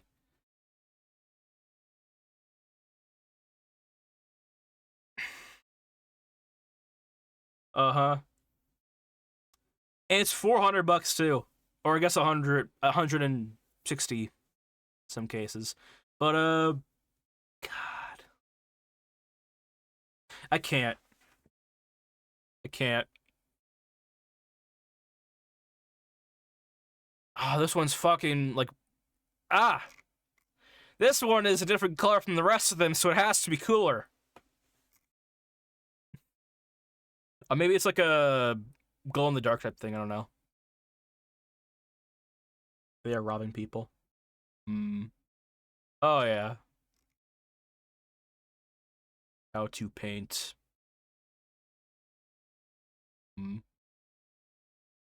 Plastic figures. God. I just know for a goddamn fact that we call it, I can't get into it, you know? I used to be really into, like, as a kid, I used to be really into like Legos, right? Watch us. Get you. I'll probably watch it after this, honestly. But God, what do you call it? Like, I used to fucking be into Legos, right? Very young age. Fucking, I probably had like a couple fucking dozen sets, right? I know it's not really a lot considering, but like, Legos are fucking expensive, you know? Star Wars Lego set, yeah. I was more into, oh yeah. I was more into Lego Ninjago, right? Which I'm not gonna fucking lie, alright? That shit was, they had a game, right? And the game was like, I understood it, alright? It's fucked, yeah. Like, God. I understand the game, but like, I don't know. It was weird. It was basically like Beyblade, but you spin the tops yourself, and you have a character in the little, the pod thing. You have a weapon in their hand, and that weapon is going to be used to try and knock the other, character's guy off their spinner, basically. Whoever's guy is knocked off their spinner with the other person's weapon loses. You win 3 times and you win the game. And it was like, I don't know. It was about like weight, the weight of the spinner and all that crap, right? But here's where it gets fucked up, right? So you know how, yeah. Yeah. It was confusing. But here's the deal, right? Here's where it got fucked, right? You know how you can kind of buy, or back then, I guess, you could buy like a fucking Star Wars Lego set, right? And that shit would have a lot of fucking pieces to it, right? It maybe cost like $100 or so. $100 for like the Death Star or whatever the hell, right? These days maybe like fucking 300 or so, 200 or so. But for Lego Ninjago, right? For like, and I shit you not, like 13 pieces. I understand the market was selling you this weird ass game, but for 13 pieces, $15. And most of the larger scale fucking models, right, where you would like build castles, like dojos, dragons, other monsters, right? It was like they used the least amount of pieces for that, right? Bionicles was that expensive. Oh yeah, I know. For me, okay, it was Bionicles, Ben 10, and of course Legos and whatnot. And Legos and Bakugan. Bakugan was my fucking shit back then. It was amazing. The robots on the island. Yeah, with Bionicles. I didn't really get into Bionicles that much when I was a kid. It was basically like, I was more fascinated by colored balls that like expand on a card. Literally, was what Bakugan was. It was basically just, see this fucking Bakugan, motherfucker? It's got a magnet in it. That's the end of the production. You know? Yeah. Bakugan was... It was also a kind of a shitty game. Hold on. Let me show you something, actually. Hold on. Bakugan lowest G power wins. Okay. Think about a... Okay, so let me explain how Bakugan works, right? How you win, right? You take a Bakugan. Magnet's cool. Take that back. So, okay, so Bakugan, right? So to play the game, you have your 3 Bakugan. They all have different G power on them, alright? You roll those Bakugan onto a card that's a magnet inside of it, and once it rolls onto that card, it expands up, turns into whatever the fuck it is, a damn dragon, worm, whatever the fuck, right? Yeah. And each Bakugan had their own G power, of course. And whoever had the highest G power won the duel. It wasn't like Yu-Gi-Oh! Where it was like strategies and fucking, countering or shutting shit down with certain spell cards or whatever the fuck, right? It wasn't like fucking Magic where you're sending like an army after someone, It was just, oh, your Bakugan has 500 power points, and my guy has 200 power points. Fuck, alright. It's basically fucking autism weaponized. And here's their fucking kicker, right? So, when it comes to a fucking game, right? When that game evolves over time, right? The only power creep you can have in Bakugan was having magnetized autism balls have more G power, right? With newer and newer additions, right? Which is what they did, of course. Like the Predator. Fucking yeah. Hold on. Where is it? Yeah. So with new iterations and all that crap, right? It was a case where, the longer Bakugan spanned in its toy line, right?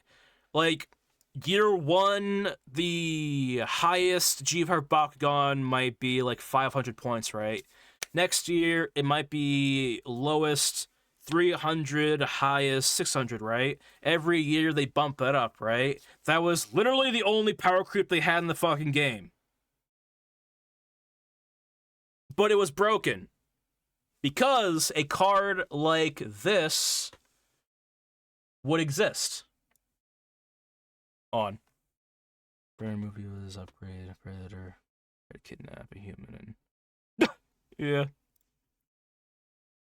They had a card like this, alright? The Bakugan on. This shit here doesn't matter. Alright? This shit doesn't matter. The Bakugan with the lowest G power total wins this battle. Imagine if you had a Bakugan that was from the early editions that has the lowest G power, meanwhile everything else everything else in the current day has like 1,000 G power, right? If you simply just use the Bakugan that they had in the beginning of the whole fucking game, the franchise, I guess, you won every fucking battle. Now that one car. Yeah. Pot of greed. What does it do again? Draw 3 cards from your deck. Fucking. But yeah. They had cards like fucking these, where it was just, oh, you have the shittier Bakugan? You win. Great. And you wanna know how bad it was? Hold on. Bakugan game today. Whatever. Some bitch. Hold on.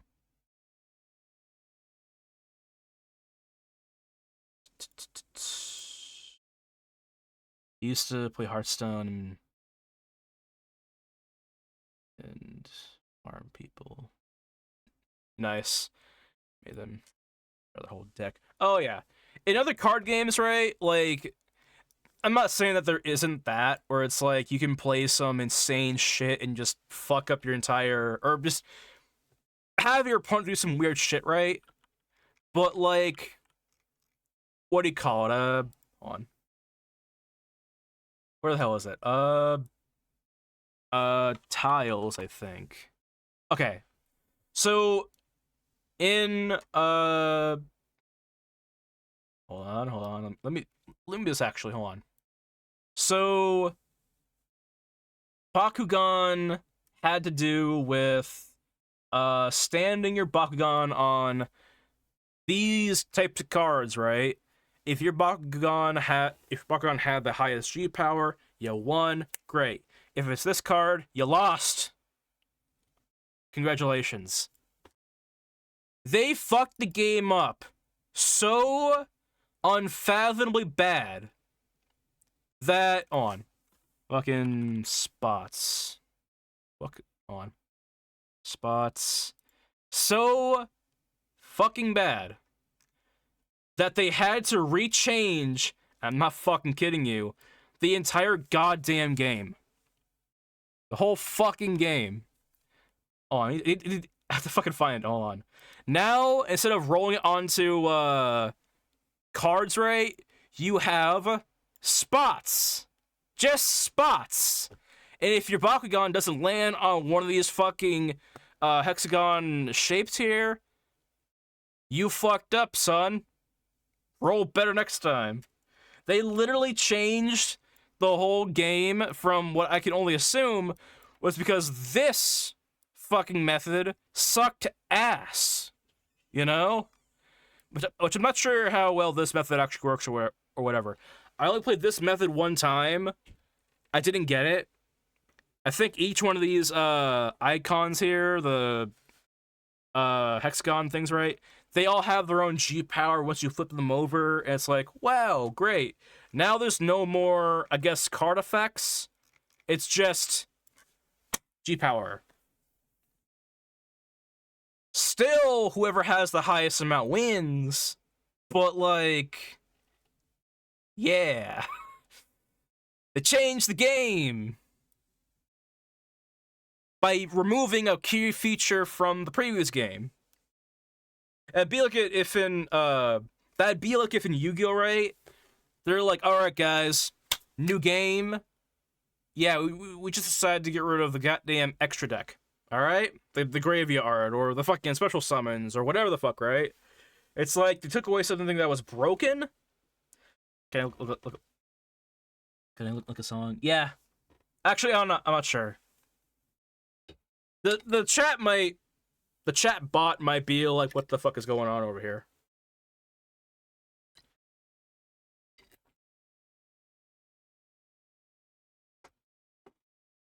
Hold on. If it's a copyright song, can't do it, or else YouTube. I won't be demonetized, right? But YouTube won't be happy either. Yeah, I think Link works. Yeah. Yeah, now. What do you call it, though? Yeah. I'll listen to it after stream. I don't want to, like, we call it, if I listen to it on stream, right, YouTube might look at that and say, what the fuck, you know? We call it, it's, like, not the popular one. I mean, my channel has been, like, has gotten, like, strikes for, like, not strikes, but, like, warnings for, like, lesser stuff, whatnot, you know?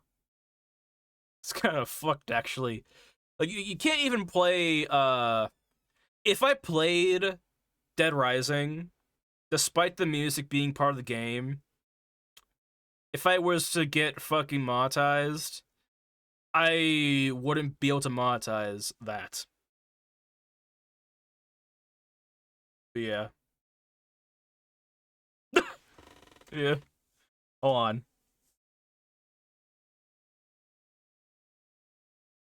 Let me fuck on. Boom. Boom. Alright, hold on.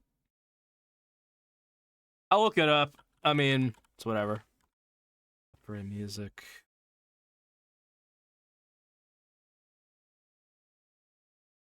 Fuck it, we'll find out what happens.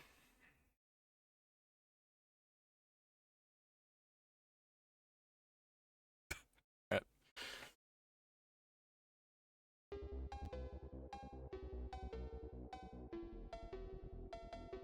On. That's how far it gets. Nah. If you ever have seen Almost Friday TV comedy sketch channel, I haven't. I haven't seen that. On. On at. Yeah, no.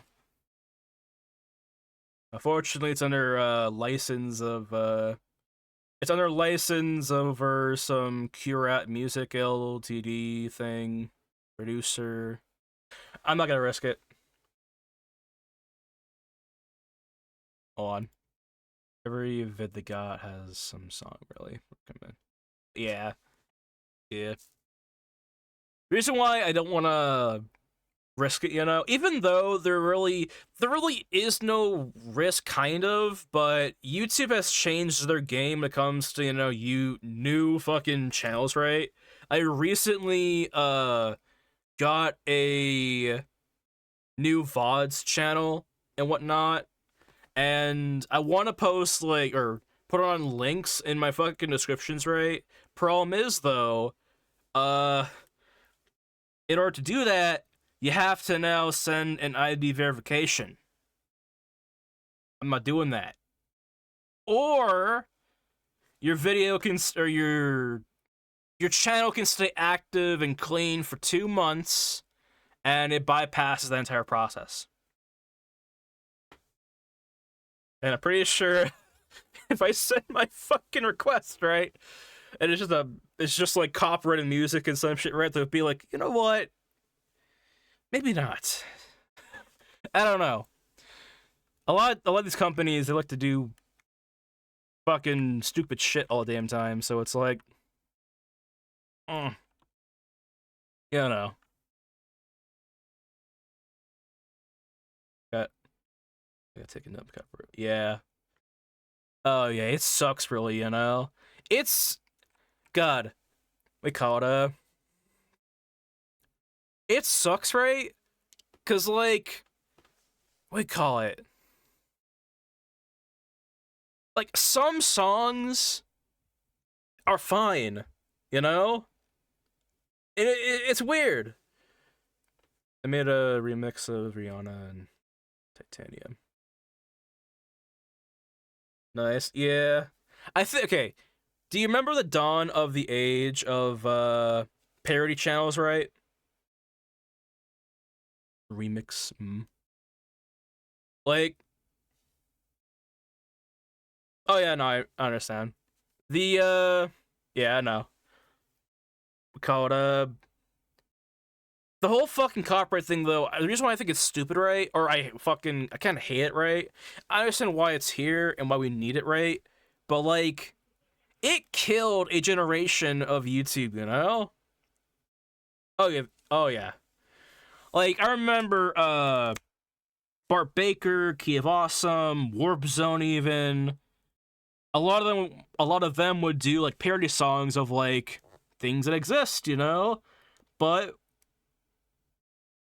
Ed Sheeran also V8, fucking but I'm pretty sure. Because of copyright laws and whatnot. Actually, not just because of copyright laws, right? It's also based off of the way YouTube requires you to have ads and not, you know? Like, if you don't have your channel, call it it's the reason why Rocket Jump kind of fell off or kind of stopped doing their shit, right? Copyright music. Nice. Like, YouTube has a system on where your videos can only be monetized if they are over 10 minutes long, you know? 10 minutes long, then you can have ads, despite everyone having an ad blocker. And, you know, that alone killed a lot of fucking parody channels and killed Rocket Jump, who do mostly like VFX and filmmaking type stuff. And then when they introduced fucking an issue on copyright crap, right, that killed almost every fucking parody channel, you know? They don't exist anymore. They can't exist anymore. It sucks, you know? It's, like, God. I remember when Bart Baker actually got fucking sued by, who the fuck was it? Some singer sued his ass and made a song that was basically the same plot line as to one of his parodies.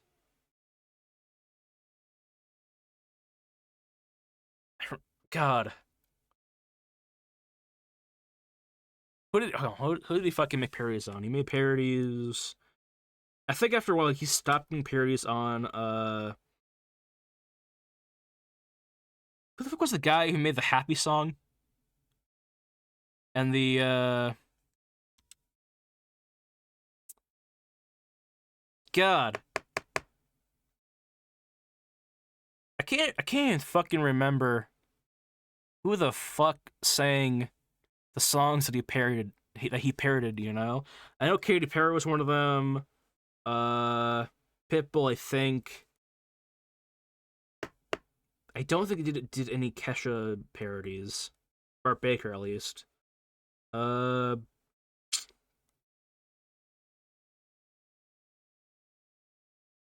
Britney Spears. Taylor Swift. Taylor Swift was it, I think. Pharrell Williams, I think that's the person who did Happy.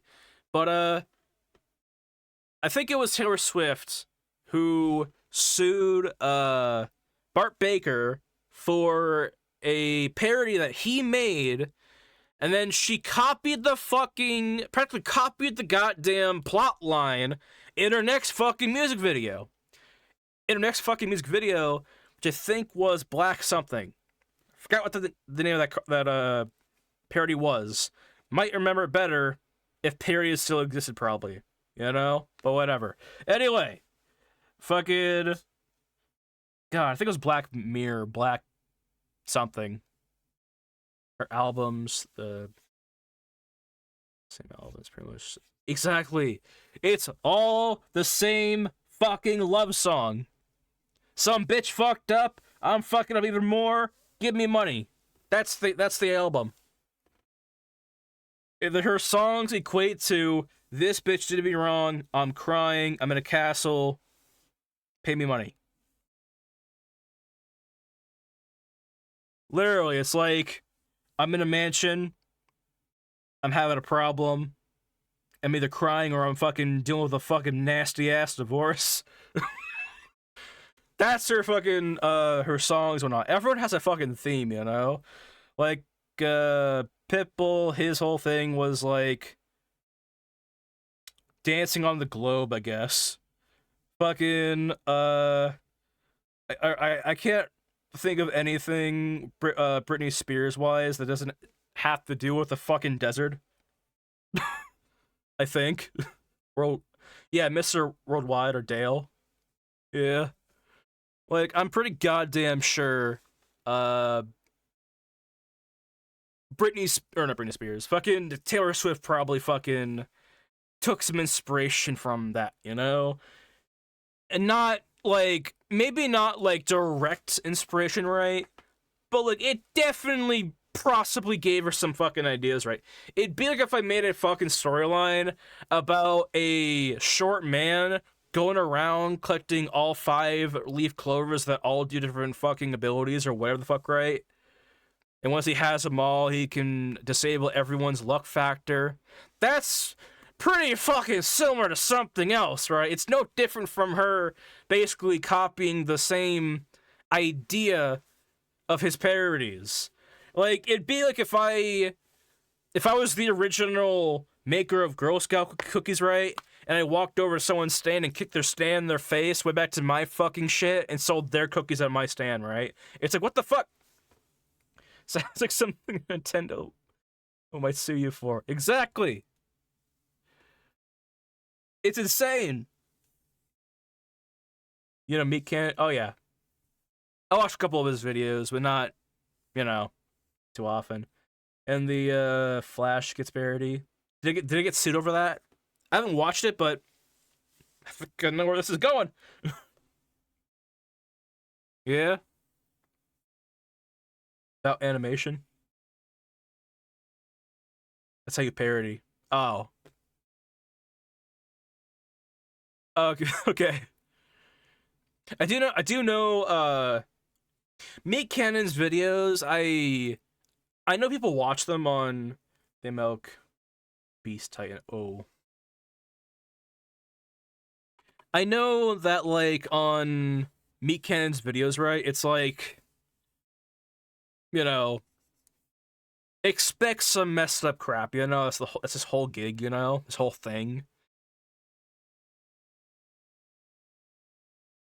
Every time I think, you know, let's watch a fucking Meat Cannon video, I'm like, will this throw me into some shit? You know? Like, is this a good idea? But yeah. Anyway, let me see here. It is almost 9 p.m. I was supposed to fucking get off here at 6:30. Decided to fucking keep going, because, fuck it. I am... It's a D&D channel. Nice. See here, so... I have been sitting here for 5 fucking hours, and it's a whole series about Barbarian. I'll have to watch that. I'll probably watch it after, like, a little break and whatnot. I'm gonna be ending the stream here in a minute, so I might watch all the recommendations and whatnot. The Matt Damon stuff and whatnot on Netflix. But yeah, I've been sitting here for 5 hours. I stream every Friday to Sunday at 3:30 p.m. PST. Usually to 6:30 p.m. PST, but usually longer, of course. Like this one. But yeah. I am going to get up and take a break. Tomorrow I'll be back here during that time, I guess. I don't know. Let's see here. Saw the Departed movie. Tripped. Steve was nice. The Mad movie. Nice. We call it. I think what I'm gonna do. How many people do we have here? I think I might do a raid. Oh shit! Hold on. Let's do a raid. I know we only have like 3 people here, but let's do it. All right. We're gonna raid a guy named Mr. Drone. All right. When you all get in there, ask him. What should we ask him? He hates pickles, by the way. That's what I'm trying to think about. You know, he hates pickles, and the burning passion, I believe. The files cap. Where are the files? Oh god. All right. When we get in there, ask him. Did you have your pickles today? Actually, that sounds fucked up. Actually,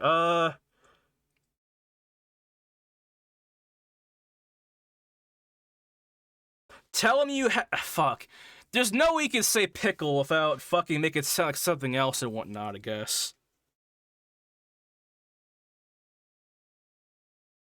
Ask him if he would like a pickle, I guess. I don't know. Say something about fucking pickles, alright? But don't, like... don't shove it down his throat, I guess. I don't know.